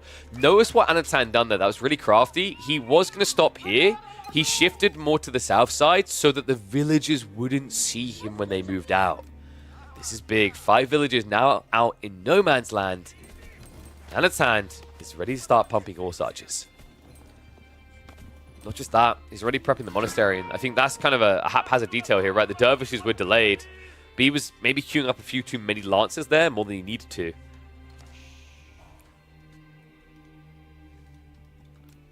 Alright, what do you think, guys? 1s if you think B is going to take this one. 2s... Wait, no, let's do it that way around. 1s if you think Anan's going to take this. 2s if you think B is. And yes, guys, Johan. Anan rather, he built up to 3 scouts and then shoved the deer in. He didn't go for pro scouts. Which I was saying I quite like, because in this matchup in particular, the other thing you get is critical vision. He knows there's berry gathering here. He knows the deer haven't been touched here. And if he hadn't lost 1 scout to the TC, he'd also know exactly where the Camel Lancers are right now. So High Trade House, 121 in the end. Not too bad. So 1.5 relics worth. Warrior Monk's already starting to be pumped here. Dervish is moving out aggressively for those deeper relics. In fact, B. So I'm not always a big fan of this. In this type of position, going right across to the furthest away relic might seem optimal, but it's actually very dangerous here. You benefit more from getting the initial gold influx of, say, the central relic here. Yeah, this is very risky, and you can already see the troops are shuffling in position. He's going to lose out on one of the more central-bound relics. And he might lose out on a lot more, guys, because the horse archers are now on the way. And completely and utterly unseen, so the revelation comes in. Wheelbarrow is at least there, but B, there's no real hope of running away from this. 3 horse archers could easily net the full 5 kills. See if he micros it right. Anan is moving in now. Just needs a split, actually. Yeah, so send 1 for the injured villager. Finish off that one. It looks like B will be able to get away with maybe 1 here. It might be none, though. What? He gets them all. Anan does not skip a beat here. Ouch. And that is more than your growth wing tech up advantage gone. 34 to 37 villagers now. He needs to return fire, but the Camel Lancer diving. Dude, this High Trade House is meant to be for eating deer. Why are we eating camel all of a sudden?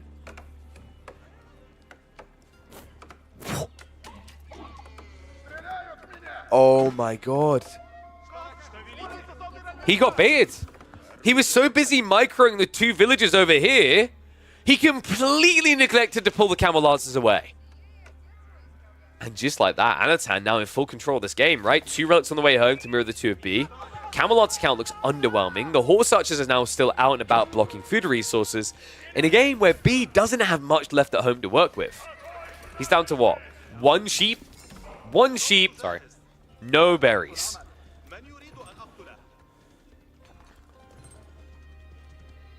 Ibid versus Roos is a pretty even matchup. Yeah, I was saying I couldn't remember which way this kind of leaned.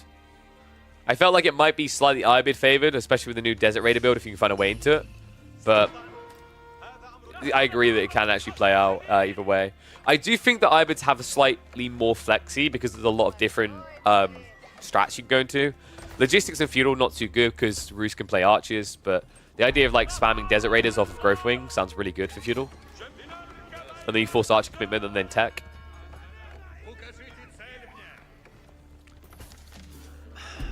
I'm a bit lost as to what Beast plays here. This is not really a position that Ibids play well from. Even footing at the beginning of Castle, right? The whole idea is you're meant to be ahead at the beginning of Castle, but the crossbow transition's already in. Archers are at least on the way for B. So that's the upside. He has got archers coming. Anan hasn't actually reacted accordingly to this. He hasn't gone for his own cavalry. He hasn't gone for men-at-arms.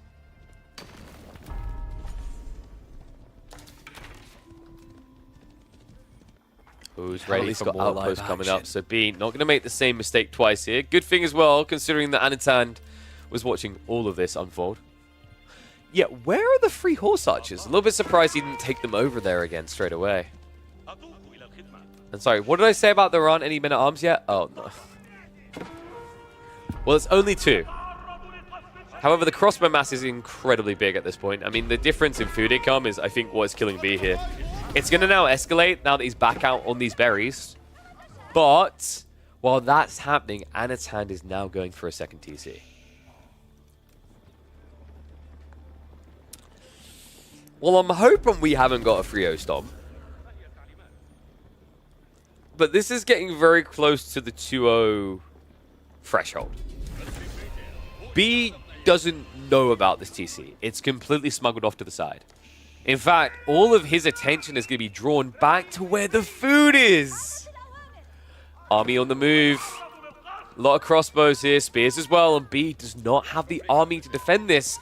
Not after the throwaway. He can't counterattack either because he lost too many camel lances last time. Outpost in trouble.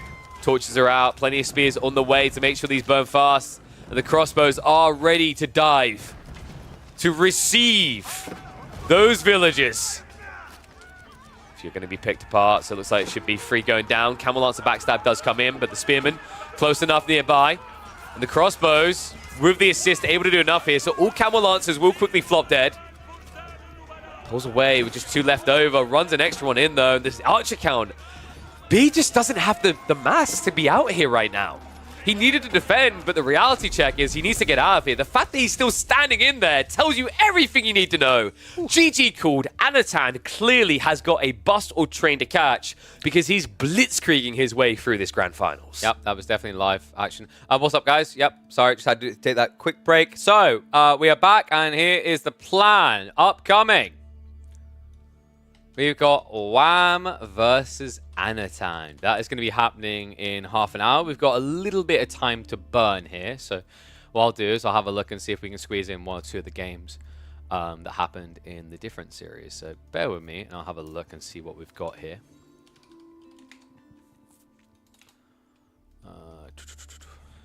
Because we've still got a bunch of sets to cast. So we've still got 3DB versus MSN. Louis versus Mahodo would be good as well. Wham, Myriad, Anan, Cat. Yeah, so decent chunk still to get through. Let me have a look quickly and see what our options are.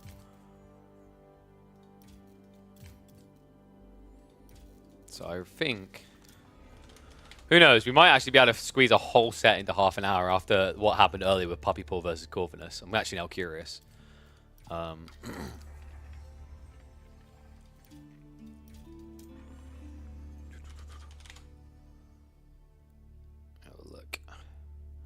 Nice. I might need to remind Wham to open his data, considering he's got it privated for some reason. Let me have a look quickly. Maybe Myriad provide us the way into the painting. Alright, he's added some length to it, so I guess we'll check Anan's. Reminder, by the way, guys, if you do like these tournaments, you like also the possibility of show matches happening. I have been making the promise that we put some money into additional show matches if Pro Team Works keeps redeeming, keeps resuming the partnership with us. So, guys, they're partnering with us once again. They've got a huge deal on these in here. We've got a bunch of these protein bars. These are actually heavily discounted right now because the expiration date for the most recent batch is going to be, or the batch they've got currently up, is going to be the start of December. But you will eat them by then. They're that good. So they're down to £1 each, and it'll be even cheaper because my discount code does work on top of them, Killer Pigeon. So if you want to take advantage of that, exclamation mark protein works, and go give them a check-in. Let me know if there's any products you guys are eyeballing and saying those look curious. I'm quickly becoming the directory on products because I've tried so many different ones. But yeah, that's another way you can support this channel and get something back in return. But I'm just having a look now. So we might be able to squeeze in. Oh, chicken with chim.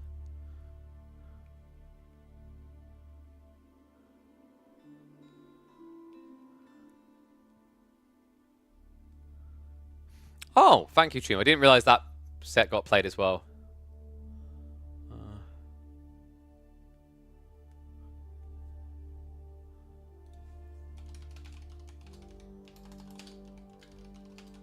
So we actually have another, I think we have another quarterfinals that was already played ahead of time. Well, not ahead of time, but they already got it out of the way.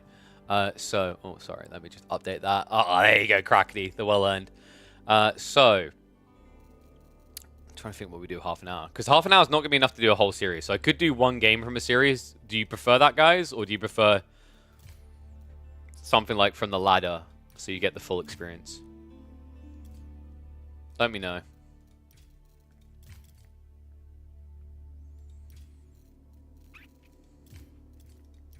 One game? Alright, let's check out Cat versus Anan game 2 then. So, Zhone versus Yuji game 1. Ano took it.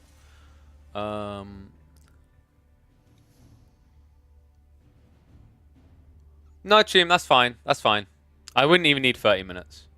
That's kind of spoiled. I've already spoiled it. So, we'll just hop into game 2. So, guys, we're going to go into the Anan versus Cat set for game number 2. Which will line us nicely up, I think, with... We'll get us very close to the mark for the live series between Ano and Wham. So just bear with me one sec. Oh no, we're live in game, so it might get a little bit laggy. Anan a game. Alright. God damn, dude, why? Like, what did they do to AoE 4 that it's so laggy now? I don't understand. I don't think it's anything I've changed. But it does not like it when you're alt-tabbed out.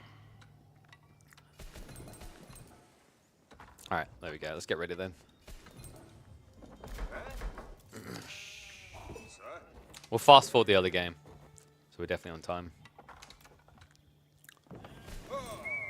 And I need to switch that over because Cat is trailing.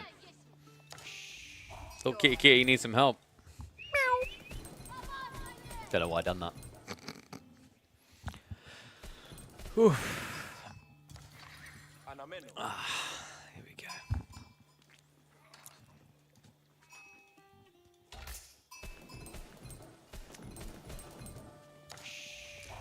Second game of a single elimination series here between the Ruski boys. We got Belarusian Anan for My Insanity going up against KS, which is 3D Clan's Cat. One and all, welcome back though for action. The midweek action, that's right. The first of 30 weeks of tournament play here on this channel. We've got a fun one as well. Byzantines versus Rus. Fun because Anan has been playing Rus a bit differently. I think that more people are shifting towards his style of play now.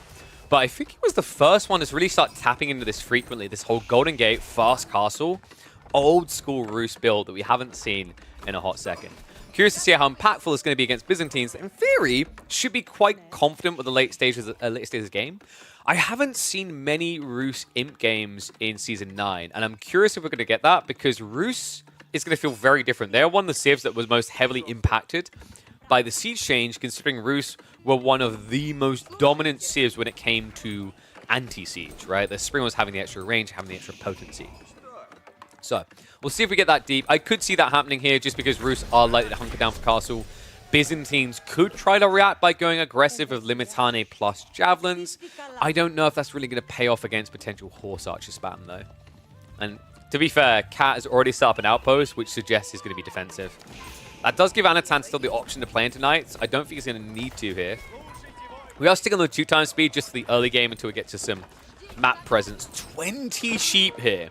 It's actually crazy how many players are still going for this free scout play. It gives you so much control on the map because you can see everything your opponent's doing. You can also block their scouts from doing anything. On top of that, it keeps the door open for a gradual pro scouts play. You don't have to commit to it, but the scouts really aren't that expensive to get themselves, right? Like, you drop the hunting cabin either way. So spending 140 resources to get that much vision on the map definitely feels worth it. And something we're noticing a lot of players doing with these scouts, constantly just head over to the enemy base. Because if you're able to start torching down buildings and forcing them to repair, that is going to force idle time and also resource exchange, which balances out the expenditure of going into the scouts in the first place. Yeah. And you can see the other way it's paid off. It's 5 sheep left already for Cat at less than 6 minutes into the game. This is, to say the least of it, a very uncomfortable position to find yourself in. He's also reacting Limitane, which is tragic when you consider what Anatan's real plan is here. He's going Castle Age. Yeah, so now the question mark is, will Cat sniff this out? Is he aware of what's coming behind this? Because we can see at home, there's literally nothing but gathering from Anatan. He builds the Wooden Fortress to guarantee the extra 20% wood. He's going to need that to get down the double, quadruple, whatever, how many oopals there's going to be archery rangers into mass horse archers. What do you think, guys? Abbey of Trinity or High Trade House? It feels like High Trade House is really too good to pass up on, but in fairness, Abbey of Trinity could be pretty sick here with full map control. Javelins are coming for Cat, but you just see how long it's taking, right? He's 45 seconds away. Anatan could be close to teched up by the time these javelins spawn. He's about to kick it off. I think we're looking at High Trade House, right? Yeah. It's just too good to pass up, guys. Yes, you are going to have to pay more to get into your monks a little bit later. But the idea is if your opponent's not going to be fast on his tech himself, which he knows he's not because he built Limitane, then you could still play for those relics. And then when all the dust has settled and the relics have been divided, you're getting potentially close to 2 extra relics off of this. So get your numbers in on how much you think the High Trade House is going to give. We're going to have Cat taking advantage of the fact that he will at least have some openings here to sneak out into the additional berries. Queues up a second group of javelins, so yeah. Maybe Cat envisions this all-in timing that works. He might be able to force Anatan off of horse archers. No, I'm kidding. We actually have double archer range coming in. The alternative is Anatan could have played into meta arms, but the problem there is you get kited. And also, he just doesn't have much gold yet, right? Then again, with the High Trade House passive income, he should be fine for that. So single racks being dropped down. So yeah, probably horse archers plus 2 or 3 men at arms should be enough to swat this away. Cat is already prepping for the 3rd age though, so he realizes this game is going to drag a little bit deeper. In the spirit of that, let's speed this up a teensy tiny bit. That'll get us closer to seeing how much you'll get from the High Trade House. We actually do have the army in position here. Problem is, it's not really denying much. Sure, you stop your opponent sneaking onto the deer, but he doesn't need it, remember. He got so many sheep from that opening play, 16 still remaining underneath the TC. High Trade House 70, so there should be a 140 High Trade House. Will scale up, mind you. He's at what? Probably tier 2 right now with the current gathering he's been doing.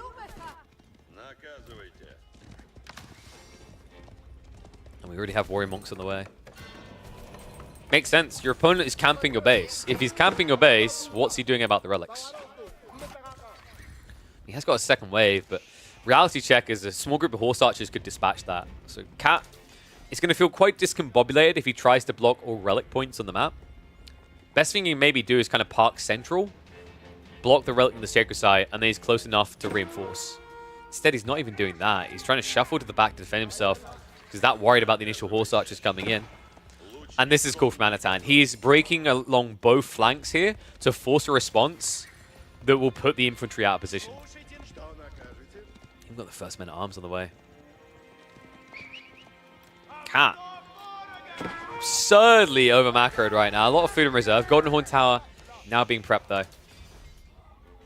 Not really a big supply of olive groves, so he will need to fight tooth and nail to get out onto the map. Anatan's read to play horse archers is correct here. If this had been a hunker-down Grove player at home, then Horse Archers feels a little bit less impactful. Sure, you know where your opponents are, you know where to dive, but they know where to defend with javelins. If you put your opponent in a position where he has to play berries and deer here and there, that's where you can divide and conquer. Ability really can be king. Apologies for that. Kind of clicked on the minimap by accident. Blacksmith's on the way. Probably undermesh for a meta arms dive underneath the TC. So just a little recap on how these players got here, by the way, as well. Because I was checking over their progress. We watched Anan versus Warrior. Cat had a bit of a closer matchup, actually. He was still over to 2-0 him, but he went up against Scatterbrain, who Anan tends to practice with a decent amount. Scatterbrain definitely a very talented player in team games and has been coming up through the rankings in 1v1 recently.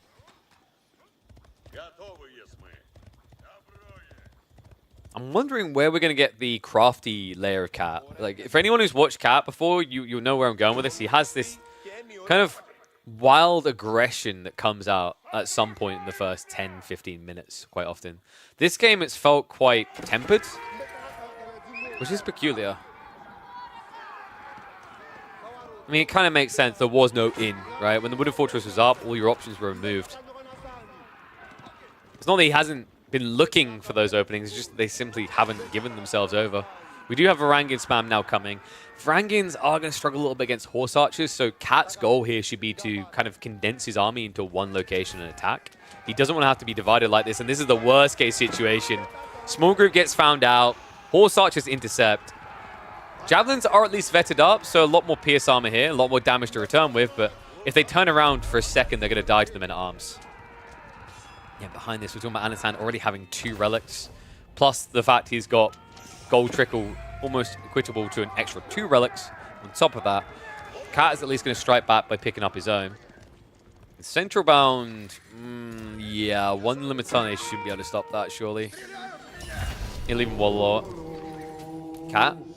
Oh, he realized too late. The Spearman has to delete him, so that is going to be another relic going the way of Anan. Still has the one safe on his side, so this is a 4-1 relic split. Closer to 6, right, because of the high trade house. Then arms numbers are also still pretty scary. It's ballsy that he's trying to just challenge it directly with the Varangian. It does somewhat make sense.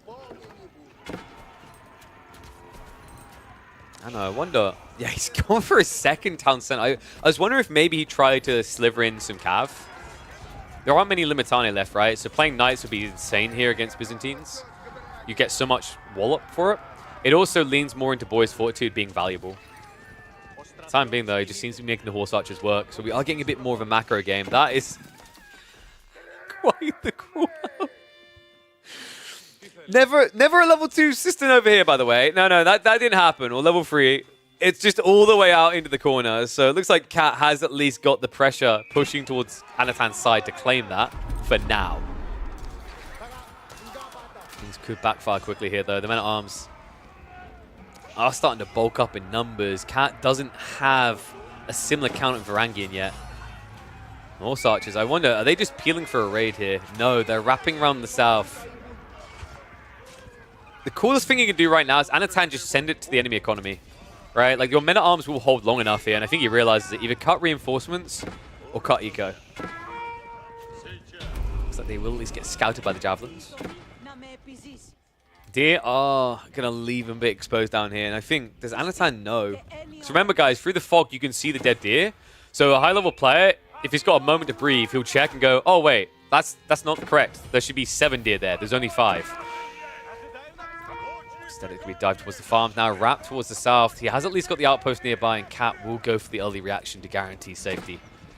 Well, apart from this one, poor guy. So still extracts an eco kill.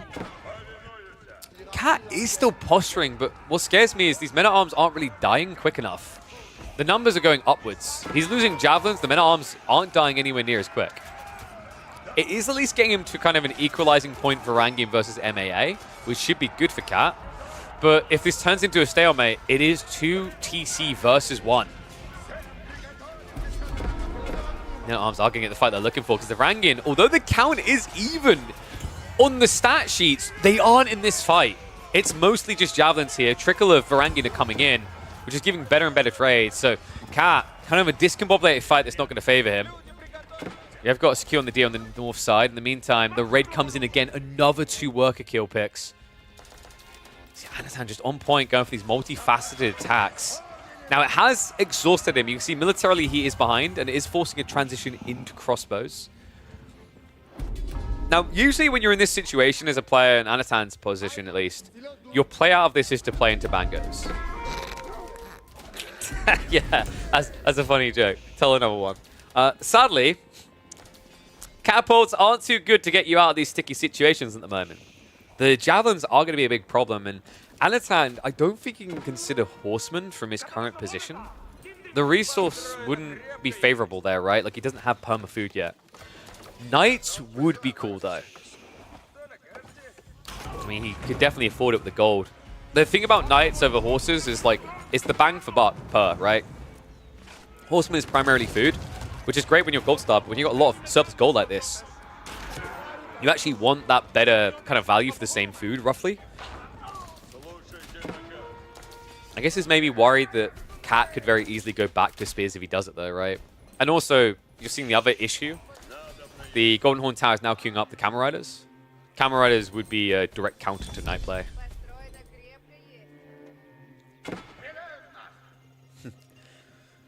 Cat a little bit suspicious that there might be some gathering going on. TC drop now, so Cat is going to play catch up. 14 workers behind, but not an insurmountable lead. The relics are what makes it more scary. It would be even more scary if Anan remembered he has one sitting there. Guys like, dude, if we put it in the blacksmith, we can melt it down. And then I can get myself a gold grill.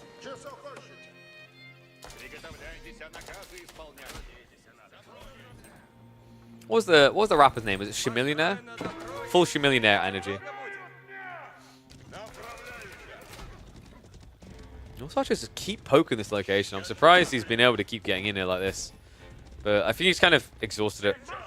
Right? There's only so much you can milk the cow before it starts bleeding. Probably a terrible metaphor because actually you want your opponent to bleed in this situation. But hello! Well, if you want him to bleed, it's a good thing they're wearing red. At least hide the bloodstains. Textiles has been researched, so it should minimize the losses for Cat. But idle time, alongside 1 or 2 worker kills, still stings. And this is all cover, right? It's allowing him to set up the farms at home. Cat is kind of at a stage where he needs an all-in press. But he's waited so long now, you can see militarily Anan isn't behind. They're running very similar comps now. And you may be noticing still no mangoes. That will be the case for the rest of this game.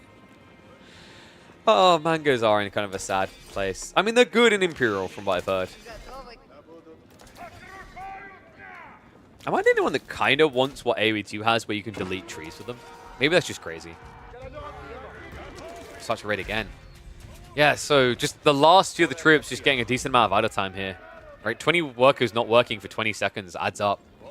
If a worker is worth 40 resources per minute, that means that you've cost your opponent roughly about, what, 240 resources?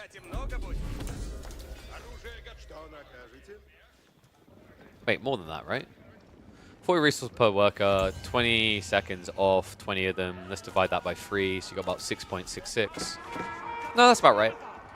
250-ish, 260-ish. It's still quite a pretty penny, especially considering you don't want horse archers anymore. Once again, it just buys time. Buys an overreaction.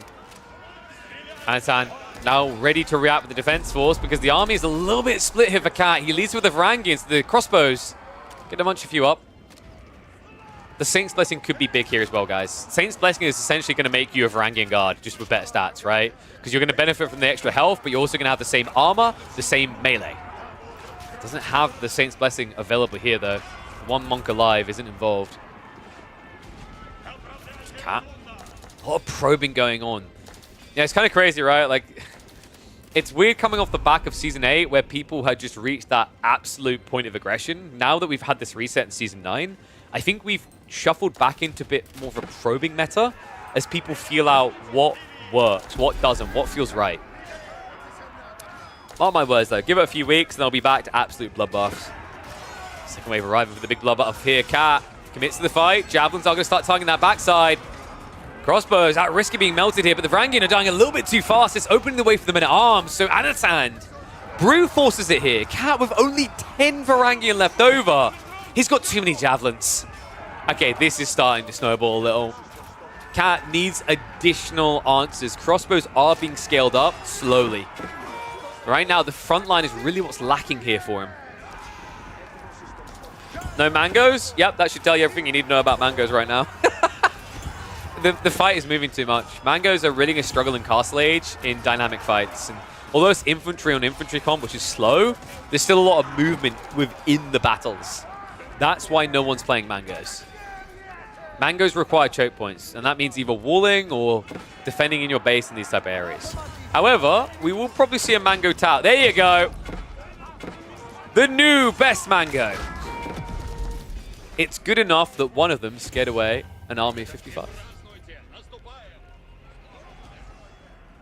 True story, technically. Okay, so Sacred Site win condition was ticking for Cat. That's now going to be removed. High Trade House should have upgraded as well. We're up to 156 gold per minute. Then you got to consider all these hunting cabins around the place, right? 25 from these two. Another one over here for 21. This was something that the players discovered was really good a while back. Like, just build your farms near your hunting cabins, near tree lines. It pays itself back so quickly. A few more eco chips as well. We're almost up to a 30 villager lead now for Anan. And Cat's army has been heavily diminished, right? We're at a stage where Anan can afford to send a few troops in, lose them, kill a worker or two, and still have military lead. This might just turn into Imp. I don't really see a downside for Rus going Imp here. Byzantines won't be able to match your pace. And you'll get quite a lot of value out of that play, right? Like, that opens the potential for Streltsy. You're not going to rush that because there's mass javelins. You could even consider the Mangonels. With the armory, it makes it very cheap. And with the tech upgrades, Mangoes actually become decent. Or, hear me out, guys. You could just mash the W key so often that you get Carpal Tunnel. More men-at-arms on the way. I mean, it makes sense. The W key is the win key after all, guys.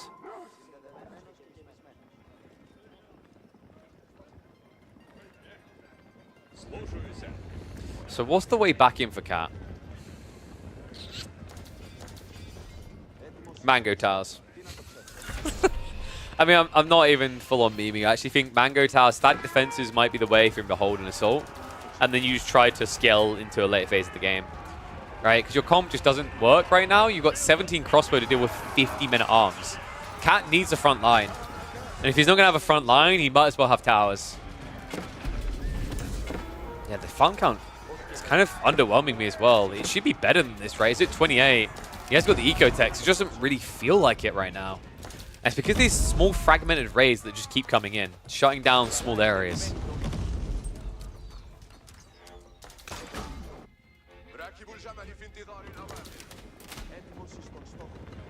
Oh.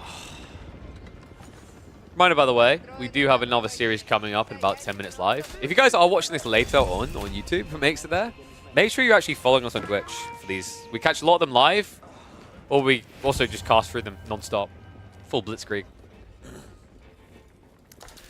So walls are now going to be going up, the fortified Palisade walls. And it's going to be a Spaskaya tower. Really? Now that does intrigue me. No high armory play.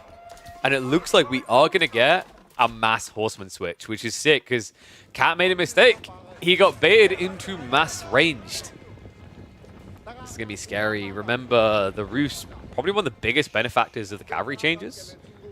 Right? Like, you know, they still have the boys' fortitude. They buffed biology further. Looks like Cat is going to try to posture aggressively, but the answer's already coming in. Anan still has an army about the same size while spending 3,600 resources on Age 4. He's going to start marching in. Now, in theory, Cat's army fully counters Anan's, but in reality, the men-at-arms are so much more tanky than crossbows and javelins. So the lack of front line actually makes that an impossible fight for Cat to take. So awkward. Like, you know, sometimes you just end up in a bit of a vacuum when it comes to getting the right counter unit out. Javelins can also feel weird at this stage because their attack speed a little bit lackluster. Like, actually, everything about it attack speed-wise is lackluster. Men-at-Arms, by comparison, attack every 1.38 seconds. These guys take every 2 seconds. 2.1 to be specific. Attack up complete. Anan immediately queues up Streltsy. Horsemen also getting their upgrades in. Cat can't afford to go home. He needs an attack that hits. I'm not sure if he's going to get it, though. Veterancy's on the way, so Elite Tech's coming in just 30 seconds. Cat, that formation shuffle around the gold outcropping may have cost him dearly. Cat. He kind of wishes he was playing AoE2 right now. That high ground done something beneficial for him. The walls are up, though. No, he's stuck. He's legit trapped now. The crossbows are going to head on in. Elite is ticking in. A small group of men-at-arms as well. The horsemen start to arrive. And he's already sending the MAA flood in.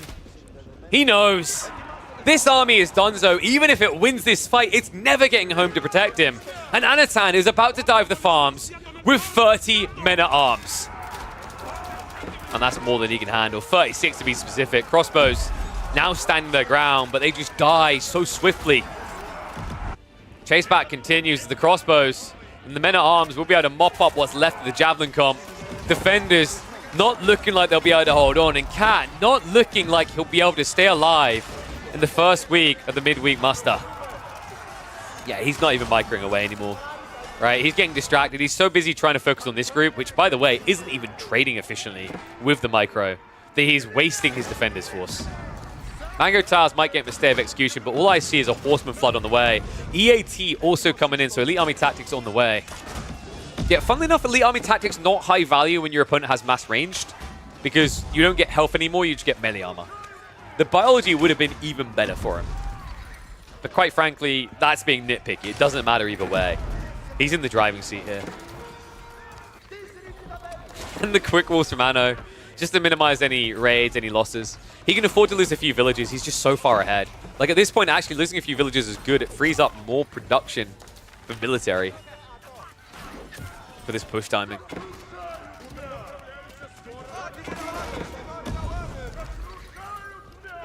Horsemen are starting to spread out. So remember, he's been going for a raid on this TC every like 2 or 3 minutes. He's back again, this time with horsemen that are ridiculously tanky, even against the Mango Towers. Don't ask me why Mango Towers still, for some reason, get plus damage from blacksmith decks when they're siege. God, can you imagine if they actually done range damage? It would be depressing to watch them try to hurt horsemen. Camels are at least reacting, but at this stage, I think Cat has just leaned back in his chair, sipped a glass of wine, and is watching his empire burn. Very Byzantine-esque, actually, for like 14th century. I always forget, is it 1456? 1448. 1452? Why do I keep forgetting? You know, I need to play more Europa. I usually remember this off by heart. It's 1448, right? Fall of Constantinople. Or was it 52? This is going to haunt me now.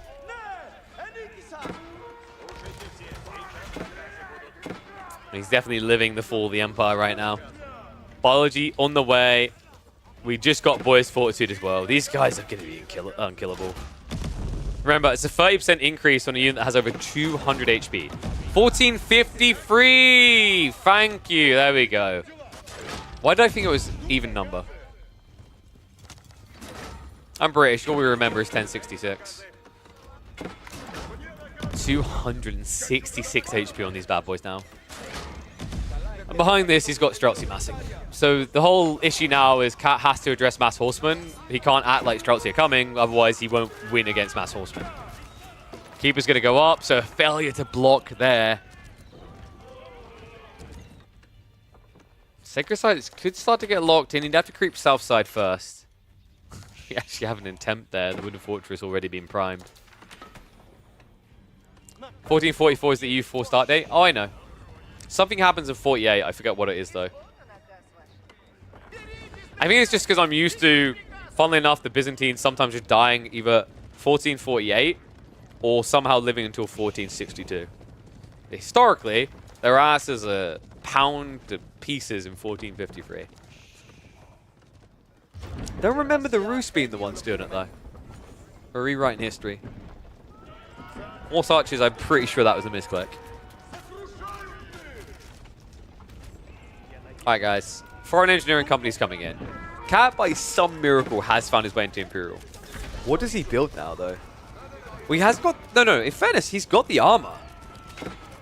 The problem is your opponent has built Mastrossi. So if you're building infantry, you're actually feeding the beast. Because yes, you do get +2 armor, but your opponent's going to get Serpentine Powder, which is +7 damage.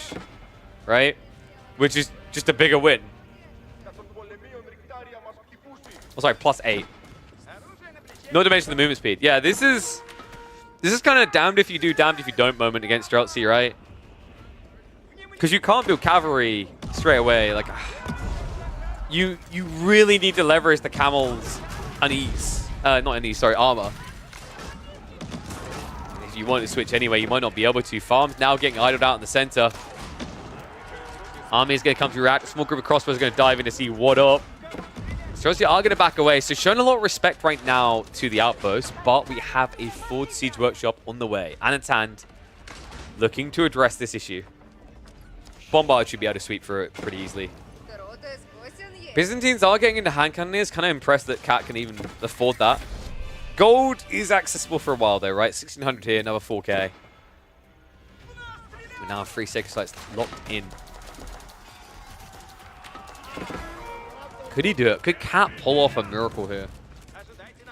And Byzantines are OP. We're always being told about it. This bombard is being built though. And we do have mass men-at-arms. Hand cannoneers should be fine to deal with that. I'm a little bit surprised Anan isn't leaning more into horsemen. The Streltsy should be able to clear Limitane quite quickly. Because remember, there's a funny interaction now when you think about from Limitane. Limitane didn't really benefit from the buff because the 8 melee damage is going to offset the ranged reduction. So it's not really a nerf or a buff from before, but you'd think in that matchup Limitane would have fared a little bit better because of the ranged armor. Awesome, now going to wrap in for a freebie. Hand cannon is slightly out of position here, so it is the flood. There we go. The 3 unit comp, Streltsy, men-at-arms, horsemen coming in for the decisive blow. Anan already queuing up the triple bombard. Needs to make some pop space, but he's going to do that soon. Not too quickly, mind you. 266 HP. It takes a while for the mangoes to get through this. So Anan, it looks like he's lined up for that date with Wham. No stopping him here. Great opening game with, I believe it was Juji up against Zhone. This follow-up game, decimating his former teammate. Man, kind of crazy. Anan leaves 3D Clan and he's just beating all of them all the time at the moment. 21 military to 72. I think it's a matter of time before he taps out. The problem you're having here is Cat, it's the gold. That's the issue, the premium units, right? Men-at-arms, Streltsy, bombards.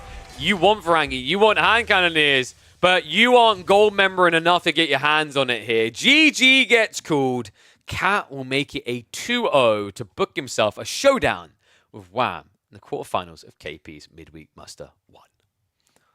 Right, so the story of how we got here has been painted. And now we're going to look forward to the actualities, the comings of. So let me get this one ready, as we are going to have Wham versus Anan coming up now. In fact, I think they're now beginning the draft. They are indeed. So, we have our map draft. Our map draft is going to be, obviously, Atoll is always our opening map, remember, guys? And then it's going to be, oh, Gorge again. These Gorge pickers. And then finally, Coastal Cliffs. So, then we now have a live draft, which I'll pull up in lazy mode here to save myself a little bit of work. Because we have been live almost 5 hours. And I am in a cast. Guys, where's the pity subs? I know you've got your prime subs. Look, I even show a foot on camera. I've checked the just chatting department. That is usually worth 50 subs. Come on. Use those free prime subs. I know Bezos likes you guys just giving him free money back, but why not stick it to the man? Give me some cash while you're at it. Hey, Twitter. Got some Twitter people in there.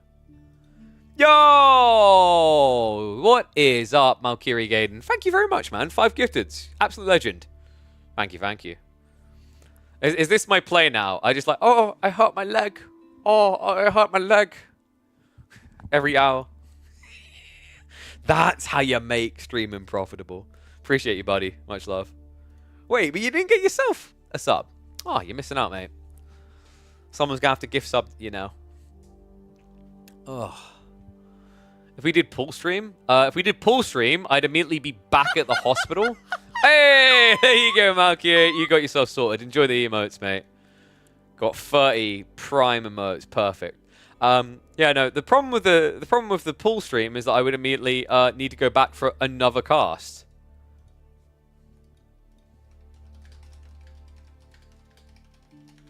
Yeah, I was a little bit bummed out. I didn't get to choose a color. I really wanted electric pink. Yo, sup, Nod? Thank you very much, my friend. Welcome back to the swarm. Keep them coming, guys. Let's get a sub train going. Choo choo. Makes the drafts more interesting when there's just a giggle in the background. So Anan, pretty decent draft so far. Malians, Byzantines, Rus. I don't really see the S tier pick for Atoll yet. He needs to fix that. Meanwhile, Wham, he's got Japanese, Chinese. I think English can even actually work quite well in Atoll. I'm a little bit surprised we haven't seen English so far, considering it's such a short distance rush for Lombo play. Delhi. So this is going to be Malians for Atoll, right? And I'm assuming Wham's response is probably Japanese? If you know you're against Malians, do you not just go maybe Chinese instead? Like, because otherwise, like, what else we got? We've got Gorge and Coastal Cliffs. So let's math this out deeper. Coastal Cliffs is either Delhi or Byzantines. You could pick Malians there, but I think Delhi Byzantines are better. And then Rus for Gorge makes a lot of sense. Wham has a lot more flexy with some of these. I think China or English makes more sense for Coastal. So one of those for Coastal, one of those for Toll would make a lot of sense. And then Gorge can be Abbasis, Japanese, English. Maybe Chinese, I just don't rate them that highly there. In Gorge, Abba sucks. I think they can work. Depends on the Civ matchup. If you're playing Abbasis into Rus, I think you're pretty content with that. Because you just turn it into a TC race. Rus have to fast castle. And you just build camel archers, right? So that can work. Delhi might be a bit more tricky for Abbasis, though. And, like, Gorge is a good Delhi map, right? So you're picking Abbasis on Atoll, likely. Just because it's safer. Or Coastal Cliffs. I'm just not crazy about... So the problem with Coastal Cliffs is you can't rush TCs because the stone spawn's further away. So yeah, if he is going to use Abbasis, it's going to be for the opening map on Atoll. So let me grab that and we'll stick that in the draft overlay. And we can get ready for the series.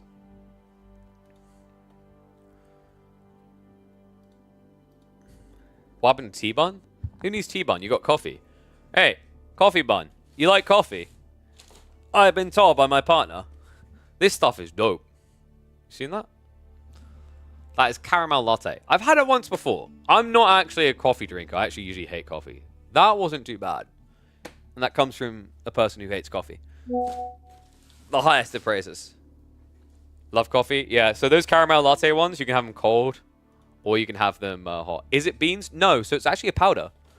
So this one hasn't been opened because it arrived today. But you can see at the bottom, it's a powder. Very, I'd say, I don't know if it's a very caramelly. Quite caramelly though. Really nice. So you can have this, so the way you can have this, have it milk or just water. Depends how you like it. And then you can add it to cold. But my sister, I gave her one of these to try. And she said that you can have it hot as well.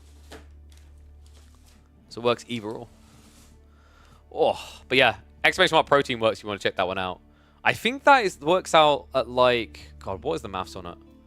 One sec, let me check. Is Wham and Anan in the game? No, they're setting up lobby now. So if I check the maths on it, I think it's not too bad. I think it's like £1.50 a cuppa. I'm kind of curious actually. I can't remember what the price was on them. So endless coffee. Was it $29.99? $29.99? $20.99 for 23 servants. Actually works out at 91p a cuppa. That's actually not bad. Also, Killer Pigeon gets you extra off, so it actually works out at 82p a cuppa. Not bad. Can't drink expensive coffee. I'm sorry, did you just hear me? Is 82p really expensive for coffee, Pleco? I mean, I guess if you go for like the the off-brand Tetley teas that are like 10p. Like I watch people spend like what, 5 to 8 pounds on coffees. I'm like, what? Nani? Wasn't Anan versus Wham? Oh yeah. Sorry, for some reason the names haven't. Why have the names not updated? Give me a second. Let's try it again. There we go. Updated. I don't know why it done that. Yes. We've got Wham versus Anan. Use up to 2 to 3 kilograms of beans a month. Sheesh. Sounds like you got a coffee problem, mate. You know what that sounds like? That sounds like way too much quantity, not enough quality. Kind of weird that the UK wouldn't prefer the drink made with beans. I mean, I don't like I said, I'm not a tea or coffee person. So I've had my coffee aficionados say they really like that one. I'm more about the energy drinks. Like they have a new Tropics range if you guys are interested in that. I quite like the blue raspberry. I've had the blue raspberry. This one's going to be a banger of a set. Damn right. I hope so. Fingers crossed. We're just waiting for them to start game 1. So it looks like Wham has set up the lobby. Anan is now searching, so it should be in a sec. Whoop, whoop. Have some more of my strawberries and cream.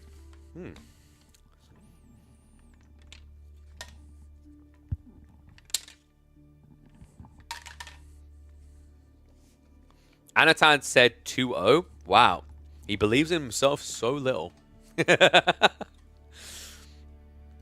Well, presumably he's saying he's going to 2-0.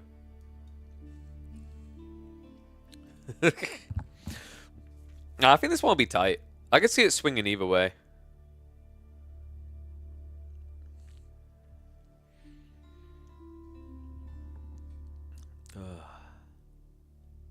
So, 1 second. Just confirming things behind the scenes. All right, looks like we're getting in the game. Let's load it up. Dude, I originally looked and thought Pleco said, but Anan is a breast. I'm like, huh?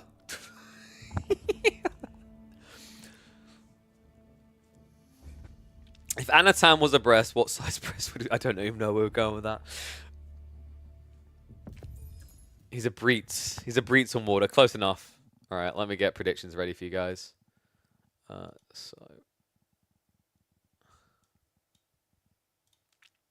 Yeah, I'm hoping this one delivers. The CSO Puppy Paw one was a little bit brutally one-sided, actually, in the end. So hopefully we get a nice tight one here. I don't know why I chose that word. I don't think there's any way to say nice tight one without it sounding weird. I done what I done.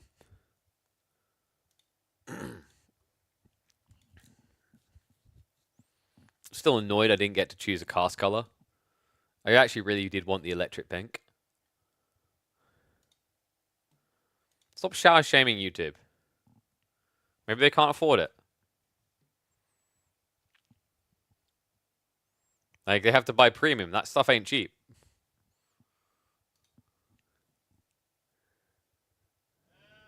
Japanese trade ship cheaper? No. It's fishing boat exclusive.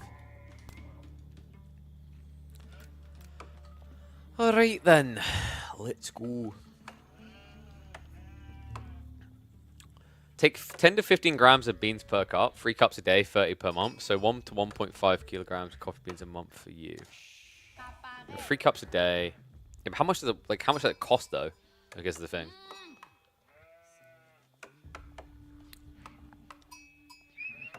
I think the caramel latte ones are equivocal to like 1.5 cups of coffee. And you get 21, and it works out at like just over 80p per. So it's actually not that much cheaper for the coffee then. Well, standard coffee over the fancy coffee. All right, anyway, let's get into it. The bracket's moving fast here in the KP midweek madnesses as we have got... Wait, did I say madnesses? God, that was the old name. Let's go again. The bracket is moving quickly here. The KP midweek musters number 1 as we are already into the quarter-final rounds here. My Insanity's Anan kicking us off on a toll with the Malians going up against Wham on the Japanese. Yeah, Japan, I was expecting to be a very popular pick. Marlins kind of just coming out of nowhere to surprise me. I wasn't necessarily expecting as many picks as we've seen, but they've already proven themselves multiple times to be a fierce threat here. I still have to lean slightly towards Japanese, though. I think this is a really scary matchup for Marlins for multiple reasons. One is the sideline fishing, which is very cost-efficient for the Japanese, only 45 wood instead of the 75 wood per. And then on top of that, it's the unit comps. Marlins are typically going to try to go into things like javelins and donzos. If you do that, Japan can actually swat you away with just Onabigisha on their lonesome. The problem is if you don't go with a unit comp that attacks, Japan is going to fast castle very contently. So I think the best course of action for Anatan, he could try some cheesy type of outpost rush because I am noticing the golds have forward spawned here. The alternative is you play onto water and force the narrative there so that Japan can't leverage their advantage on land. In fact, this would be a sick outpost rush. Well, Wham doesn't have an answer right now, right? He is at least full with the scout, so it makes a sneak impossible. So yeah, Anatan is just going to play at home with the Mansa. Missed opportunity here. I mean, I say missed opportunity. It's more that Wham has denied him that opportunity. Because if you come forward with a Saharan trade network, it's a bit cheesy. There is a risk to it. But if you're able to creep it unseen here, and you get that online, you can turn it into an outpost crawl where you cut all the food. Plenty of food to work with the time being, though. I don't know what happened here. Anatan just lost the scout battle entirely. Not just in terms of HP on these scouts, which he's losing, right? But also sheep. It's 9 to 15. And Wham has fishing. And Wham has Coca. Yeah, so you remember I said Onabigisha?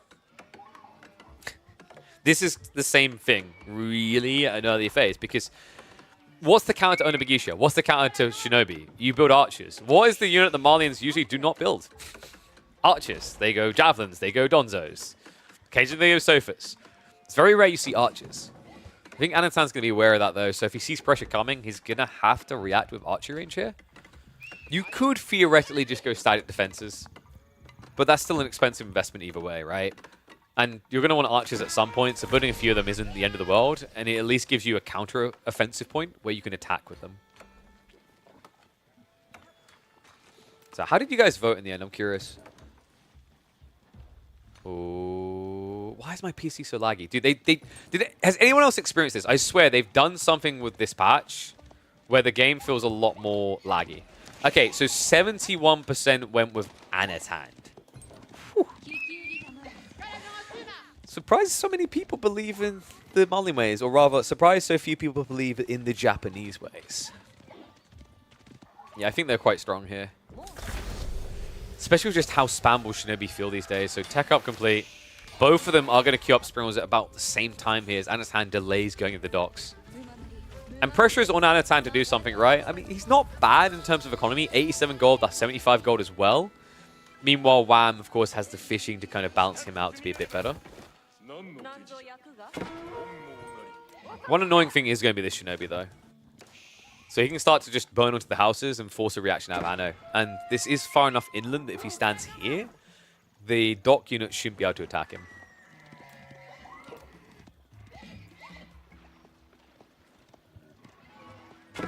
Could it be the memory checks they're doing to count map hacking? Possibly. But that would be weird to be running in observer mode. So I'm not sure. There's some weird interaction that I've noticed that if I hit Windows tab, right, like if I just hit the Windows key, this patch compared to previous ones, it's horrible. I can see the encoding errors, or encoding warnings rather, on the way of OBS. So yeah, nice burn straight away, gets rid of all the houses. It's actually really cool, the sabotage interaction. You guarantee a house kill every time. Because you do 200 and then it does another 200 over time, right? So that'll bring it down to 100, which is the burn threshold. You can sabotage the pit, but you're not going to kill it as quickly. So this is a pop blocker, right? Because they're now both playing boats. And you're not playing French, so you're not getting extra population by building docks. You need the houses. Boat exchange will begin. Wham. Does already have his demo ship out. Anatan is prepping his. The problem for Anatan is he can't have this weird dance. He needs a kind of all-in attack. Because when it turns into a dance, you're going to lose the movement speed buff. Remember, it's only temporary when you scan in the docks for 25 seconds. Looks like the second pit is going to start being prepped. It's like here, wham, the best thing to do would be to hit this with the sabotage, not this one. Because this is kind of wasteful, because it's so low already. Three ships. Nice, he's dividing it. And that's going to give access to the demo, so now moving in with it. Archer ships are going to chase that away, so an easy freebie. Anan has got the second demo ship on the way. Nice bait, though. Gets rid of the Archer ship. Needs to be careful with double spring will play here. Archer ship is going to react in time. Will force the retreat. And actually, he mopped up the other one, so Anan in a really shaky position here against Wham. That is going to be a loss of the war canoe. The repairs from the villagers not going to be good enough. Surely. Well, if he just targets it now, it's a freebie. Moving in, Wham. Yeah, he knows. Get him! Hold on, demo. Good hit here. Only gets one, though. We'll be able to get a second spring all, but the demo ship is now coming in. So Anan is trailing in this game now. Heavy hit there. Didn't just get the spring all, but easily hits the dock as well. And we do have Horsemen now coming in to counter the Javelin play on land from Anan. And remember, he can afford those Horsemen courtesy of the fact he has got this fishing here. So we've got another Sprill. Ooh, almost going down there. It's a good hit from Anan. That will force the retreat. But, like, what are you forcing a retreat for, right? Like, Anan doesn't have fishing. So he needs to find a way of pressuring now off the back of this.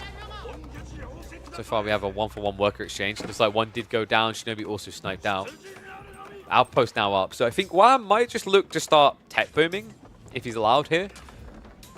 And the nice thing about it is Anan, like, he's not got any big eco play here, right? Like, he's got plenty of gold, but the food over time is going to become problematic. I'm wondering if Anan is going to try to go for trade. We do have an outskirts dock, which is usually a sign of trade. The other play here is this tree line is really close to the edge. So if you bring an archer ship around here, you should be able to start scattering arrows into the Japanese economy.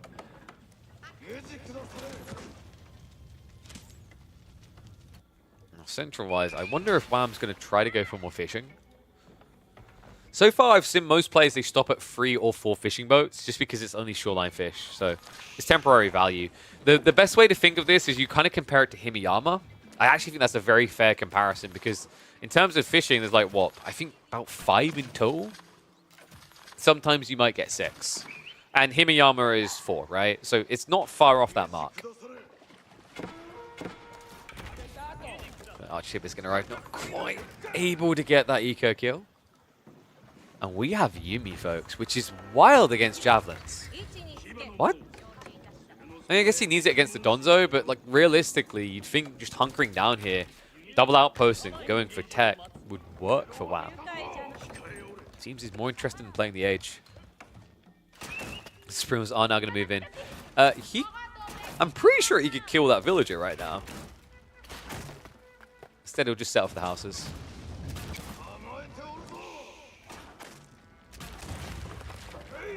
Someone explain why they go water in this map if there's no fish. It's the attacking. Yeah, look at the peninsula and look at what they're doing on both sides.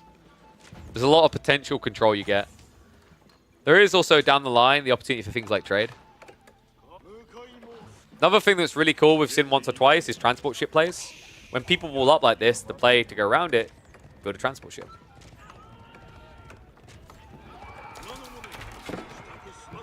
So Horseman and Yumi are going to start marching out. I like this from Wham. He knows that he doesn't want to turn around with the Donzos because Yumi are just so quick to gap close here. Nice stab there. Gets one of the Javelins. The problem here as well is you risk overkill when you scale more Javelins. In low numbers, it's still a fine trade for Anno, but when we start to approach 10, 15 Javelins, you're going to start seeing them overkilling these low HP Yumi. So the Yumi will just trade better into the Donzos, giving their lives.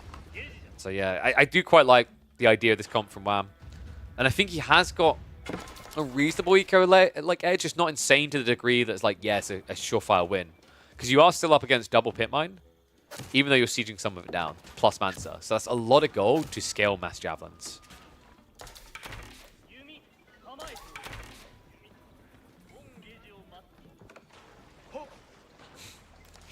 You still have shenanigans, actually. She's coming in! We'll be able to move away. It's still going to be idle time, though. In fact, wait. He aggroes him back. Oh, that's so cheeky from Wham. Does try to scurry away before it's too late. But with the man that sails the coastal navigation, I think Anan surely should be able to get that hit. No, he gets denied. So Archer ship will be able to just ferry away. Horsemen are now rotating west side. They know about the deer gathering. And the problem here now is, like, Anan, sure, the javelins aren't countered, but he doesn't have an in, right? He's a little bit paranoid about this outpost. In theory, he can just pivot around the east side here. But there's no clear target right now. I think he just has to go either way. You're either coming home or going in. Problem is, if you go home, there's a big risk that Wham is just going to go age. You're hearing riders. The 4 Japanese Katias. Yep, that was terrible. They are going to look to block out the deer. War canoes at least here, so yeah, Wham does have to stay away. But it's still now a forced play into cattle, which is going to take away from the scaling for Javs.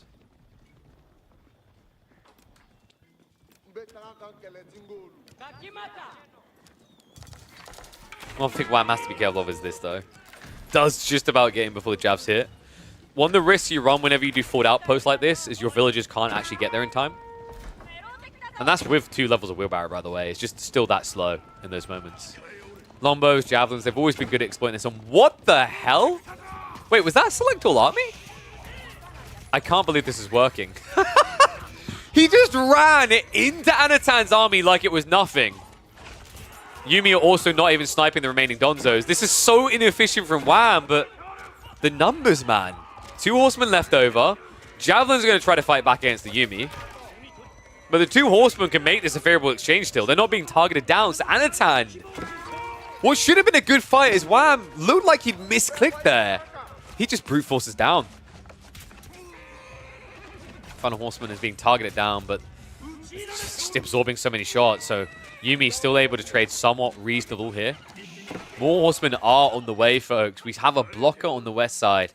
A second wave arriving, and a growing risk that Anan is just out of this game. I think Wham's got this. The Yumi mass has at least been reduced, but not enough. And the other problem is, like, even if you kill the... Even if you hold back the Yumi, if you have enough javelins, they don't have to attack you, right? They can just run past you. Go after economy, which I think might be happening in a sec here. Horsemen, once again, forcing the fight. Not many Donzos left to play with, and the Yumi do have better movement speed to chase down. Once again, another weird micro by Wham as he full sends it in.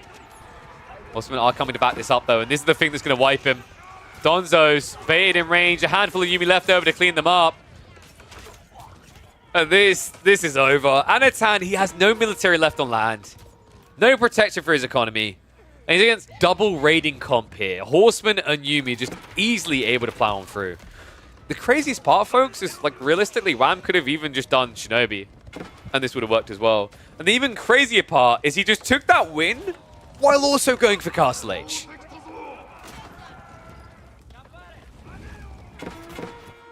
Something Yumi ROP. I always love how it's the Canadians making a point around Yumi being useful. Crazy matchup to do it in as well, right? Like, against Javelin plus Donzo, as I said, the king is going to be Ona Bagisha. Never needed it.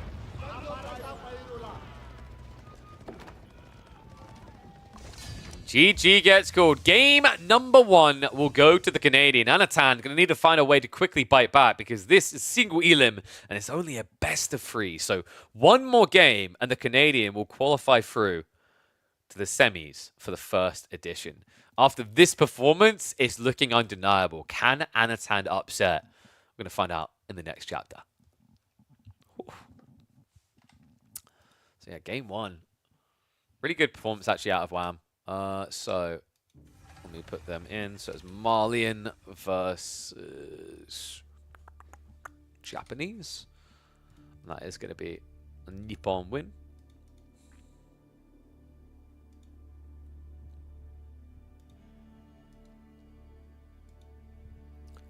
Why is it so laggy? I still don't know. I hope it's not laggy for you guys. Presumably not. So, game number 2. Let's have a look at where we're going. Gorge. China versus Delhi. Oh no.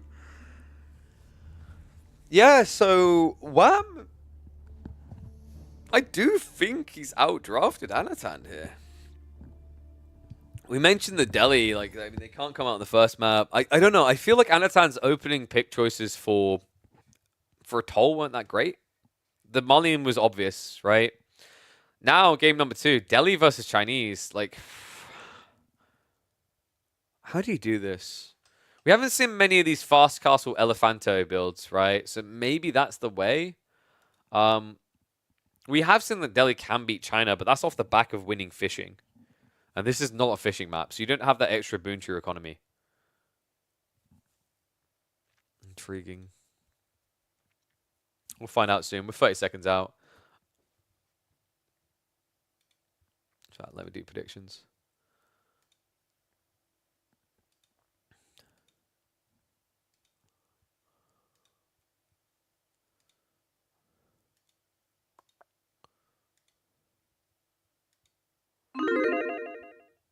So laggy. I don't know why.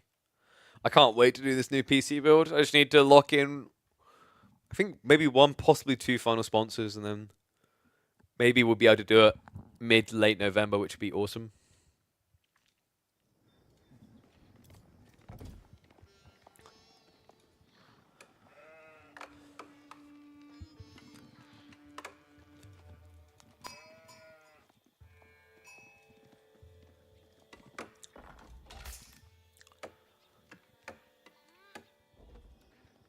Back up against the wall in the midweek muster, and Anatan goes back to what is quickly becoming his signature sieve in an elimination game. One and all, welcome back to the AB4 action. It's time for more of the KP midweek muster. Game 1, Wham able to unravel the plan here. Can he do it once more, being on the Chinese sieve that his brother knows like the back of his hand? Let's find out. China, historically, a really good pick into Delhi, a great blocker to their win condition in Feudal Age. But what may give hope to Anatan fans is that Delhi haven't necessarily been playing for feudal wins recently. Instead, they've been targeting that 3rd Age and beyond. And as I'm sure many a Reddit thread is going to tell the tale in the coming weeks, elephants are kind of OP. They are looking like the biggest winners of both Season 8 and Season 9 now. So there may be a way for Mayan Santi's golden boy.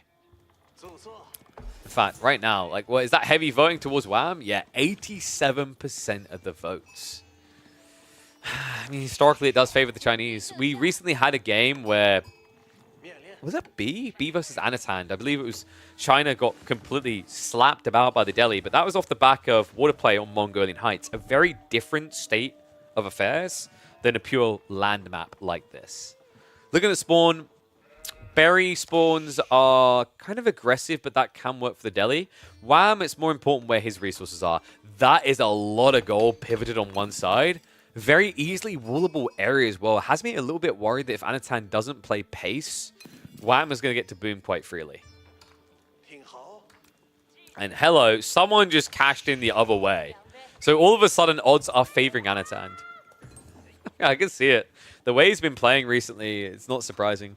One downside on this spawn for Wham is going to be long-term food access, because his deers are both on north side, right? So you're kind of divided. I think that shouldn't be a problem as long as he gets a reasonable sheep haul. 14 sheep is good enough. Oh my god, what? Yeah, it's 10 sheep versus 14. This is expected to happen to a certain degree with China. Remember, China are the best scouters in the game. They're better at finding sheep than any other civ because they have that substantially larger radius of vision, courtesy of Tang Dynasty. So, good usage by Wham. Anatan, he did go for a kind of funky spread here. He checked the center and then tried to wrap around. Honestly, I think it's kind of a gamble. We talked about this before, that on average with Gorge, it seems the way things have settled is better to just send it down one side first, because the alternative is this. A world in which Wham is going to find another, what, 3, 4, 5? 5, possibly 6 sheep total. And with the Chinese vision, there's no way he's not going to see it. Yikes. So Anatan is going to have to play out more aggressive on the map. That was expected to happen. But with Dome of Faith, your Feudal Age potency is lower. And we also have the Barbican drop that the Chinese are fabled for in this matchup. So this is a pretty standard traditional play now for a long time in this matchup. You drop the Barbican in this central Sacred Site location to block your opponent. Usually there's a ripple effect, like a nearby resource. Unfortunately for Wham, he doesn't really have that. The deer's a bit too far away. But this cuts the short route, so Anan can't easily play infantry. It blocks a win condition on Sacred Sites, and by blocking that win condition, you also block Delhi's economy. After this, we will likely see Imperial Academy still coming from Wham. It's why he's building up with one villager. And yes, this is the only Civ that can get away with this. No other Civ could walk out at this timing with one villager to build up a defensive landmark and get it online before cavalry respond. Because think about the maths involved now. Unless you rush your stables with like 4 villagers, it's going to take you 30 seconds. Then it's going to take you, even with a Scholar Garrison inside, what was it, an extra 9-10 seconds to spawn a unit. You're never going to block this play before it happens. Not through traditional routes anyway. So Barbican will complete. A little bit of tax being dropped off. So Wham, just shy of what he needs here. Does need another drop-off from the 10 villagers to get the necessary amount. So might be that he force drops that for the taxation. There you go. So now tax pull. That'll be Imperial Academy on the line. And then usually in this matchup, China has a few options. Zhuge new spam is pretty popular. We could also see him just hunker for castle.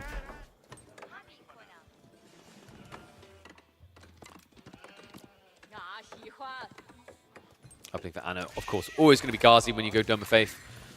If you're going to play inventory, you might as well go Tower of Victory. Tower of Victory at least gives you a chance of fighting against Zhuge, but it's still difficult. The only upside Anna has right now is that Wham's eco-scaling point has been minimized, right? You haven't got this egregious, disgusting, immediate boon of Imperial Academy, but it is going to be there, and what makes it feel even worse is it's going to be Song Dynasty. So you have to play around this Barbican, not into it. I think the quickest way you'll see people lose Chinese matchups at the highest level is trying to address the Barbican directly. It's just such a difficult landmark to try and breach. Terrible start as well, getting that close to the Barbican, so Ghazi already getting injured. He's at least going to lame the deer because you are up against the Canadians. They kind of built a reputation as deer shovers. In fact, no one really cared to deer lane that much until Puppy Paw and Wham consistently kept shoving deer all the way to their TC. So Wham doesn't really need it in a rush, does he? 18 sheep still. And soon, Anatan's going to be on his sheep. He's already gathering refuse. Only got 2 berries left, right? So he's going to run out of safe food before Wham does. Second TC coming in. So this is a bit ballsy. I've seen a few players do this, but it doesn't usually feel necessary against Delhi in this state, right? 2 TC is a bit greedy. He has a decent spawn for it. The Barbican's carved up the map. Anno has, what, queued up Pro Scouts? Cool thing about going for the Dome of Faith builds, you do get that quite quickly. He's already up to 5 scholars here, folks. And they are already shuffling out towards those Sacred Sites. So obviously can't get the center one, but should be able to get the flanks. And sure, it's not going to be a win condition, but it is going to be 250 gold a minute, which is quite the pretty penny, actually. It's like having 5 extra villages, closer to 6.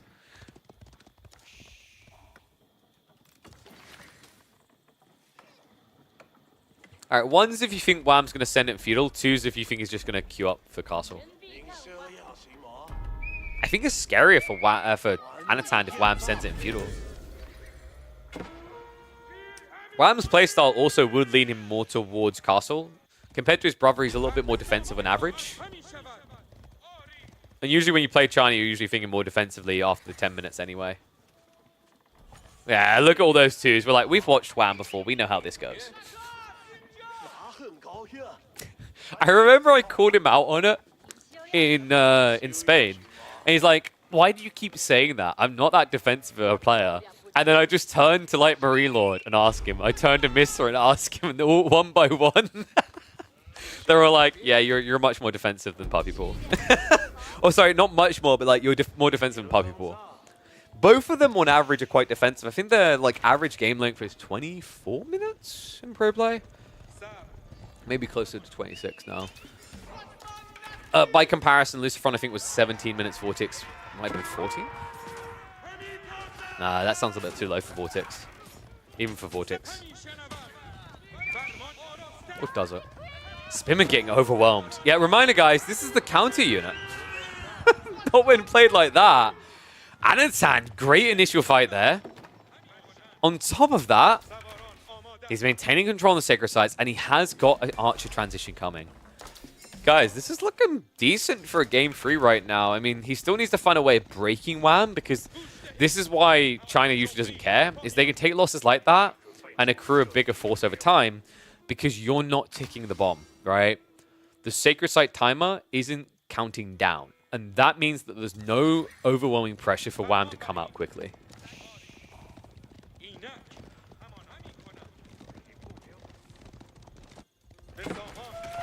Time just getting ready to pinch on both sides. Gazi are going to ride in. A quick wall attempt.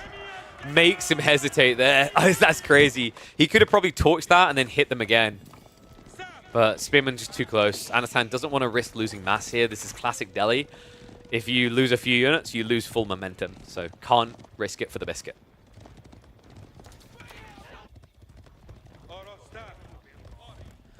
We do have siege engineering, so maybe there would be a break-in attempt. It's a bit ballsy here. But we said already, right? He has to either choose to tech or break him. It's a lot of scholars queuing for Anan, so I think we might be looking at a tech play around 12 minutes. With map control like this, he could just absorb all the relics. Not just going to reveal himself. So Wham, he thought he was good to come out, realizes that was a mistake. He did already start prepping Zhuge which will be able to contest the archers at least. He needs to wait for the mass. We also do have Undermesh as a priority, so Zhuge not doing much here. Steeled Arrow being queued up now in response. What a pleasant and calm game for Anan right now. I say it's pleasant and calm, but guys, anyone who plays a decent amount at the high level will tell you it seems pleasant and calm to watch, but it's not. Because if you misstep slightly, you walk into the Spearman line, you see the Zhuge, you think you're good, you go in, it's gone. And yes, Anan will have pro scouts, it's been long enough. So plenty of food to play with at home, and also denial from Wham, which is likely to force him quicker towards a farm transition, which is currently on the way. This is quite early. Usually farm transitions for China feel comfortable and easy around 75 to 80 villages. We're currently at not even 60. So this is very expensive to commit to.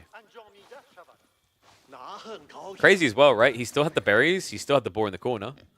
And he pretty much has the walls going up, but I guess he didn't want to wait for the confirmation before having this going. We do have Rams from Anan. If he can at least get in, and I guess he's going to shove the Barbican first, but that delay is going to buy time. Like, if you're not careful about this, going for the Barbican first will give time for Wham to balance his military. He's already starting to catch up. If you commit 3 Rams to trying to burn Barbican first, he will have equal military. Tricky issue. We've seen it so many times where people just fixate the Barbican.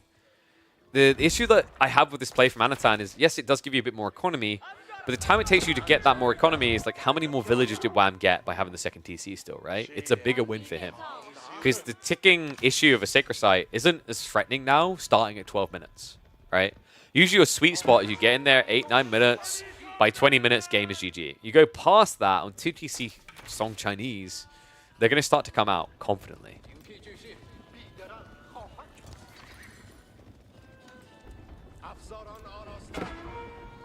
2 Rams going to make their way in. Bloomery Tech is also on the way. So Anan's at least getting all those techs. Remember, blacksmiths, the Delhi, it's just time.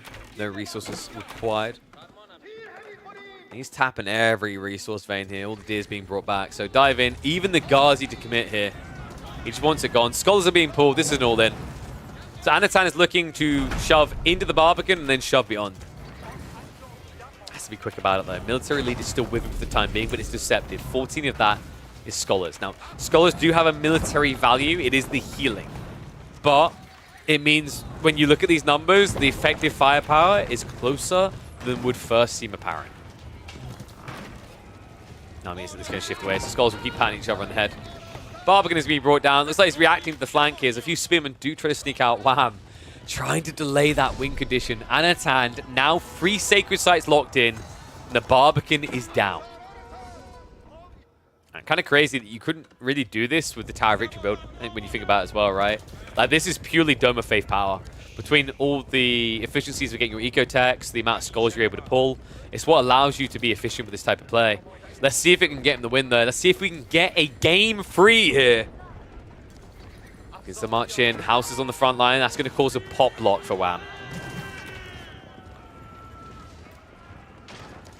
He's trying not to be Wham's-a-daisical about this approach. Behind this, Farm Cluster 1 is set up. Longevity does not exist yet for Wham. He's pulling out to the ball now. Dive comes in, though. Spearman. And reveal themselves. About 20 on the defense right now. Ghazi count looks scary. And Juganu are not targeting the archers. They're not getting the efficient trade out here. Ghazi beginning to shove back. Anatan looking to break in. Numbers being stripped on both sides. At this rate, though, the archers might just be able to win out against the Juganu if the Ghazi just keep absorbing shots like this. Baits the Spearman forward again. Anatan, those heals in between, just making this last a little bit longer. At this rate, he's going to be frontlining with Scholars. He commits to it, though. In the meantime, the Rams in on the TC. He's going to be able to take out the secondaries. Wham is too distracted here. Ghazi have been mopped up. Spearmen are still alive, but they're fighting into archers now. And the Scholar front line is starting to dwindle. Only 4 left over. The Juganu will be able to snipe them down. The TC is dead, yes. But Wham has secured an 84 eco lead. Anatan still has the military one, though. The Sacred Site timer is ticking. It is a remass and a recommitment here. Wham does have the gold long term. He does have a second layer of farms now coming in. But we have at least seen I don't want to say a reset, but a slowdown of the hemorrhaging here. Wham still in a very comfortable position, but the reality check here is that he is probably going to have to come out before Castle. Good news is, if this does go Castle, Anatan lost so many Scholars, it's not going to be immediate tech up into Vets. So it's kind of actually scary for Anatan if this goes to H3 now. I think he needs the end off of timer in H2 or off of a kill in the base in H2.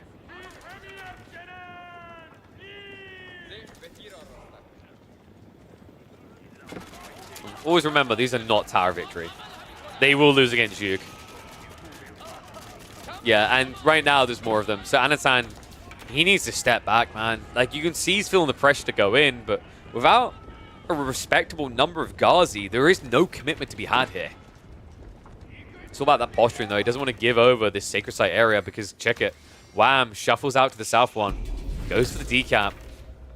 Anatan needs to pull that Ghazi across now. Instead, he dies. Second Ghazi has arrived. A little bit of a flank attack coming in here, but a bit discombobulated. The archers haven't arrived yet.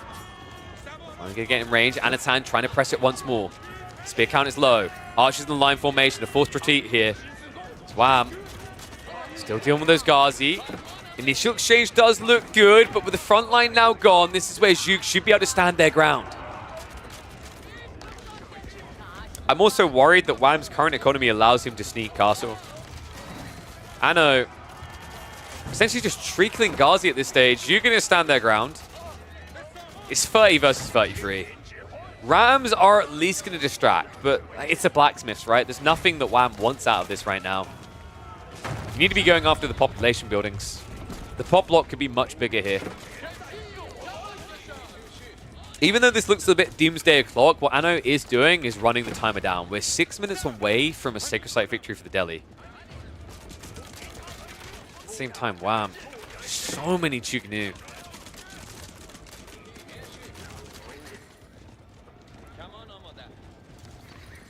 If Ano can get up to, say, 20 Ghazi, because there is a growing risk now. You're seeing what Wham's producing. It's kind of like he's forgoing Spearman.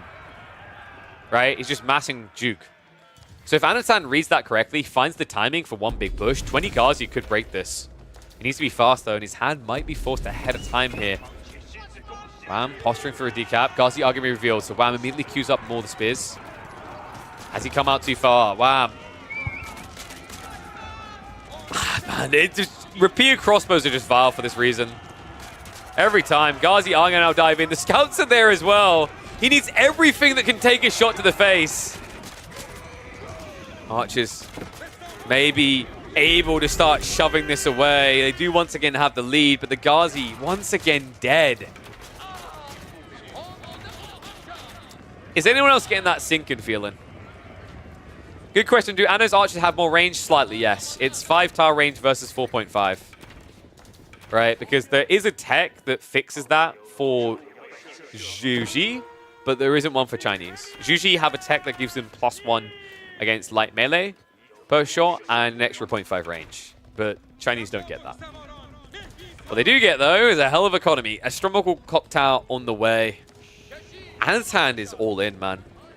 Tournament life on the line. Remember, these are single elimination games. You fall here, you're on the sideline waiting for week number 2 of the midweek muster. And the farms are stacked. 43. This is borderline late game economy. Anan, he's going to, have to tech up himself, but veterancies won't be fast. And he could try to hunker on the sacred site. It's going to be a hard fight, though. Remember that veterancy can be supervised, so it comes in just 20 seconds here. New blacksmith's coming up as well. He'll likely supervise that for the steel dagger. That's going to be +3 damage for each of these Zhug. Taxman is now there, so check that, guys. Just over 20 seconds. Veterancy now in. 4 minutes away, and Anan looking like he's going to be pipped at the post here. I'm starting to feel like I should make these BO5s. I mean, pretty dominant from Wham, right? The way he just unraveled the plans. Anan trying to set that aggressive tone. Game 1 and now Game 2. But Wham able to navigate the defender's situation, conundrum so well. Even against one of the most pressure-focused civs in the game. And now the fight looks undeniable. If he had this many Ghazi, plus the previous group before, maybe. Zhug, start a step away. Ghazi slightly getting overkilled, is giving somewhat of an edge here. Anan tries to protect the timer, though. However, the south side is getting decapped. Spearmen are going to secure it. Or rather, de-secure it. And the Shuginu, with Palace Guard assistance, that is going to be it. Anan, there's no coming back from this now. The decap comes through. You're a full age behind. It's almost double the economy. And Wham's domination here is now undeniable. He will head on through to the semi-finals. Anan, I'm sure, will be back for week number 2. But he's not able to put a dent, a mark on the Canadian. Wow. Well, you can see the bracket. You can see the bracket here, but I need to update it. I don't know. Maybe I've got a coder in the community that can help me out with this. I would love to have a way of automating this so that I essentially pull the data from StartGG and populate all the fields. So the bracket on Liquipedia will be more helpful because I didn't get a chance to update this one today. You can fix almost? Please, Cal, talk to me. Talk magic words. I'd appreciate assistance on that. Because I know there's got to be a way. It's just I haven't coded in a while, and I'd have to dive into that.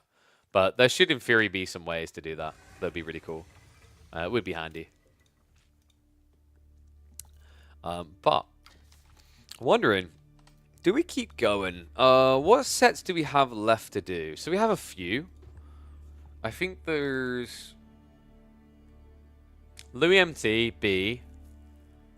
Their series we can do between Louis and Mahodo, B and MSN, and then whoever wins those. There's also we didn't do Wham versus Myriad. We basically done Anan versus Cat. So we're doing pretty well. So tomorrow we'd have the lower part of the bracket, Louis MT Mahodo, B MSN, the winners of those. And then we could have Wham versus Myriad. And then there's probably going to be another live set. So for those who don't know, we've now done 2 of the 4 quarterfinals. 2 of them have... Oh, sorry. 3 of the 4 quarterfinals. There's still 1 to be played? Actually, no. I think they're all played. All right. So we have our painted picture. But we can still cast a few more. One sec, let me confirm.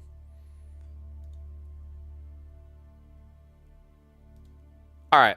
So semis look like they're going to be happening tomorrow. That's fantastic. So we could cast some more series today. I don't know if we end it on live ones.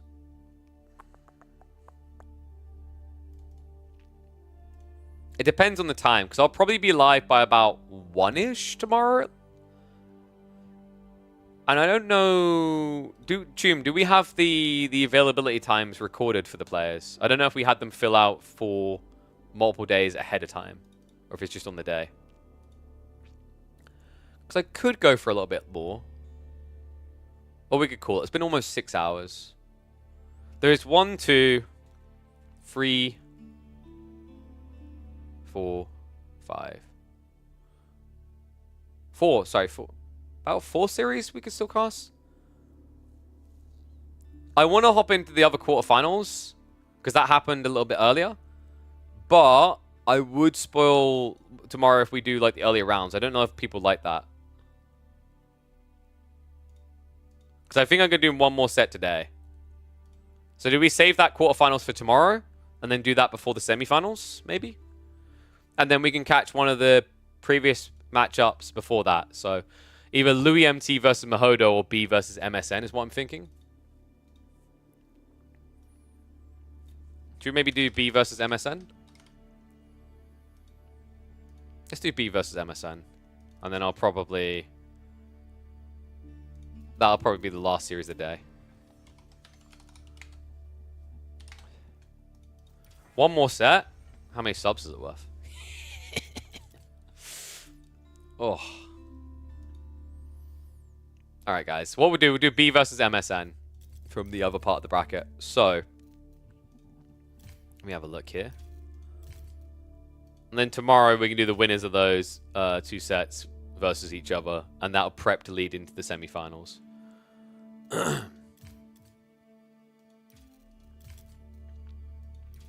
So let me get the data ready.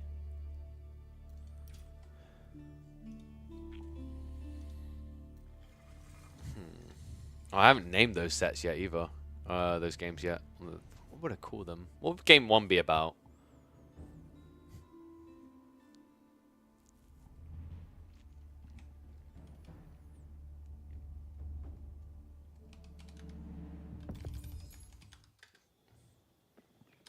Pincushion javelins, maybe. It'd be some game 1 would be about the javelins, right?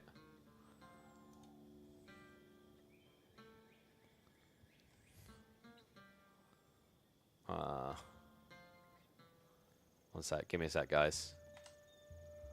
Sorry, my thing is lagging really bad again, dude. I'm getting really annoyed by this. It shouldn't be. They've done, dude. They need to fix some on the point. I'm gonna actually have a rant at one of the devs on this. It's kind of ridiculous. All right, whatever. We'll get ready to go with this series, so I'll hop straight in on game numero 1.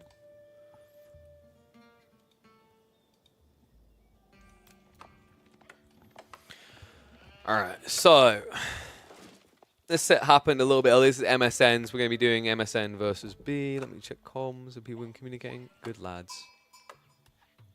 And guys, I have confirmation in. We will be casting Wham versus Kraky tomorrow live at 5 p.m. GMT. We'll be live earlier than that to cast some other games, I'm sure. But that one is locked in. We're still figuring out the other semifinals. We'll figure out exactly when the players want to do that. But if I don't catch the other semifinals live, it'll actually work out perfectly because then what we can do is on Thursday, I'll just go live earlier than the grand finals and we'll cast that semifinals from replays and then get into grand finals. So either way, we will get both semifinals covered. Okay? In other words, follow this channel and put notifications on because this is where you want to be. Okay, without further ado, let's get ready to go. Oh, I need to reset score, don't I?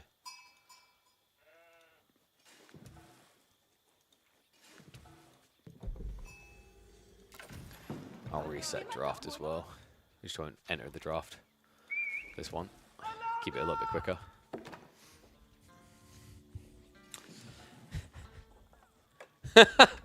Of course, the infamous clown car boy would pick Ibids if it wasn't banned. One and all, welcome back to the midweek muster number 1. We are here in the quarterfinals, I believe this is. No, sorry, I think this is round of 16, right? MSN versus B. Ibids up against Japanese to kick us off on a toll. Yeah, kind of an interesting one to see, actually. Ibids has come out a few times, but I don't think we've seen Japan versus Ibids so far. I want to say this is pretty good for Japan just because of the eco element of fishing. And both of them, by the way, are playing into that. MSN being very greedy here, going up to 4 boats is a little bit surprising. Most players have settled on 3 boats, but apparently both of these guys like to be overly greedy. So who does this favor? My instincts are with water involved and the likelihood of Coca Township. That's pretty good for Japan, especially on such a short map. Even more so when you consider the forward spawning golds. Yeah, MSN has a bit of a tricky predicament with the gold spawns. This is very frustrating. If you look at B, he actually got a retracted one that's quite close, so he has backup options. But MSN is going to have to posture aggressively here or set up outposts early to feel safe. That's very difficult to do when you know your opponent could also send it on water quite freely. The other thing that's scary is, like, I think you have to prioritize the outpost here, not just for the gold, but also to protect your dock from sabotage. Love the use of the deer, though. Remember, shoreline fish are not eternal, so it feels really bad to build 4 fishing boats and then have a villager there as well. Much better to just club the deer and eat them instead. And both players are doing that. That's cool.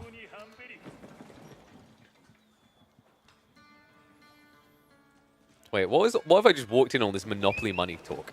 Yeah, actually, I don't know. Is Canada's money the prettiest? I've never seen what Russian money looks like. Canadian money is quite pretty. I do feel like I'm basically, you know, trying to trade in McDonald's like food coupons or something. Yeah, it has that like playing Monopoly feeling to it. I feel like I'm going to give them the money. Like if I ever go into a Canadian McDonald's, I feel like I'm going to give them money across the counter. And I'm going to expect to like some congratulations, you've won a car type moment. Coca Township now on the way. And we do have advancement, yeah. It's almost always advancement here, guys. It just gives you the initial boat advantage. In fact, MSN is looking to stick it to him. Double dock play. He does know the Coco's on the way. The importance of double dock here is now you can't get blocked out by the subterfuge. Right? The sabotage can't ruin you. One thing that is a bit scary is just how easily the Japanese can get into those emplacements, though, with the naval arrow slits, due to the fact they're gathering gold. So we'll see how hard he wants to pressure. He's at least going for the double boat.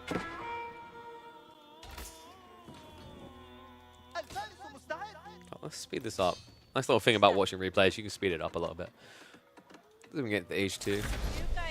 I know, in general, I find it much better with a little bit of a speed up. So Dow's going to come in. That's going to force the idle time. B. Wait, what? Remember that part where I went, yeah, most players stop at 4 boats? B is up to 8 fishing boats. That's ridiculous. I don't think I've seen someone be this greedy on an opening so far. He only has a single dock, guys. He can't protect it. MSN is going to starve him off of water here. Shinobi is at least marching in. Could actually snipe a freebie on the villager. I don't know. Is he just going straight for the gold? The gold is so close, though. So yeah, turns around. This is a villager kill. Even if MSN reacts quickly, it's too late.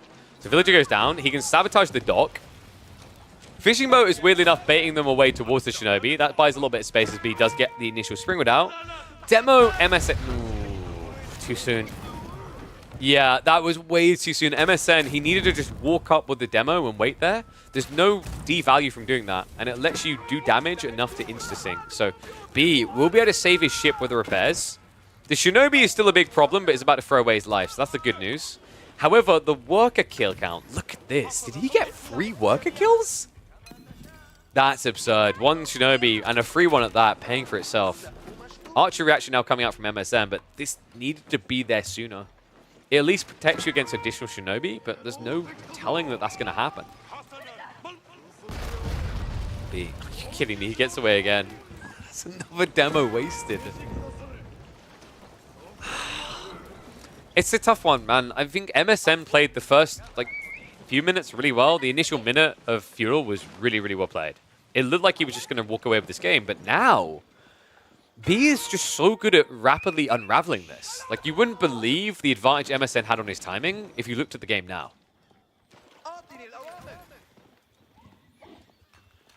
We have at least got another Shinobi come from B, because, of course, worth it to slow down the production rates. It's only 1 archer as well. Like, you could potentially stab in on the villagers. It's also, if the archer steps up, you can kill the archer with 1 Shinobi quite easily. right? It's a 20 damage unit. Kills you in 4 hits. And it has gap close with Shunshin. Do have a Desert Raider now. Desert Raiders don't perform as well against Shinobi, guys. The reason is that you take the bonus melee damage, which offsets all of your armor, right? So you die in 7 hits. B might try to gang up on this archer now. Water side, all of a sudden, the tides have turned. Shinobi, is he going to go for it? Shunshin in. He actually goes to the scout denial, so removal of vision here. MSN playing a bit of a blind game. Still, it's that difference in movement speed, right? 1.38 to 1.25. Even this Desert Raider will not win that fight. It's free Shinobi now. You just have to back the hell up. Yeah, a bit tricky, actually, from MSN. If he just scaled more archers, would have fared better here than going for the Desert Raider. Is enough to at least scare B for the time being, but remember, this damage done is temporary on Shinobi. On top of that, because there's boats nearby, Desert Raiders will suffer.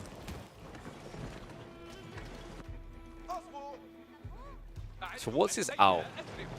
Well, he needs to win water fast. Fishing has at least been reduced, but it was kind of an overboom in the first place by B. Kind of crafty, actually, the way he essentially used it as a repair force. So it does have the numbers in his favor as MSN starts to shove in. B has now queued up the demo ship. Scrims are looking to aggress. Might be able to get the snipe on those archer ships. Meanwhile on land, though, the bigger win is coming for B. Check this. Shinobi marching in. That's now 4 ninjas and scaling. 5th one on the way. He's not winning water fast enough here. Demo not quite going to connect. Wait, what? Shouldn't have connected. He almost gets 2 boats there. He'll snipe the other one. That is a terrible trade for MSN. And meanwhile, on the water side, he's evening out. But on land, he's absolutely losing here. B, sabotaging the docks now. No more production coming, so no second wave means MSN is screwed. I mean, this is over. I can't believe that. MSN, I would feel scammed with that demo connect. I feel like that was a bit generous what B got out of that, but even then, the issue was starting to snowball, right? He was losing land. Shinobi just too good, man.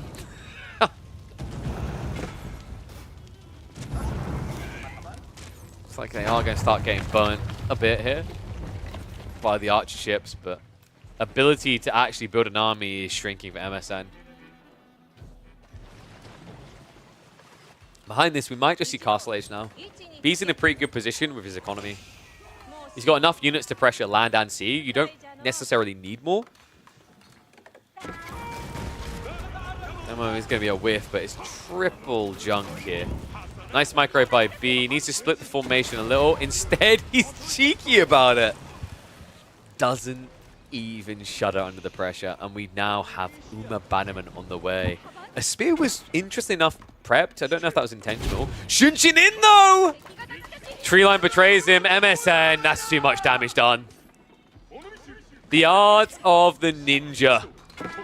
B, now with almost a 10 eco lead, 7 ahead. And strolls off like he done nothing. And these thin tree lines are so tricky. You're just seeing why Shinobi is so good. I do wish, and maybe I'm the minority here, I wish we had more units like Shinobi. I find Shinobi one of the coolest units we've actually ever had in AoE before. They are specific in their execution and how you utilize them, but when you utilize them like this, you can look like a king. Well played there. So, one sec. B masters the art of the Shinobi.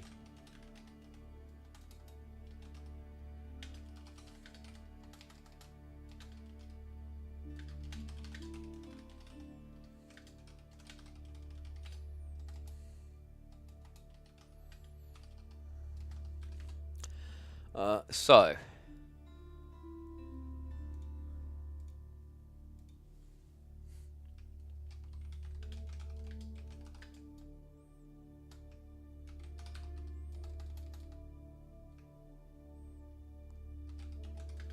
this is the worst unit to build against javelins.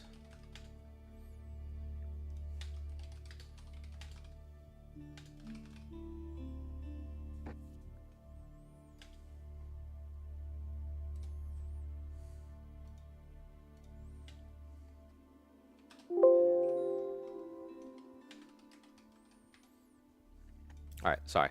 Just time someone out. So let's get ready for game number 2, though. So get 1 on the board. Hop into B second.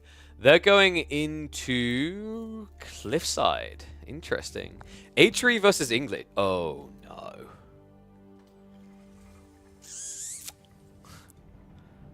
I think MSM might have got outdrafted. Let me double check his actual draft here, guys, for you quickly. Because this feels like an outdraft. Pretty rough one as well. Yeah, check the drafts. Oof. Delhi, Japanese, Chinese. Yeah, so you got the protection for Delhi pick with Chinese. MSN, man, dude, like English with Cliffside in there at all, like, it's not great. Sorry, I thought I reset the map draft. That one, let me get rid of that because that one's baiting. But yeah, this is pretty brutal. Yeah, I think. Okay, so let me flip that. Actually, that's not right in the scores.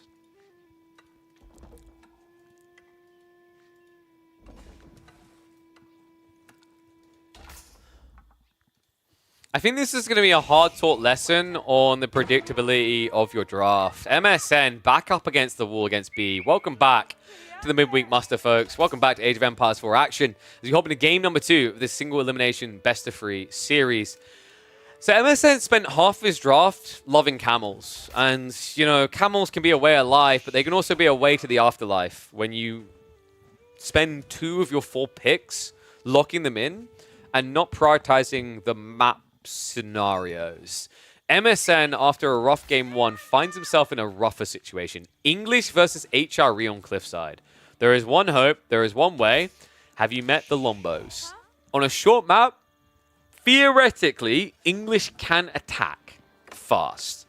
And they're going to need to, because if this goes any other way, HRE are very cozy, folks. The feudal boon into Arch is incredible. And oh my god, he does something different. MSN! He rushes the gold. Okay, this is really cool. And it's also a double blocker. The other gold's nearby. But this is also insanely expensive. And wow, B, he could have done anything here, right? Like, he could have went just for a fast tech, but he didn't gather the gold quick enough. So he's locked into the age as well. He's going to drop the racks. Come again? We've got Spearman spam from HRE against English. This is pretty good for MSN. So the reason it's pretty good is that Spearman scaled terribly against English. The problem, though, is you need age 2 for that scaling. And MSN has way too much gold gathering here. 80 a minute. The food is going to be lagging behind. He's going to end up teching up with 200 gold surplus. I think the plan here from MSM was to build either an Abbey of Kings or a Council Hall here, which is cool, but the problem now is you have an outpost, you have an opponent massing spears, and you can't kill those spears and tech at the same time, right? Because remember, no arrow slits until age 2. Yeah, this is tricky. It's a cool idea by MSM, but he has to survive this initial spear onslaught. And I've got a feeling that B is going to go 10 spears and dive. 10 spears should be enough to break this. If you do some cheeky shenanigans where you like short bow garrison, so attack short bows garrison, maybe shift in a repair here or there is a way, but I don't want to be delusional about it. It's hard. Like, it's very micro-intensive. MSN should be familiar with it, though, because this is the guy that made Beasty rage quit the Order of the Dragon game on the lad, if you guys remember, because he clown card him. So tech up now on the way. Council coming in. How does B go to H2? He kills this tower. The only tricky thing is, unlike, say, China, you can't supervise to get Spearman out really fast. But the timing should be fine. Look at this bar, guys. It's not quick. I actually feel like MSN needs more villagers here. I've seen this so many times where, in theory, it's a good idea doing this. It's definitely an all-in, and if it fails, you lose. But this is far from complete. B, does he go now? I think he knows he needs to send it. 8 Spearmen. He pulls the Prelate as well. Got to be careful, though. You're not very tanky. He does get target fired down straight away, so shifts out of range. Spears are already in, though. That min-max was sick. B, he tanks 2 loads. He pulls back the injured spears, and he moves deeper. He He's actually just one by one-ing it. One of the spears is going to get sniped. The others are rejuvenated, though. Extras are coming in. The outpost needs repairs soon from MSN. Another spear target down. Wasn't even worth pulling it away there. Outpost now on fire. Villagers are going for the repair. Stabs do at least come in, so that first hit is there. B. He may have hung around too long, though. Another spear. It just about gets away. Villagers have been pulled, though. He brought reinforcements. B needs to get his own in here. He needs all the torch power to make this work. I cannot believe this game. B. He pulls all of it. The full economy. The whole kit and caboodle. The council hall gets cancelled. MSN has to do the long walk of shame. And guys, that's against marching drills. Normal civs without extra movement speed would have lost additional spears there, but be able to min-max and now able to punish on the retreat. MSN is going to be hemorrhaging villages. He's looking more dead than the IM service right now. That is going to be a 4-villager lead for B. Access to the gold unlocked. And a fast tech to come behind because the prelate never died.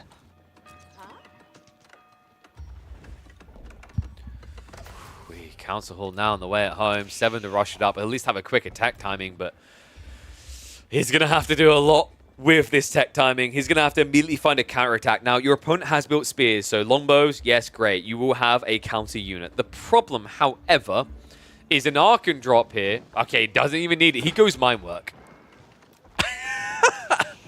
He could have went Archon, but I guess he wants the undermesh timing against longbows. But this should be archery range anyway. That's absolutely insane. I love the way MSN is trying to play this game. Like, some people are going to call this cheesy, but I don't think so. In this matchup, you kind of have to get creative. The alternative is you go 2TC and hunker. But against H3, that's really, really risky because they have all the options. So this was very creative.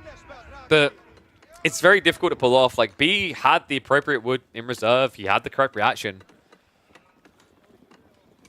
MSN, as a result now, feeling very far behind. I think MSN just really needed to build the council hall at home. That's what cost him this. Bit too greedy. Council hall at home, and then you can just, like, prep stables forward. That makes a lot more sense. I mean, I know stables units come in fast, but if you want to find some value out of those villages, the alternative is you gather a bit of wood at home, and then you stick them to work next to your opponent's base gathering wood as well. Or you just cheese the crap out of it, and you send villagers in with short bows, right? But MSN, he's probably got one more shot at this. He's 3 villagers behind now. Actually, 4. And in fairness, it's at least not the full eco power of Archon. So B does have to sacrifice villager production to build prelates to remain efficient here.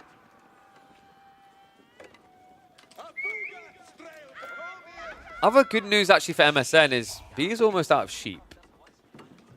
The berries is going to be hard contested here.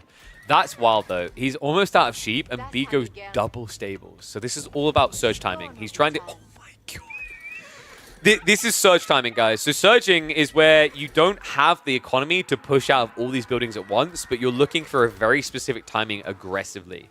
This is going to give it to him, right? Think of this more like you've got triple stables in one, right? You're not always going to use it. It's like when a Burgrave gets built at first. You probably can't afford to 24/7 keep up production, but you can afford waves.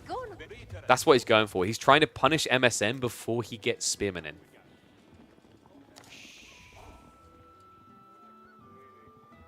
Why would you ever go mine work? Counter the exact timing.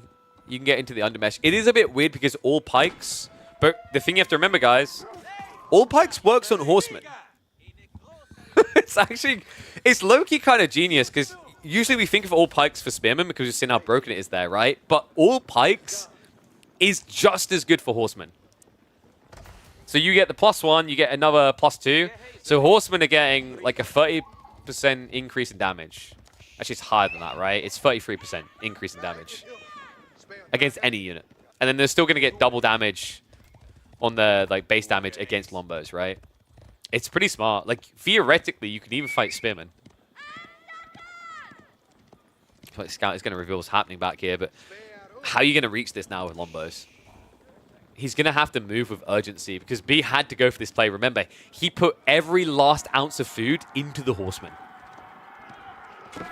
Needs that extra drop-off. Needs more troops soon. Horsemen are in an aggressive position here. I like what B's doing. You'd think you need to defend, but when you go horse, you need to attack, and attack he will. MSN tries to shuffle the wood line away, but one of the villagers is going to get sniped down, and that ain't going to work. It's under mesh, and you're using short bows here. By some miracle, he doesn't actually lose any of those villagers. I mean, that was close. That was actually nicely shuffled at the end. Spearman arriving just in time there. And now he needs to come back to defend. Palings are already up for MSN. Spear count is starting to look good. However, B is now pivoting into archers. This is a lot of wood into production. I think B went a bit overkill. Double stable would have been enough for his goal. So he could have been more efficient with this. See if it hurts him. MSN does start to find more villager kills. Undermesh is slowing it down, but the prelate hit much bigger. Remember, he's building these out of a TC. So killing a prelate, double the cost of a villager, right? And you're still getting that miss of one less villager because he has to replace.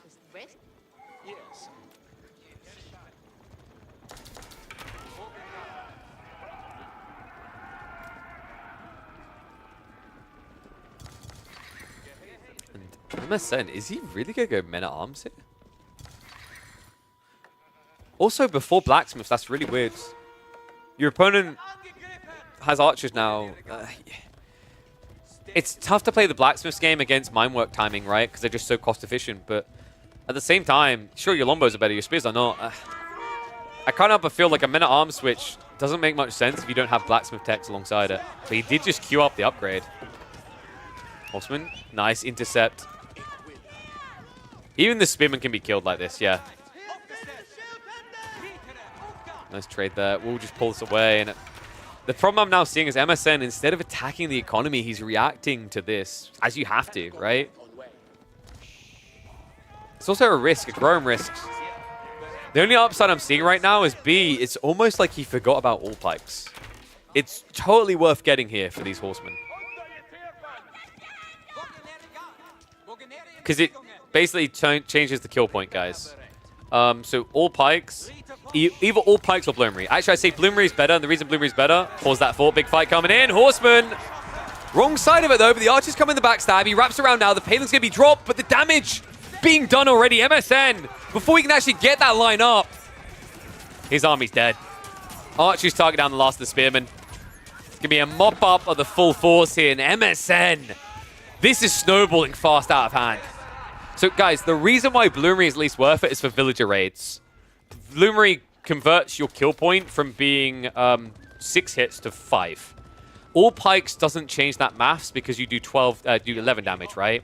So you don't decrease the number from 5 still. Even if you get all pikes plus Bloomery, it doesn't change the conversion point. So all pikes only make sense for the fight. But still, he's been using them to fight not villagers, everything else where it would mathematically help. So I am thinking B forgot about that tech now, but it doesn't matter. The rest of the game is looking so good for him. It's still only 1 prelate, which is kind of unfortunate for him, but at the end of the day, it's 1 prelate with a 4 villager lead. And now you have a military lead as well.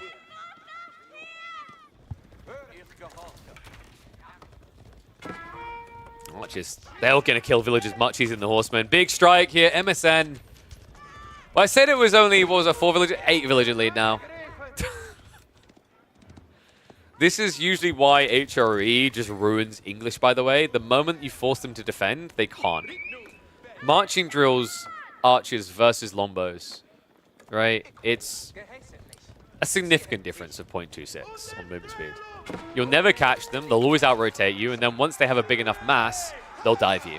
I've seen games where HRE players have built only archers, English have built men-at-arms and lombos, and the HRE player just ignores the men-at-arms. He dives past and kills lombos. That's how good mobility is. Counterattack coming in as MSN knows he needs to do something soon. Game quickly slipping away from him. He will go after the villagers. No quick reaction here by B. By the time he does it, it's too late. So that should be 4 villagers down. B could try to dive the same, but it is a primary TC. Go for it nonetheless. Nice little dive in. Should be 2 villagers dead. No deeper dive coming in from MSN, mind you. And the second wave from B looks quite scary here.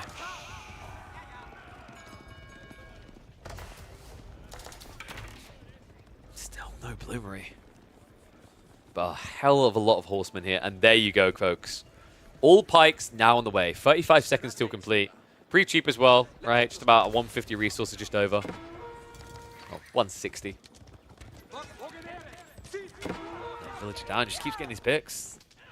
I love this. Like, B's not panic reacting. He's not bringing the army home. He's just using the probe raid because he sees this army can't dive. Horseman poke around the back. Archers will start to trade out those spears. It's still no blacksmith techs. This is a game that is being fully defined by blacksmith techs. MSN is just stuck in a whirlpool right now. He can't find a way to get to that tech. Can't remember it. He isn't even gathering gold anymore. This is over. Even without his full army, like, he's just AFKing a big chunk of it here, but all pikes just came in. Horseman now hit like a truck. And you can see it is substantial in this situation. 20 damage per strike now into the Lombos. Spearman dying just as quickly, so we'll trade out the last of the archers, trying to take out what he can, but this is over. It's going to be a 2-0. I mean, props to MSN. It was a really creative opening, almost worked out, but he just seemed lost the moment it failed. He didn't know what to do to recover the game, and B took full control. Sure, we'll see more of him, though. MSN, done well. He did qualify into the top 16, so he's also invited back. I'm looking forward to seeing what the kid can do. Like, this is, you know, players like MSN is exactly what this format was created for, folks. For them to come in and improve, learn, evolve. So I'm sure we'll see more of him, Dragavan, other people the likes who are looking for that step up, but they need the experience. And against players like B, you're going to get some very useful experience. So hopefully we'll see MSN in the next chapter. Oh, alrighty, guys. That was a quick series. Do we rocket another one? I do still need to eat. By the way, this is why Protein Works is bloody good. Because Protein Works has sustained me. Without it, I would be ultra hangry by now. So actually, big shout out to them. Like, I started the day with one of the savory meals. That helped a lot. Then I had one of the protein bars, and then I had the milkshake. Pretty damn good. I'd say that's impressive. We've been live for 6 hours, and I ate breakfast almost 10 hours ago. If that doesn't say what it needs to about what they do for gamers, I don't know what will. So yeah, if you guys want to try it yourself, exclamation mark Protein Works. My code KillerPigeon gets you an extra 10% off. I'm pushing it hard because, I mean, I want them to come back for another month. I want them to up bigger. And if you guys were on the fence about trying them, it helps convince them to come back again. So, do you see the Fae game? I did not. I did not catch the Fae game. Do I do one more series? Because tomorrow at 5 PM, we've got Kraky versus Wham. We could still go back and watch Wham and Myriad tomorrow to get a preview of like how Wham's been performing. And there is still Louis MT versus Mahodo, and then the winner of that versus B. I feel like we could probably call it, and it's good, right? Because then it leaves enough content for tomorrow. Because then we have that, and then we have potentially 2 semifinals. So BO5, BO5, 2 BO3s. Because today we've done, let me do the count. 1, 2, 3, 4, 5, 6. 6 or 7? We've done 6 or 7 today. I think that's a nice balance. That leaves enough content tomorrow. And then maybe we can do some of the team action if that's happening as well. But always, yeah, it's always nice to see another series, isn't it? I gotta eat at some point, mate. Put the pizza in, please. Do I do one more? I really shouldn't. I could do Louis series against Mahodo. No, please, more? I mean, surely the bigger point is you should just get here early tomorrow so you see them all tomorrow instead. Makes sense. I don't want to attendancy shame you, but if you guys like these tournaments, you want to be turning up. The more you turn up, the more we can do.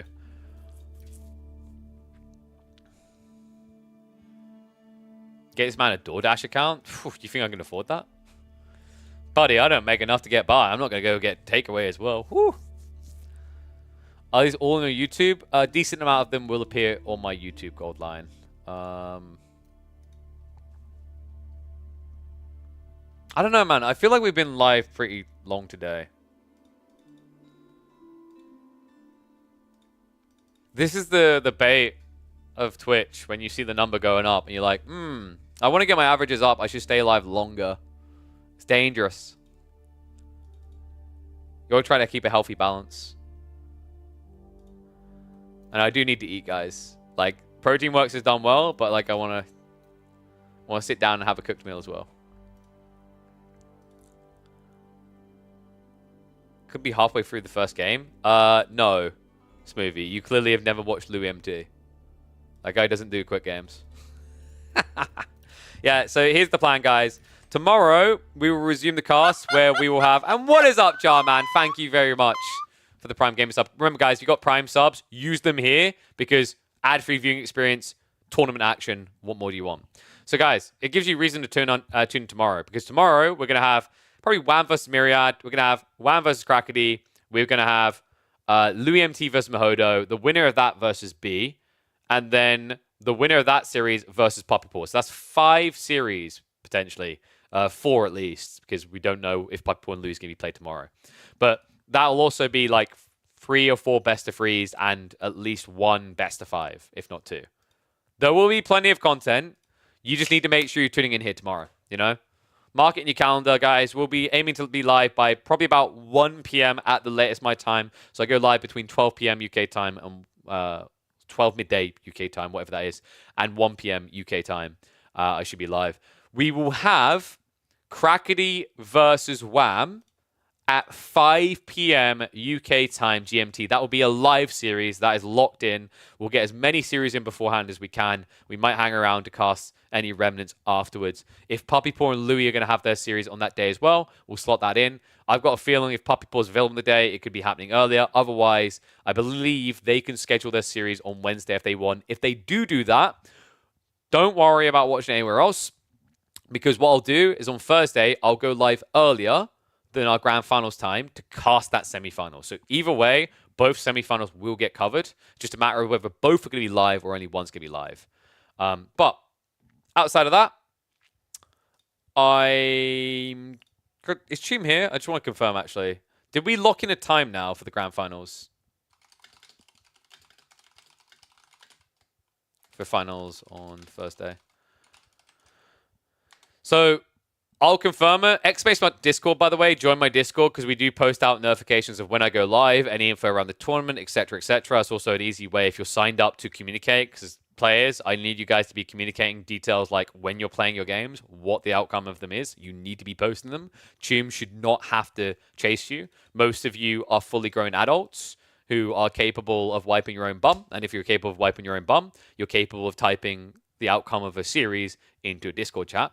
But if you're not a player, still be there because, I mean, it's a great way to meet like-minded people, to stay in contact, and it lets you know what's happening when it's happening, whether it's on this channel or other ones. But